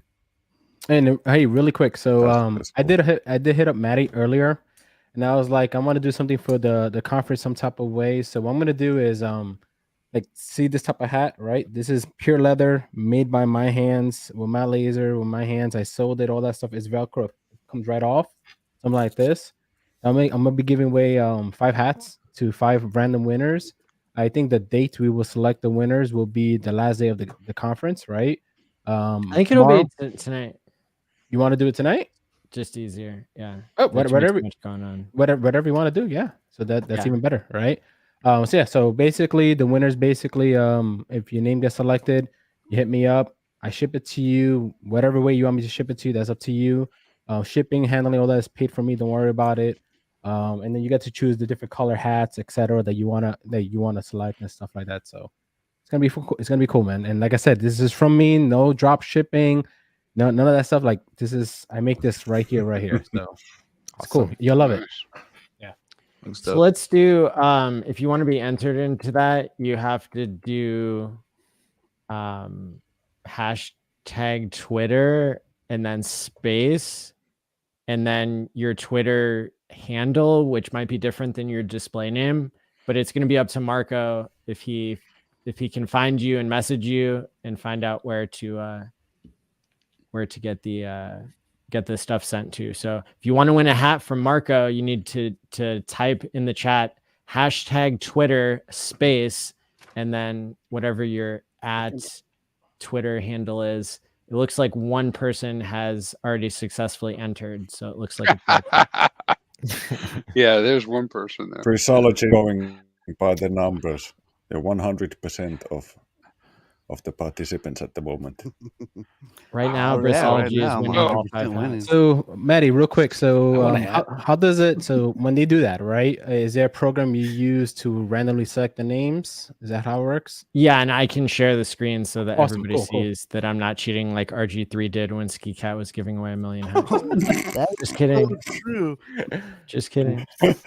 No, is it? Do you It put the was rich. @symbol before your handle, or just space, Twitter space, and then the name Hashtag Twitter space your Twitter handle. with Yeah. the @? Yeah. Hey, Maddie, can I here- I request see people in we chat go- not using the @. I just want to make sure they're. In order they're all to be entered, you have to put hashtag Twitter, and there's no space in between hashtag and Twitter, and then there needs to be a space after that. So like, that's what the program is looking for. And so UFO, it looks like, did it incorrectly. And So- I think you can even type it more than once, and it'll only enter you UFO once. did it So that's incredibly incorrect. incorrectly. So you got to put Suraj is hashtag correct. Twitter. Messed up on every- All right, so like that. Okay, guys. So follow this one right here. You see how it's hashtag Twitter space then your name of the Twitter name. The machine should select you that way. So while we do that, right, I just want to show you. So like I said, you could choose whatever design you want. It could be the one I have right now, right? It could be a pulse chain version. We get the light so you can see. Oh, that's It could be like cool. it could be like a pulse chain version. It could be a pulse X version, right? Different styles of them. So I have like different looks. So yeah, man, like whatever you decide to, and it's like I said, it's Velcro. So it's a hat. This is attached. You could pull this off as hard as you want. It's not coming off. And then yeah, you just get it, put it on, and then you're just styling, man. And I promise you don't see this in the streets. Nobody's doing this, Nobody. great. So yeah, man, it's exciting. And like I said, it's 100% by my hand. So there's a lot of blood, sweat, and tears and making something like this. So you will enjoy it. Amazing. You have We've got different 13 colors. entries so far. 13. That's it. That's nobody. All right. Hey, easy win then. Hexhound, I can't pick Man, you. You got to put your name in. That makes me want to go on Twitter. Yeah. I think I'm gonna fight the temptation and maybe I'll order it from your online man. shop rather than join Twitter after resisting so many years. Let's go with Briz next, and then with Benjamin, because he's gonna freaking blow all our minds after he's done presenting himself. Oh yes. I saw stuff in the green room. Oh, so excited for you guys. I think to see it. Bristology's cat is next. All right, so this guy right here, this is one of our oldest Hexicans. He's actually probably been a Hexican longer than most other people on this panel, but his name is Respect. Professor Oatmeal. But I'm Brizology on Twitter. Basically, I am a pre-day one Hexagon OG. So I've been with Richard since before he launched Hex. Is anyone else pre-day one here? Mm-hmm. Nice. I'd say Good I can company. say I'm a POG. Yeah. Right? Is that what it is? POG? That's right. POG. But how many people bought on day one? Raise your hand. Yeah, FOMO badge. Day one FOMO pants. What an idiot. FOMO I think tard. I coined the term FOMO pants actually. You might have. Just And for bragging, so, right? so I've been here the whole time. I actually made my first stream on Hex maybe like a week after it launched, just because there was so much FUD when Hex launched. I was just like, it was upsetting me. And so I'm like, I gotta go online because these people are like lying about it. They're like, hey, if you get your Hex wet, it melts and you lose all your money. I'm like, that is a lie. And you guys are just lying to people. So, I haven't streamed like Maddie. Maddie is a real streamer. I just kind of jump on other people's streams from time to time, but I try to stay mostly like in the chat box. That's where you'll find me. I try to make a lot of memes. And yeah, that's basically me. If you guys want to find me and see some of my memes, hit me up on Twitter for Zoology. If you go back Sometimes from if a couple there's- years ago and you watch those old streams, you'll see Briz in every one of them. You watch the old streams, the chat in the you'll see chat Briz. box. Yeah. Oh yeah. Yeah. Sometimes chat, it's so good when you get your stuff in sync with Briz and we're like clotheslining robots off the chat. Like like a Another wrestling moderator's tag already team. handled it. Yeah. feel like the 1-2. Chris comes in and pops it back in. Blick. So that's basically my story. I'll hand I it off kicked to him you, out. Benjamin. Thanks. Well, people know me usually that I'm working about something about analytics. In the first days, I ran a manual Telegram group, which is, I think, still up. It's called t.me Hex Stats or something like that, with 300 people in it. But very quickly, some websites outpaced me. And then I stopped working on some stuff until recently.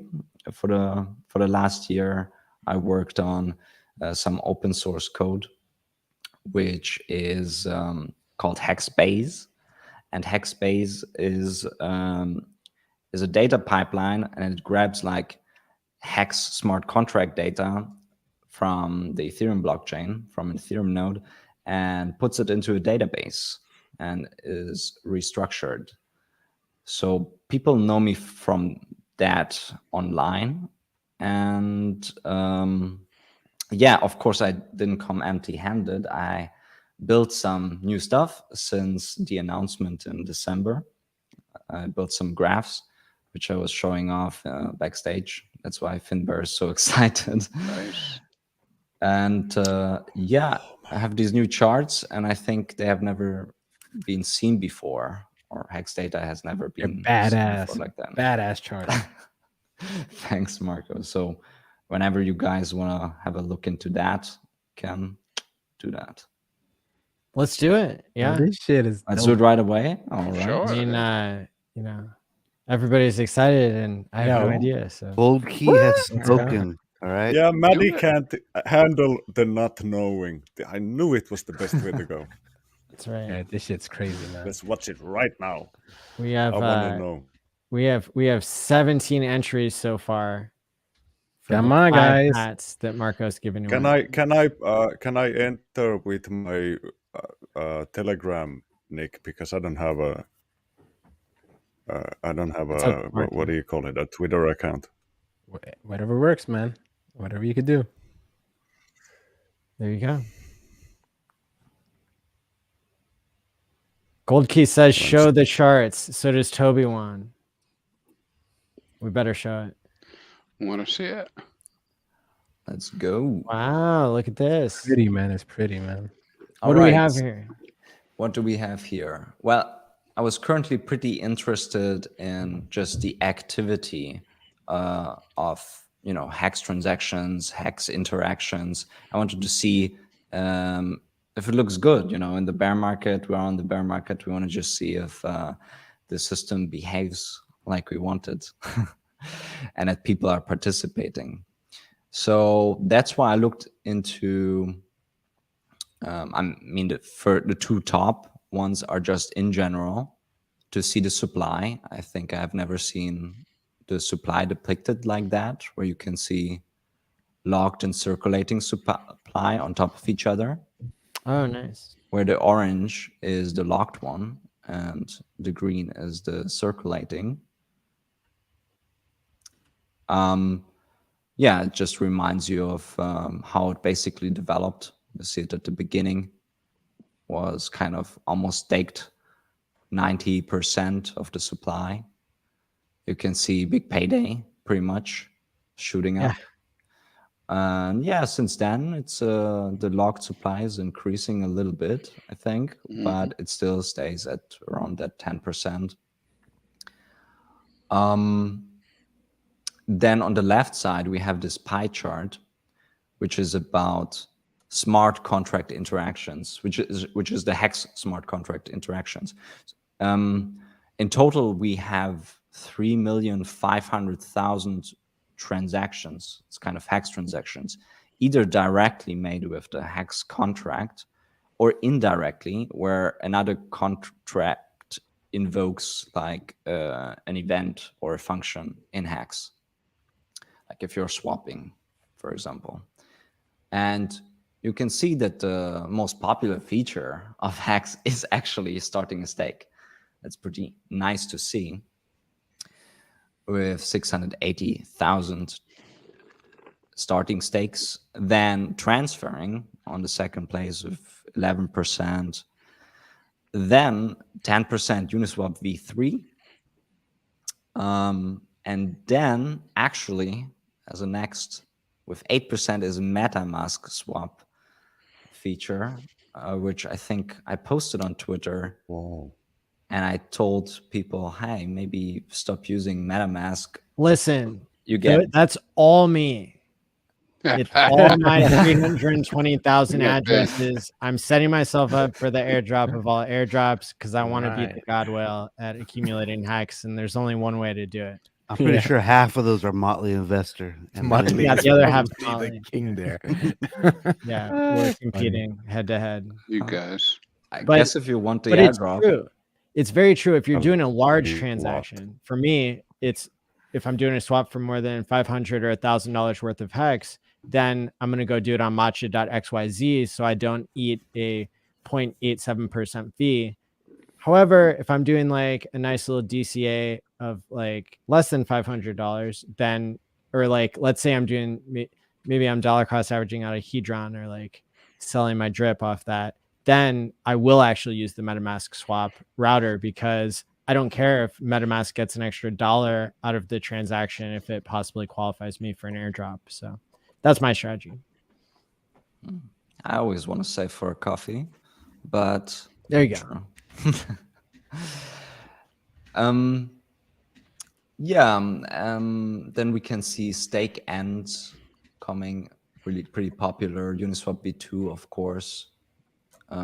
Hex approval transactions, you need that if you want to swap. Yeah, and you can see other little ones. You can dig even down here onto other things. Yeah, then in general, I was interested in like how many addresses are basically participating over the year, over the time horizon. That's why I created this staking section here, which is about showing addresses actually staking. Like the first two blue charts here are about addresses starting stakes. And you can see every year we have actually more unique addresses starting stakes, which is pretty nice to see. Even in 2022, we had more addresses than in 2021. That's awesome. So clean. It's so bullish too. Yeah, and Oh, also if you look at the quarter level, of course we peaked in Q3 2021, but I think there's many addresses basically interacting and on a quarterly basis, and it's more than basically before the peak. So that looks like really like, for me, it looks like a healthy healthy activity. Yeah, on the right side, basically we just have the total staking addresses, basically just shooting up, ever increasing. The white line is an average line. Yeah, what do you guys think about these addresses? Does it look good to you? Yeah, man, it's dope. Yeah, and being the midst of a bear market and still getting more addresses, staking is so bullish. As long as we have more addresses starting stakes than ending stakes, I'm happy. I think I looked into that, and it's still more. Yeah, yeah. Did you take it off because what the? No, I had many different ones. I don't think that it was interesting enough, and I think on other websites you already can see that there are more starting stakes than end stakes. So I wanted to show some new stuff. Cool. Yeah, then I was interested about like transactions in general. This is my favorite part right here. This one.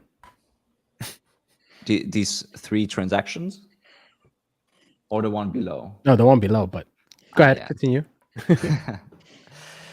Well, they look actually very similar. Here the blue ones are about addresses, like transacting.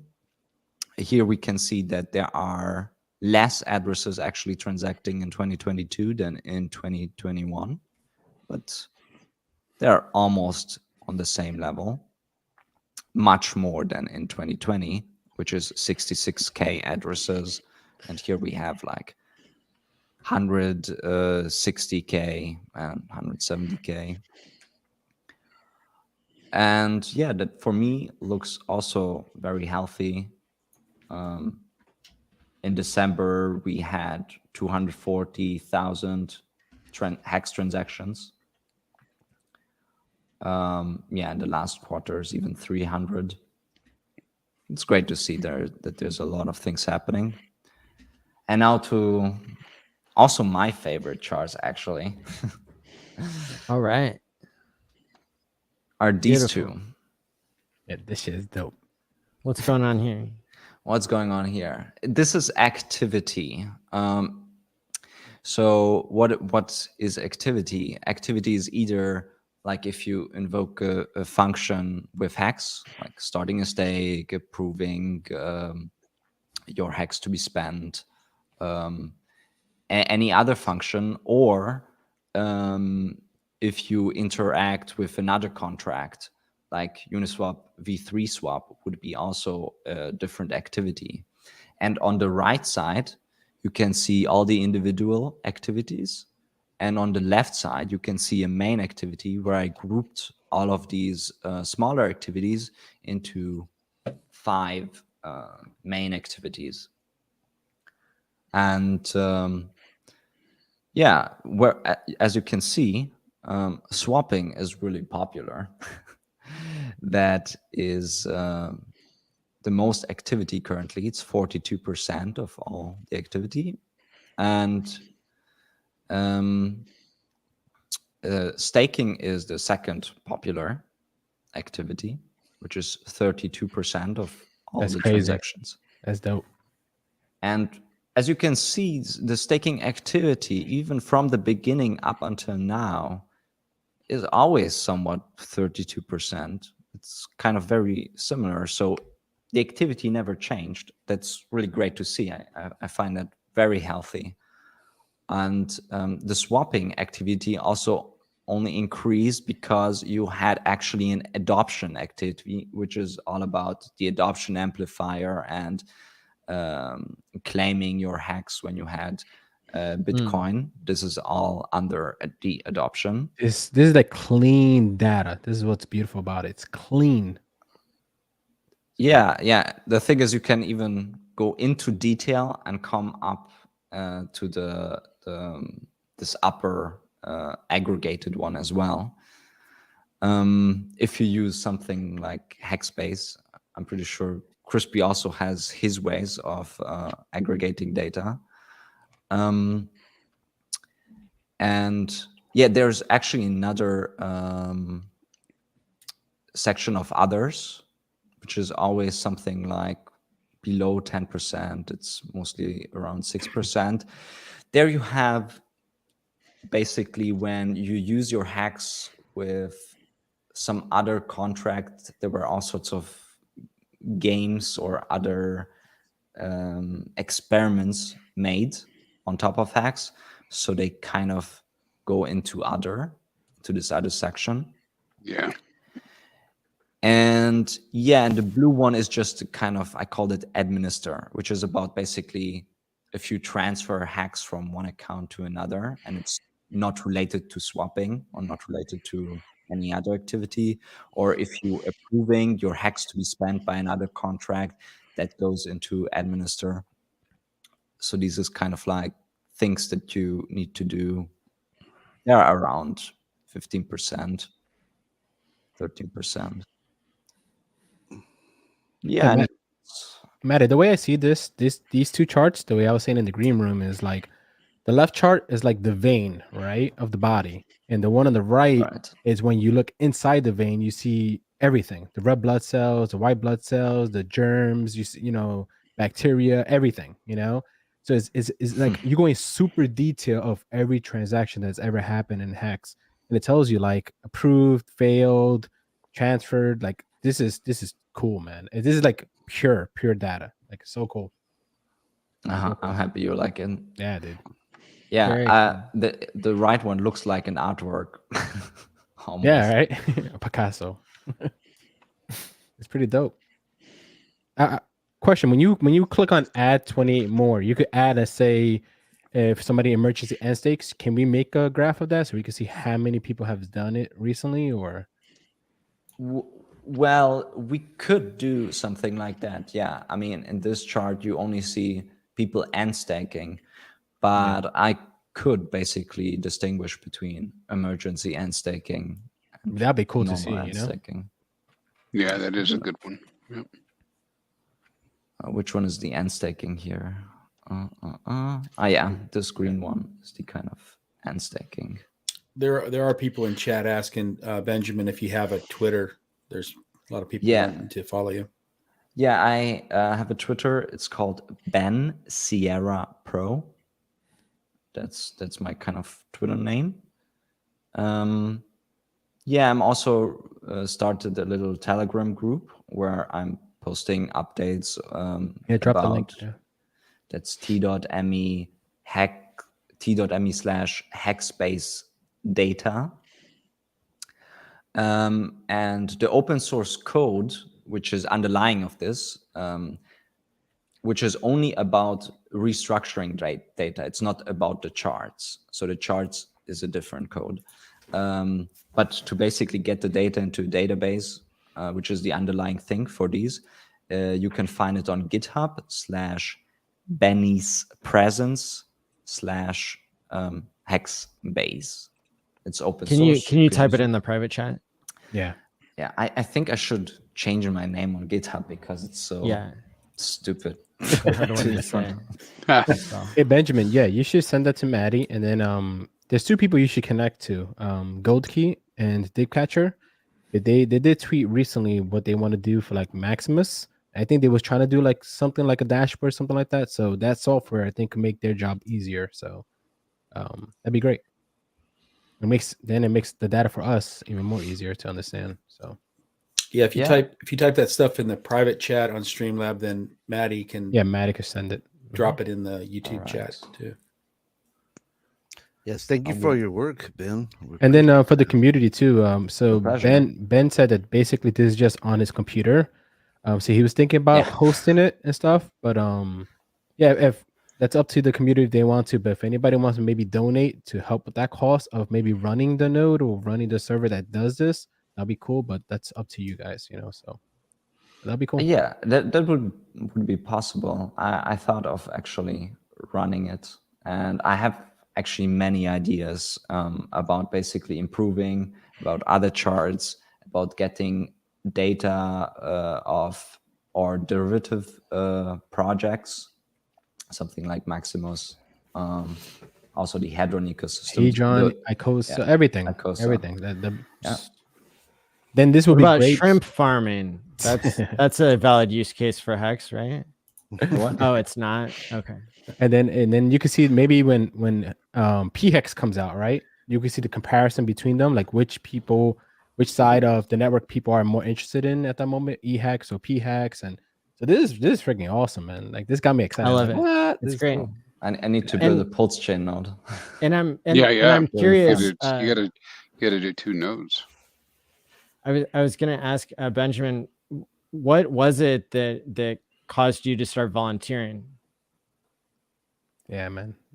Volunteering, like you making just all of a stuff? sudden started doing work for free for Hex. You said that you had done it initially and then you stopped and then you started again recently. So like what was it that caused you to do that? Well, I mean, I really love Hex, as an idea. He wanted and the how price it to works. start going back up. Exactly. I'm like, the bear market is here. I need to do something.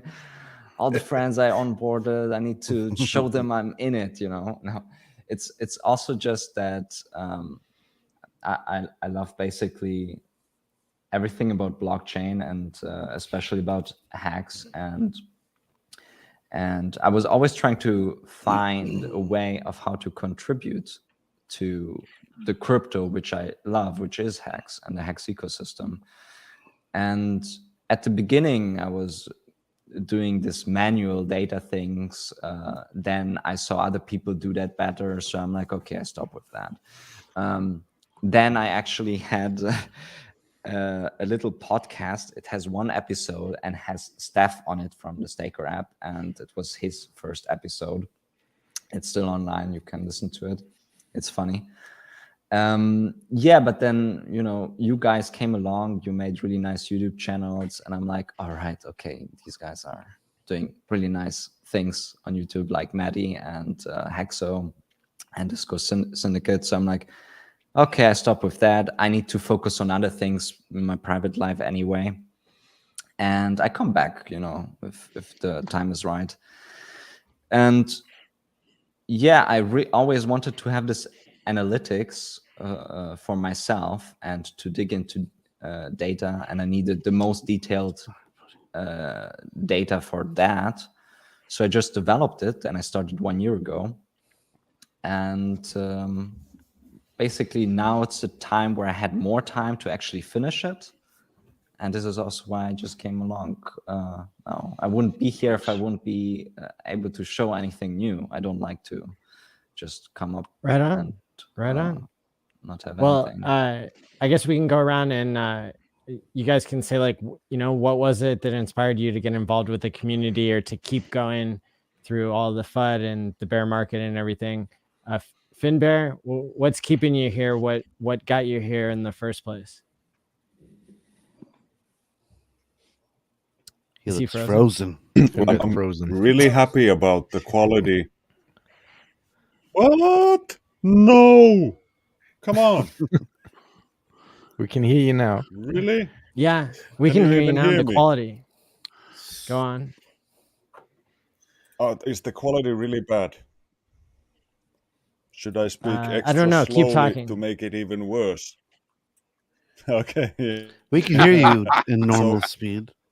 What I'm really okay. So what I'm really happy about is is that you only have to be smart and right the day when you start making your stakes. And what's keeping Yes. me in the I was smart way back like 3 years ago, and I knew that my weak hands would be selling now, and I knew that I can't Yeah. take this without some assurance that I'm gonna be like I'm like stapled to the table from my lip. I'm not going anywhere because I decided I don't want to, and I'm not gonna lie and say that it's not like it's been disturbing at times to see the number go down. Hey, it's only a number, and I decided that I'm gonna be here for 15 years no matter what. So like the way I see it, we're still. This is like the first bump on the road, and it's gonna get way worse, guys. We're gonna lose so much more money next time around, and it's gonna be great to have you guys all here with me. Thanks a lot. People are going to be so and I depressed. loved what D-Rod. Oh yeah, Sorry. but we're gonna be holding hands and keeping everybody's head afloat. I love what D-Raj said yesterday. Like the yield we make is not made from someone else's suffering. It feels so good to know that the yield is Amen. coming from someplace like mathematical. Nobody on the other end of the screen is crying or telling their missus that, you know, we're not going on the holiday, or I'm selling your house, or like we're selling the car or something. It's just math creating the inflation. I freaking love it. I think that was the most important quote of the whole conference so far, was that particular quote. It's real, man. It's real. You're not stealing from somebody else. It's beautiful, man. I really appreciate Awesome, that yeah. point, guys. Yeah, and your point that you started with about you know, sticking with it because you had a moment of clarity, I think is also really important. You know, it's that you only have to get it right at the moment you stake, and then the rest takes care of itself.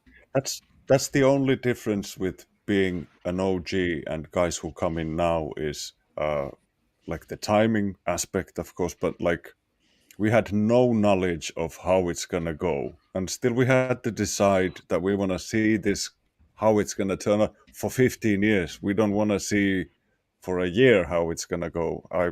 We want to see for the whole duration. So that's I'm so interested in seeing how this is gonna turn up.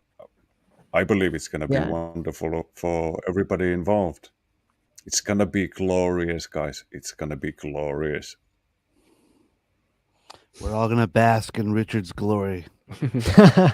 Other fans. Yeah. DJ man. Cryptomatic, what got you here? What's keeping you here as a volunteer? Yeah, I'm volunteering, not getting paid to do any of this. I'm a big fan of Richard Hart, and I'm following him since 2017.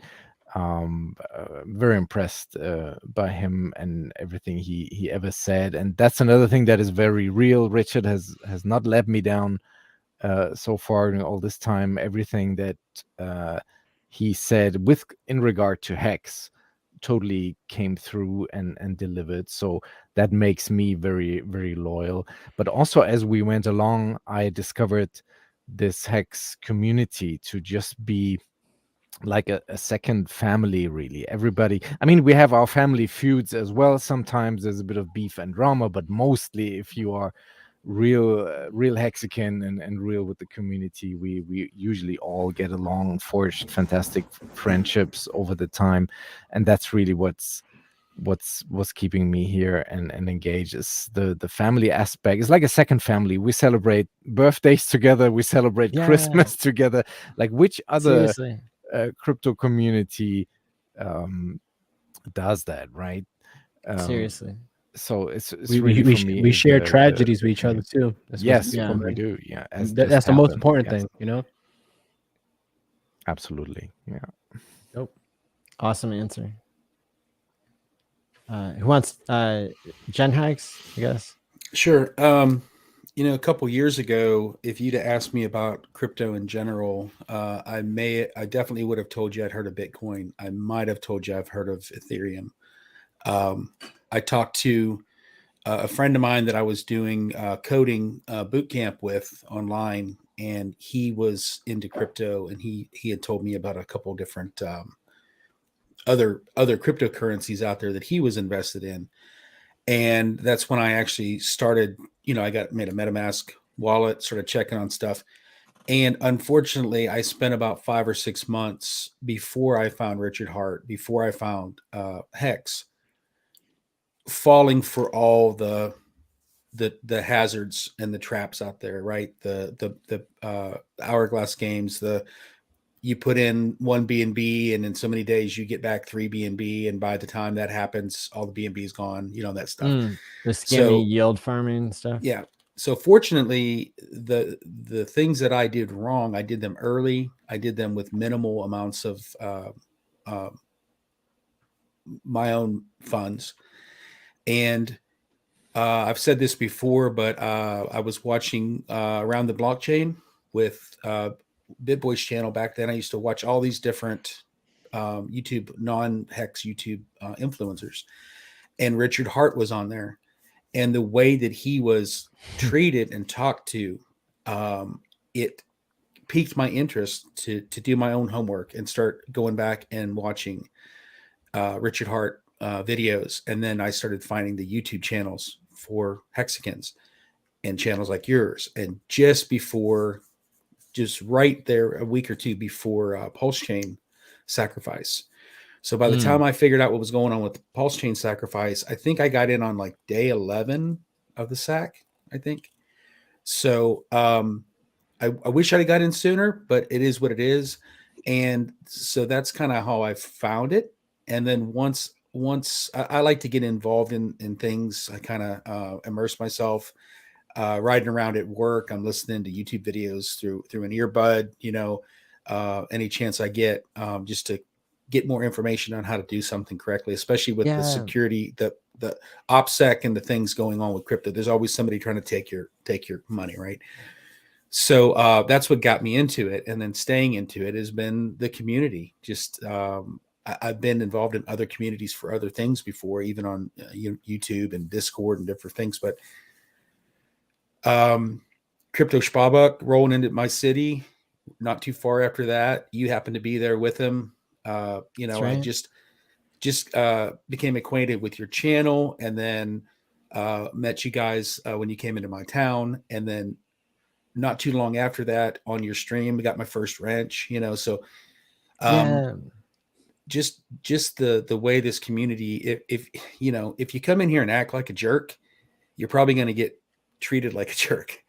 But if you come in here to be a part of the community and be positive and try to be uplifting and supportive of each other, we need that. Like you guys were saying, this is like a family, I had a stream for my birthday. A bunch of people came just because people that don't barely know me, but they still wanted to support it.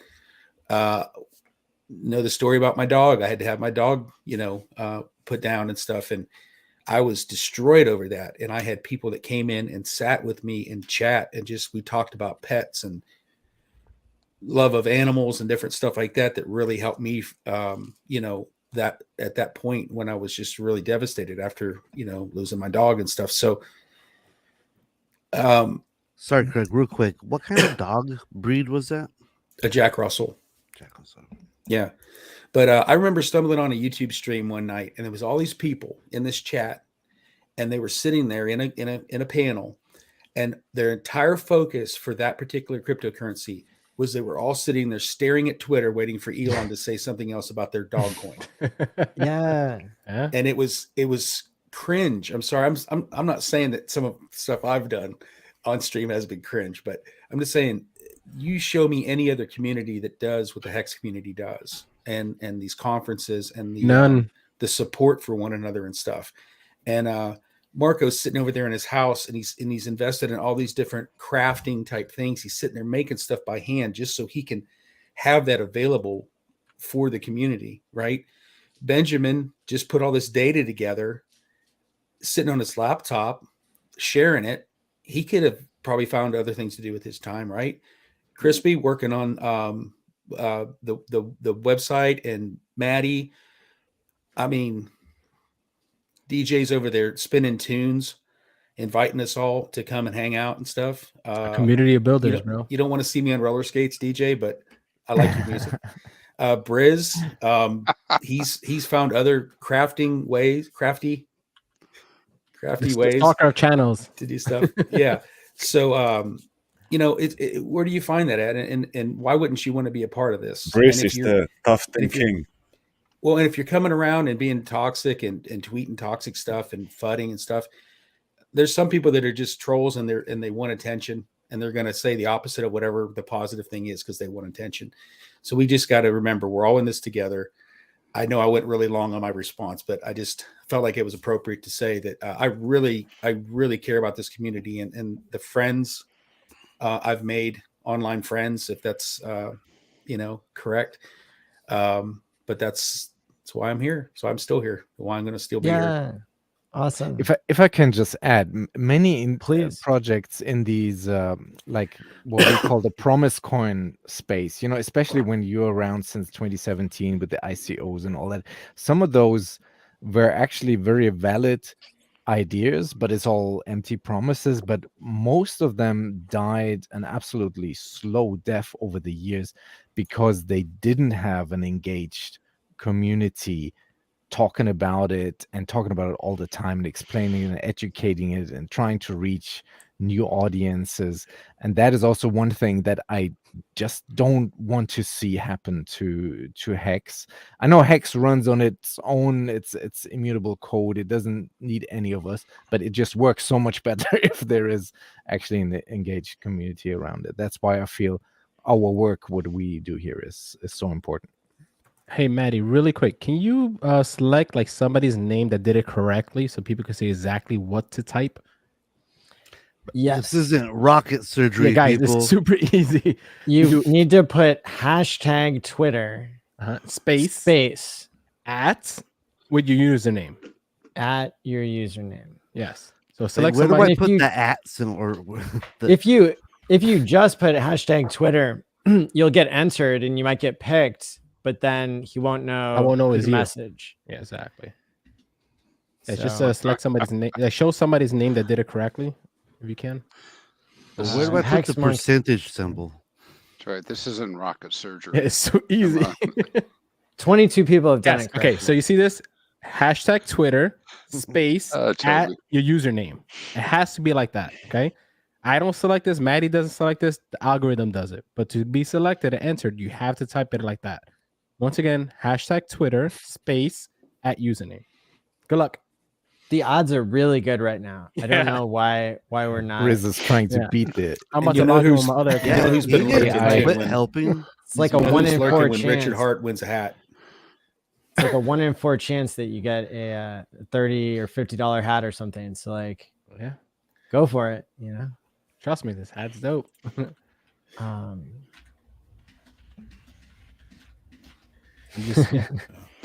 But Crispy, go ahead, man. Oh, is it my turn? All Yes, right. sir. Yes, I'll be short. Hey, listen, I was part of the the whole community here from the beginning, and so kind of like what Benjamin was saying, I'm doing all this stuff manually. Oh my God, they still don't do it. Yeah, I wanted to start getting data together, and so that's how I ended up doing what I'm doing and kind of volunteering my time, my efforts for it. So yeah. And why do I keep doing it? Big community, man. I got a lot of friends here. Yeah. We could talk about pizza. I know who to go to if I want a DJ. I know how to get a hat now. I'm good. All right. If I need somebody to heckle, I got Briz. I mean, good shit. Hex, go. Yeah. That's what Briz is known for. If you need to get to Puerto Rico, we know a pirate. A pirate with a boat. Yep. Briz actually does an amazing Hex cocktail, which has the color gradient of the Hex logo in the glass. Oh, really? Another thing Briz the is known for. Mexican sunrise. All right. Tequila sunrise, baby. All No, right. Mexican sunrise. Mexican. All right. Mexican sunrise. I have to see that. So cool. Marco? All right. So why I went to this community? Nothing like it, man. I've been to multiple communities inside, outside crypto. Seen it all. I believe so. Been through a lot of different things, internet marketing, etc. And yeah, man. Once I found this community, found Richard, it was completely different. But then when I went to Maddie's first conference and I met everyone in the beginning, like the original folks, that's when it clicked. I'm like, holy shit, like this is real. This is verified, right? Like on the blockchain, like this is real, right? And it was cool. And then different events that year, the online conference, the ups and downs, the NASCAR, just everything in general. Just it kept on adding and adding and adding to just the same word I always use is validation, right? Like this is real. And I just fell in love with it, man. I fell in love with the different stories, the different people. It's insane because the people I met in the past 3 years, right? I spoken to these people, seen them, chilled with them, party with these people more than I do with my real friends in life that I've been with the past 30 something years, right? I think that says a lot, right? That's real, man. The past 3 years, I think, changed everybody's lives. I'm talking about in the world, not just Hexagons, right? COVID changed everything, and relationships were destroyed, families were fighting, etc. And people, if you hear their stories, they met strangers that kept them through that progress, right? When COVID happened. And this was our progress. This was our way of sticking together, going through the insane what was happening with the world. And doesn't matter if the pumps or the dumps happened, we're still here, right? And why I'm still here, listen, man, nothing could FUD me. Nothing. There's a reason why it says Marco the Hexagon, right? There's a reason. In 15 years, it's gonna still be like that, right? I don't care what alphabet X19. question me. Sure. I don't care. People in the streets try to question me. I don't care if charts look like it's going down 98%. I don't. If my wife next door cannot FUD me, you cannot FUD me. Right? And once again, nobody's getting me out of this. Right? It's my own choosing. Since I've been here, nobody paid me a penny. I never asked for a dime. I never asked for a donation. I never asked for anything. Right? I think I've given my heart, my soul, my finances to this community like crazy. I don't regret any second of it. I'll do it over and over and over and over again. I love being a Hexagon. I love doing this. This is my pride and joy. Like, I love seeing progress. Every time I speak to somebody, every 2-3 months, it's progress, right? It's their journey, their life, their lifestyle, where they're going. Sometimes we hear the tragedies too, right? But that's beautiful. That's family. You get to hear the tragedies and you're there. Yeah, maybe they can't be on my shoulder right here, but virtually or through the phone or through tweets or messages, my shoulder's there for them, just like they're there for me, right? The past 2 weeks, my family's been going through some stuff with my grandparents and internet people, right? Tweeted me, DM'd me more than my real friends would, right? That says a lot, man. That means a lot. I don't forget that, right? And same as when other people are going through some stuff, right? Recently, we have a Hexagon, God bless him, right? We lost his daughter. And, he's going through it. And you have, excuse my language, you have motherfuckers making fun of this guy because he's wearing a hat that says Hex. What they don't realize is that maybe he put in that hat that morning, right? After he finished crying that he lost his daughter, right? He puts that hat and maybe it keeps him sane. It keeps him from breaking down in front of his wife. It keeps him down from breaking in front of it. God bless if he has other kids, right? That keeps him sane. You have people outside the community make fun of that. But it's okay. You know why he's okay? Because he has people like us, right? He has people like us, man. Break in there real quick. I heard someone man. online say it was actually his daughter's hat. Oh, it's his daughter's hat. She was a Even look Hexagon. at That's what I that. read. That's what I read. Remember so her? I don't know if it's true or not, but that's Right? what I saw. Oh man, I thought that too. Breaks my heart. Right? But regardless, it's like It he is has interesting, the a double community that will standard. be there to him, right? If he had a Bitcoin hat on, nobody'd say shit. Yeah. If it was Supreme or Nike or Balenciaga or there's other shit that's out there, right? Yeah. Nobody would care. If this was whatever, if this was Argentina or anybody's hat, right? Soccer, they wouldn't care. But It it was could a just be a bad. It is what it is, It man. could just be a bad hair day and a hat close by, and I put this on rather than have this poking out. People are like, I just imagined something like that happening to me, and I can tell you guys the last thing on any father's mind is what the fuck is my hat saying? I got a daughter and a I'm son, man. giving an interview. Yeah, I mean, he might wear that hat every day, and when he got to get up and he's been on the 50th camera interview of the day. Yeah, you about think what's people are going not on. harassing him 24/7 in his private life, like asking questions? They don't give a shit about how he feels. They just want a story, right? Yeah. This is why nobody could fuck me out of this community. Why? Because while the world is trying to like interfere with his family and his conscience and his emotions and use that against him, he has a place where he could cry and burst out his emotions, and that's Hexicans around him. You know, that's why I don't leave this community, man. Because there's nothing like it. You ain't gonna fuck me. So it is what it is. Maddie, that's my answer. It's really beautiful how you said it, Marco. It is what it is, man. Respect. Briss, your turn, bro. So Why are you gonna keep on stalking us? Tell us. Can I get a recap on the question? What got us started in the community or keeping us? What got you here in the first place, What was the and or question? what kept you coming back for And more? what's it going to take to get rid of you? No, I'm sorry. And is there a way to get rid of you? Oh, never. How Well, far no down way. does the hex There's price no have to way. go before you start rage quitting? Everybody loves Briz. He knows it. I've been raging silently. Everybody's got a price. Like I said in my introduction, I kind of came. I got streaming because so many people were just fudding Hex. Before it launched and right as it launched, and they're just fudding it like crazy. They're And still I'm doing it like- now. and they're still doing it, and it made me just dig my heels in deeper. I'm just like, you know what? Like, I was like, you're like, oh, this is a scam. I'm like, okay, well, guess what? All in. How about that? How about that, buddy? Don't tell me what to do. Sounds good to me. Yeah. Don't tell me what to do. It was a good move, though. I mean, I don't know. I didn't go all in because obviously I still had Bitcoins to sacrifice for Pulse Chain. But, I just kind of dug my heels in, which is like another reason why I don't like it when Hexicans actually like talk crap on a lot of other coins, especially like established coins.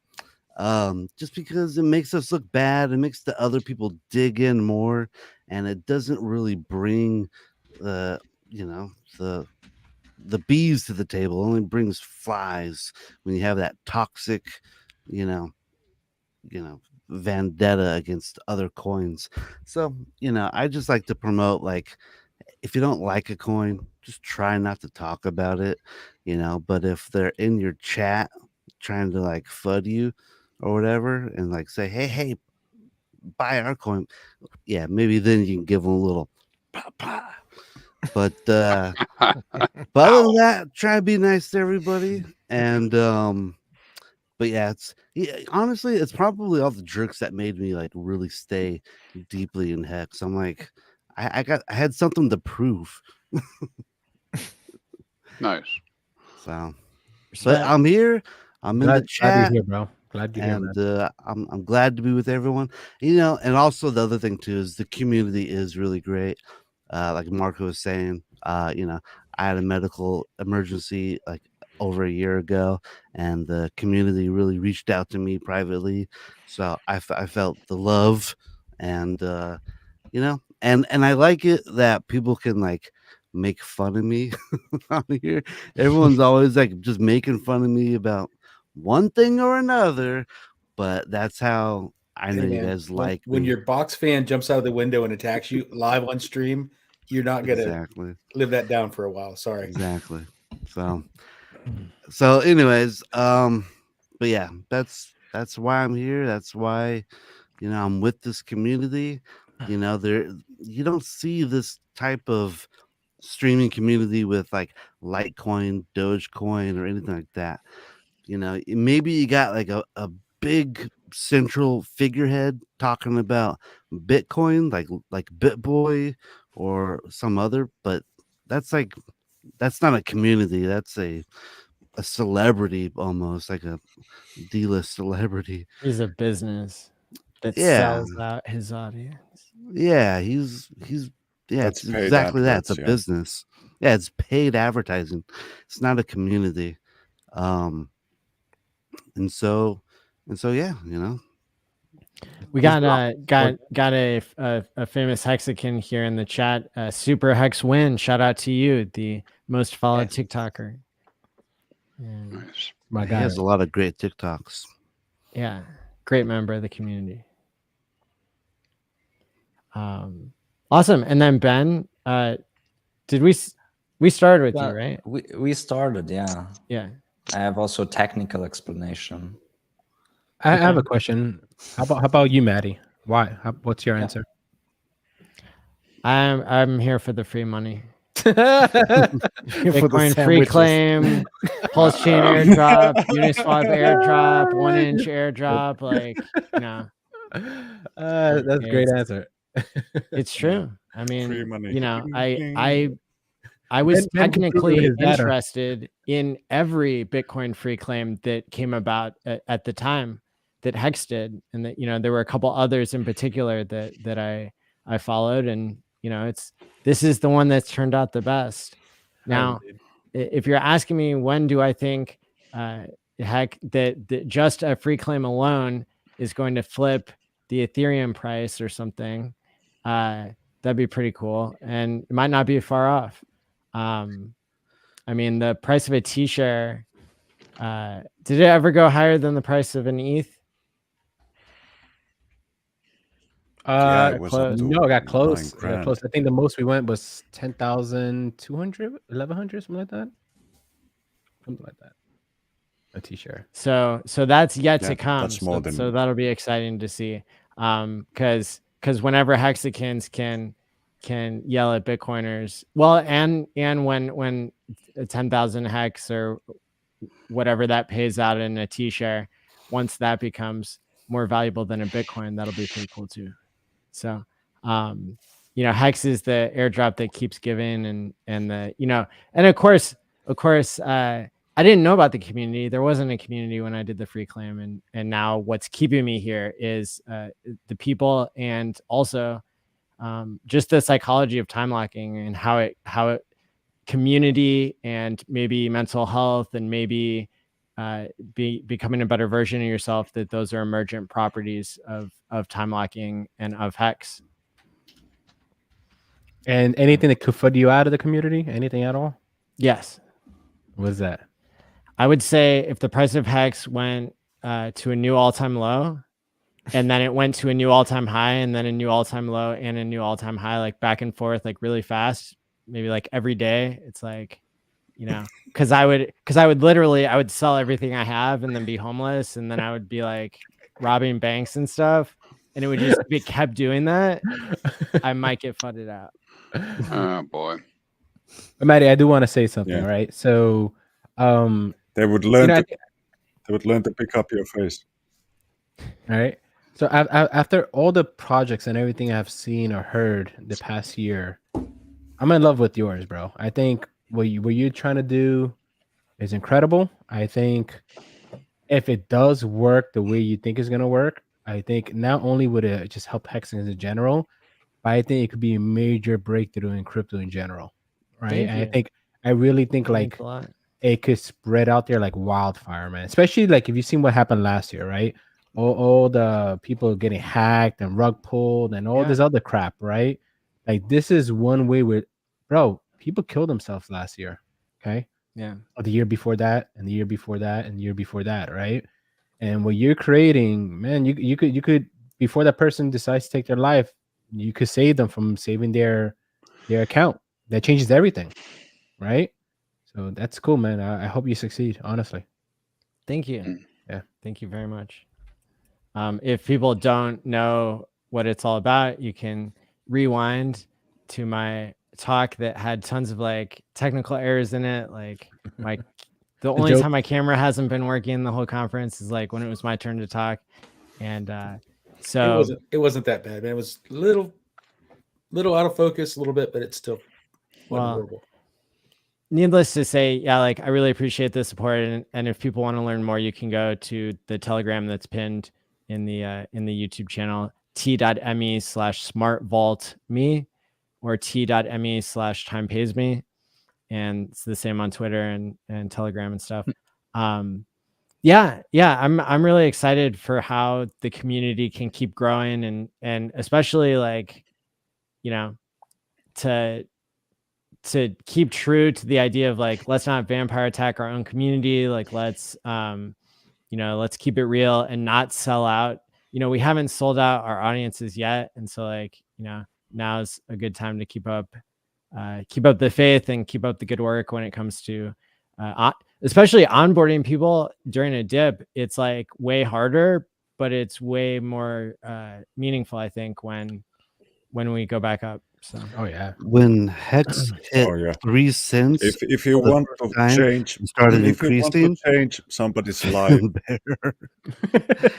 when it hit Hex for the first time, I was like, if I just keep talking, going up, he's yeah, if I just keep going.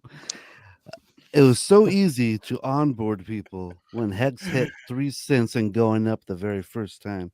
Oh yeah. And now it's like everyone's disappeared. Hey, that's cool. Finbear, what did you have to say? But if you want to change somebody's life, you onboard them now. Absolutely, man. That's like if you want to have the good feeling that I'm pretty sure everybody on stream has had of having mates call you and like thank you, like, man, that was a hot tip, thanks. This is the time when you get those guys, get them in kicking and screaming and giving away their last $100 or 100 euros, and you, dude, be a man, grow a pair, we're putting this $100 in, and once it's like 5 grand or 10 grand the next cycle up, it's your duty to talk some sense into them and make sure that they keep their like wits about them when this thing unfolds into the future, so that we're gonna have a good hexagon for, because there's a space in the stream. Clearly there's a guy missing there, so maybe somebody's gonna onboard him this next week. So let's all hope so. Wasn't it good point? We need those earlier good when the hexagons, ladies- and it's easy if you come at the bottom of the market. when the ladies were talking earlier, I think it was the first segment. I think it was Fashion Coder said that it unseen. It's almost a blessing that the price has been what it's been doing. Absolutely. Because if you've been DCAing in the last couple months, I'm speaking myself. I have more hex in the last couple months from DCAing than all the hex that I've got over the last year, just by DCAing in with it at this price. So if you're here and you truly believe in what this is, why would you not be loading your bags now? Because if you're buying at 3 cents, just think whatever you put in at 3 cents, even if you didn't stake it, even once it's back to 9 cents, you just tripled, right? So if you truly believe in this and you're not adding to your bags, then you probably really want to rethink your whole strategy for what's going on. Look, Because it's if you're really waiting simple, for it to man. get to a penny or a half a penny or something, then Listen, people want a penny or half a penny. It's very simple. You had a 97, 98% dip, and you're about to get a buy one, get one free. Yep. What else do you want? What else more of a sale do you want? And then you got a Hedron, Coast, you got everything else on top of that, buy one, get one. What else do you want? Right? Like, you won.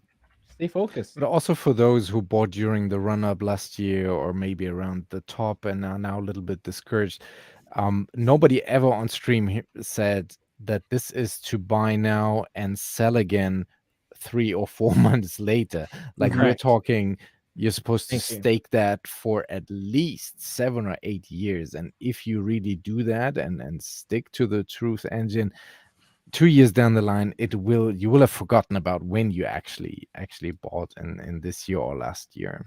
I said, if you really believe in the process and the code and Hex and Richard Hart and the community, if you stake for 10 years, do you really think Hex is going to be 2.7 or or 2.7 cents a piece or something in 10 years? If the answer is no, if you think it's going to be much, much more than that, then what are you doing?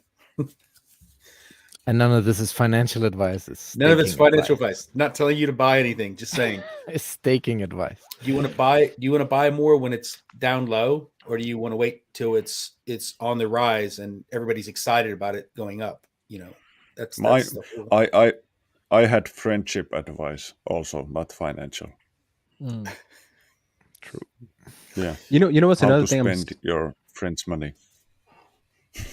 You know what's another thing I'm super excited about? So the other day I was sitting, on my couch. I was just thinking, right? I was thinking about like the past year, 2 years, etc. of Hex, right?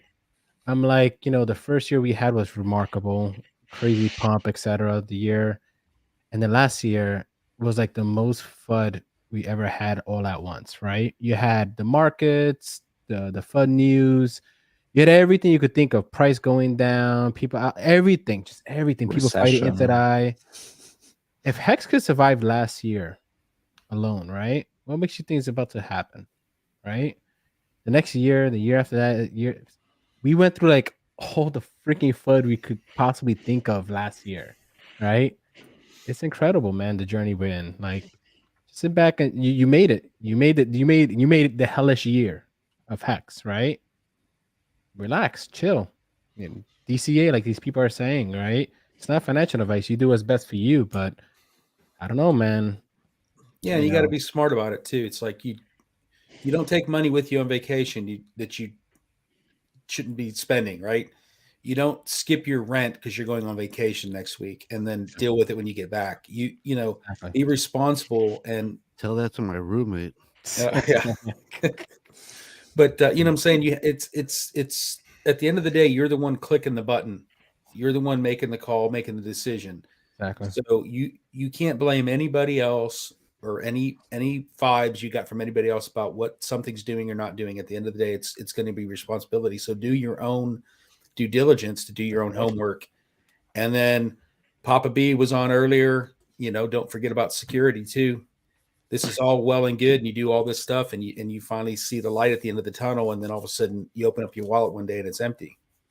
Too. So there's a lot to be responsible about. Maddie's gonna save us, so we're okay. And I'm gonna fix that. So he's gonna fix that, please, so that it doesn't be so scary. But right now it needs to be. Exactly. I think. So that's what's up. And then also the aspect I think of Time Pays Me is getting people ready for making staking ladders, because it's allowing you to drip whatever you have.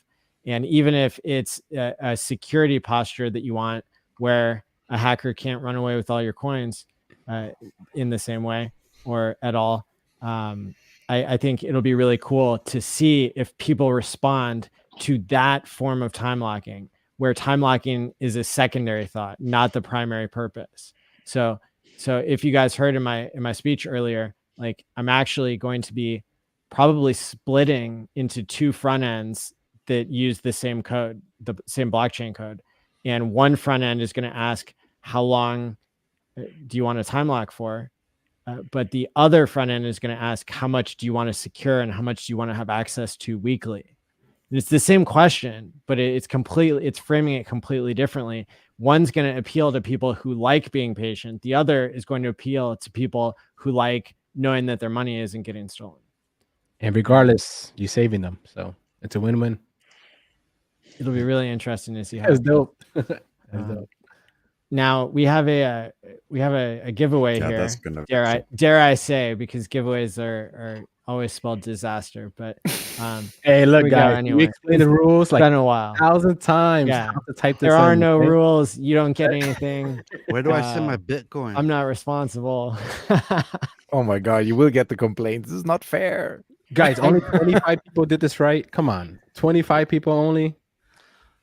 Yeah. Let's go, here we go. Hopefully, I'm in there. Hey, it is what it is.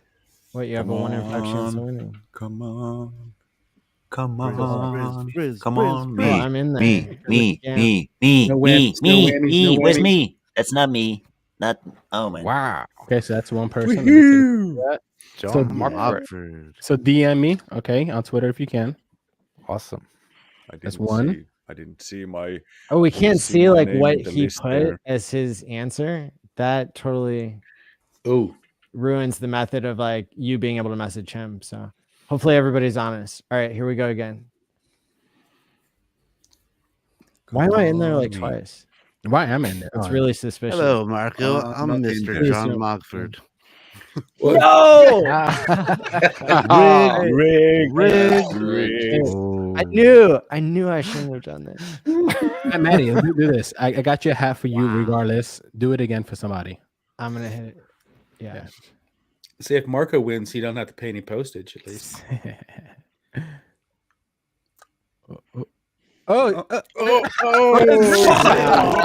Oh dear. You guys see why we don't do giveaways? Do it again. Do it again. Rigged AF. That's funny as hell, bro.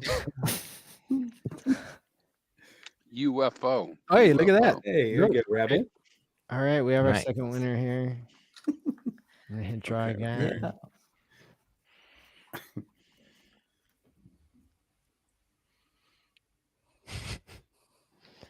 Sandy. Hey, Sandy. Sandy. All right. Sandy. Nice. Well deserved. That's You know, I three. need to play our background music too while we're doing this. That was 3 winners. I think that was all the people that did it correctly. And try again.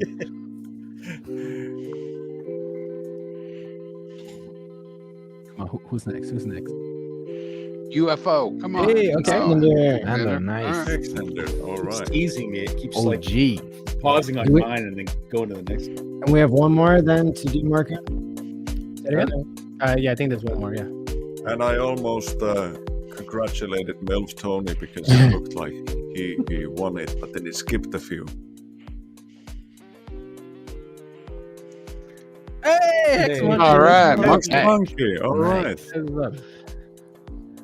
right, matter of fact, Maddie, do one more. Do another one. Let's do 6. All right, Let's do 6. here we go.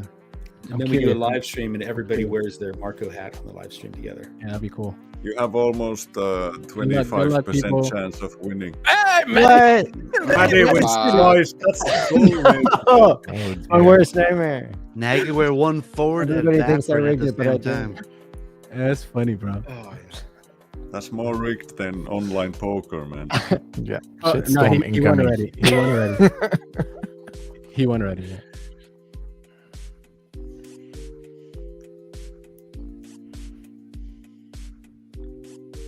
Hey, There you go. Oh, there you go. there you go, man. All right. Well deserved. That's Hey, the hardest Melv Tony working man. can get, Congratulations, Melv. Melv Tony Yeah. can get badges Yeah. with a different price, and every time it changes, he just puts the new badge on. Hey, Maddie, if the winners, hey guys, whoever won, if you could just type your username right now, so I could take a picture of it on the comments, I'll be able to DM you and decide, Said Hex or Monkey, DM me on Sandy- Twitter, if whatever is easier for you. Hex Monkey, Sandy, Melv Tony, Rabbit, Yep. Maddie, and Marco. That's exciting. Maddie twice. Yeah, that's fun. Was that Maddie? Is that through StreamYard that does that? It is. Oh, nice. Is that one of the new features or something? Yeah, So it's where a do you- free feature. You just have to Google how to do it, and it'll take you to the website that does it automatically. And then you So just how tell do you people- select the winners, Maddie? You click on the winner, or Yeah, you does just it tell do people what to put, automatically. tell them what to put as a hashtag, and then if you don't want to awkwardly draw yourself, then you can't actually type your own example into the chat. So when I that's entered what I did. twice accidentally, that's what made me eat my words. And now RG3 can rub it into me or something. You know, Twice. I'll have to check that out. We can use that on our Hangout. you can, yeah. Some giveaways and stuff. Pretty cool. You could get creative with it too. I bet you could get Hashtag Twitter space username is just it's very Melatonin, complicated. We need X Monkey, We Well, need Toby it. one checked it out. Sandy, There's actually Monkey is a Three. username and Twitter. John Mockford. That's actually a real person. On Twitter. Called. Yeah, there's somebody's got your username is the Twitter account. Oh. That's what Toby said in chat earlier. It's got like 500 followers. Awesome. Now, let's go around and do our final remarks here, guys. Any last words, Finberg? I would like to remind everybody, like guys and girls, regret is on the menu when you're in crypto. So you're just gonna have to decide what kind of regret is the easiest to live with for yourself. Is it like not staking long enough, not staking big enough, being too safe, not being safe enough? You know, that there's all these things that you can do or not do that will end up giving you all kinds of regret. So please, when you're making these life-changing decisions, try to minimize your future regret if that feels like a good way of thinking of a strategy. Thank you. That's really profound. We should wake you up in the middle of the night more often. Please don't, but if you want to, I'm all up for it. At 5:55 though. That's right. Yeah. DJ Cryptomatic, final words here. Final words. Thanks for having me, and congratulations on to you for another successful online conference. I just hope you will do another in-person conference as well, because I really truly enjoyed the one in March in Vegas at the Hexcalibur. And I know some people say, I've read that online, like, oh, we shouldn't be sitting for hours in a conference room. I'm one of those guys. I like sitting in a conference room. Like, I like that. I like also, yes, you could argue the guys you see on stage, I can also watch them on the internet. Yes, you can, but it's not the same thing. Like when is this a German thing? Okay. No, but like when you see one of these panelists live on stage, it's again a totally different experience. So I truly enjoyed everything around it, and I just hope you will be able to do another one of those. Well, that's whoever great feedback. gets to talk with Richard, one of the few lucky ones on day 4, it would be nice to pick his brain a little on what he is expecting from the Hex community in terms of marketing outreach. What would be points that he is saying that we should focus on? I thought that would be an interesting thing to pick his brains on. Good question. That's me. Gen Hex, final words? Oh, yeah. Thanks again for letting me come on. It's always a blast. Always get to get a chance to meet new people, talk to friends again. And next Saturday, gonna do our first new stream on the new channel. So if you haven't added me on Twitter, I'm at Craig Wadding, all one word. Look for the tweet for next weekend for our first live stream. We're going to have kind of a open house party kind of thing for the first one again, to get it rolling again. Would really like to be able to get my sub count back where it was before the other channel got deleted. So if nothing else, if you see the tweet, at least stop by, say hi, do a like and subscribe and all that kind of good stuff. We'll be back into it. I miss doing it now at this point. So thanks for everybody's support, and hopefully we'll see you then. And everybody just hang in there we're all in this together, just hang in there. Believe in what Richard Hart's set up for us, and Pulse Chain, we're still waiting on it, but just hang in there. Don't give up. We've all waited this long. We can wait a little longer, right? Yeah. Yeah. It's me, man. Final words. Well, hey, Maddie, thanks for putting this all together. My pleasure. And yeah, that's number one, right? For everyone out there, this is a cycle. We think it's a cycle. So may have a bottom, but it'll have a top. So let's look forward to maybe some cycling going on. And then otherwise, I'll just steal your tagline, stake wisely. Stake wisely. Marco. Guys, it's been an interesting journey these past years. Every single moment, every second, every event, every party, every drama, everything, right? It's what makes us, right? And the next 12 plus years going forward, I think it's going to be remarkable. I think the people we're going to meet in the future is going to be remarkable. The events we're going to have in the future is going to be remarkable. The drama is going to get even more intense. At the end of the day, we're here together. I think it's going to be an incredible journey. Update about me, basically next week, I believe maybe Thursday or so, my website should go live. I'll tweet about it, etc. when it does. Don't have to. If you guys care to buy anything from me, understand it's only going to one thing. It's going back into Hex, right? I enjoy what I do. I will probably start streaming a week after that. I'm just helping out my grandparents right now. They're going through some stuff in the hospital.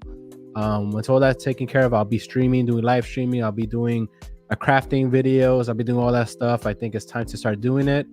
But yeah, guys, listen, my name is One Things, Marco the Hexagon. I'm always going to be here. I enjoy being here. It's a fun journey. I love it. And, I'll see you in the next event, man. Nice. I'm Briz again. Final words. Basically, we are still so early. You can't measure this in a length of time.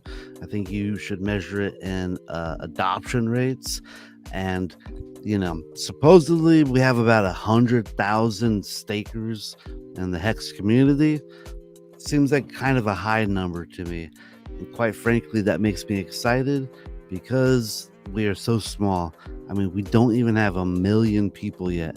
When we have 1 million Hexicans, which is not a big number, when we have 8 billion people, dude, that's going to make us automatically 10 times bigger and probably 1,000 times more valuable just with having 1 million people. And then from there, it just keeps going and going. So, really the big thing is just it's an education campaign to let people know about this product, how it works, how staking works, and it's like wealth generation. I kind of wanted to talk about marketing just for a little bit of a second. You can print out cards, over at Staples. You can put anything that you want on these things. The government can't stop you. And and the man. You have permits for those cards. Yeah, you have a permit to pass out those cards. Papers, please. Papers, please. And like a big old stack of cards like this, I think you get like 1,000 of them. It's like $25. I've also printed out like double-sided flyers, and these are a little bit more expensive, but they're like 25 cents each for double-sided. And if you go out walking, for exercise, if you just go through your neighborhood, go through like places with kitty, go through the neighborhoods that have like houses and just put these on the windshields of cars as you're doing your like exercise. The cat is yawning. You're boring the cat, Chris. I'm boring you. Okay. No kitty. It's a bad kitty. Someone clip that. So that's my spiel. That's my final thing is just, make some marketing material, go hand them out, give them to people. If you want to see Hex marketing, you got to do it yourself. And with that said, I'm so happy to be here, and I pass it off to Ben. Oh, first of all, Matty, thanks for organizing this, especially every year, and all the other streams. It's really nice that you do, and that you have the energy after your car accident. I really appreciate it, and I appreciate to be invited. And thanks to the Hex community, thanks to you guys that you have received me with such a warm welcome. And it's really rewarding. I feel really nice to be here. So if I can encourage some other people from the community, if you have a skill, a unique skill, then just stick with that, and you can contribute with basically anything. I like data, so I'm always showing up with some charts, and yeah, all the Hex YouTubers can invite me, and I make sure that I bring some new chart with me. Hell yeah, dude. Nice. Awesome. Hopefully you and Crispy can do something together, because I believe the data on Hexfire at IO is it's awesome data, but with a small touch up on the presentation. I'm so sorry, guys. I have somebody whose car broke down, and I have to go get him now. So, No worries. I really appreciate you guys being on here, and you guys rock. Thanks so much. We're gonna be back tomorrow with day 3 of the Hex conference. Hit the like and subscribe button. Until next time, my friends, stake wisely. All right, guys. Good night. See you guys. See you tomorrow. That's a Hex flex. Making money, yeah, we growing by the excess. Yeah, Hex, all we know about is excess. Turn a fiat on ramp to an X.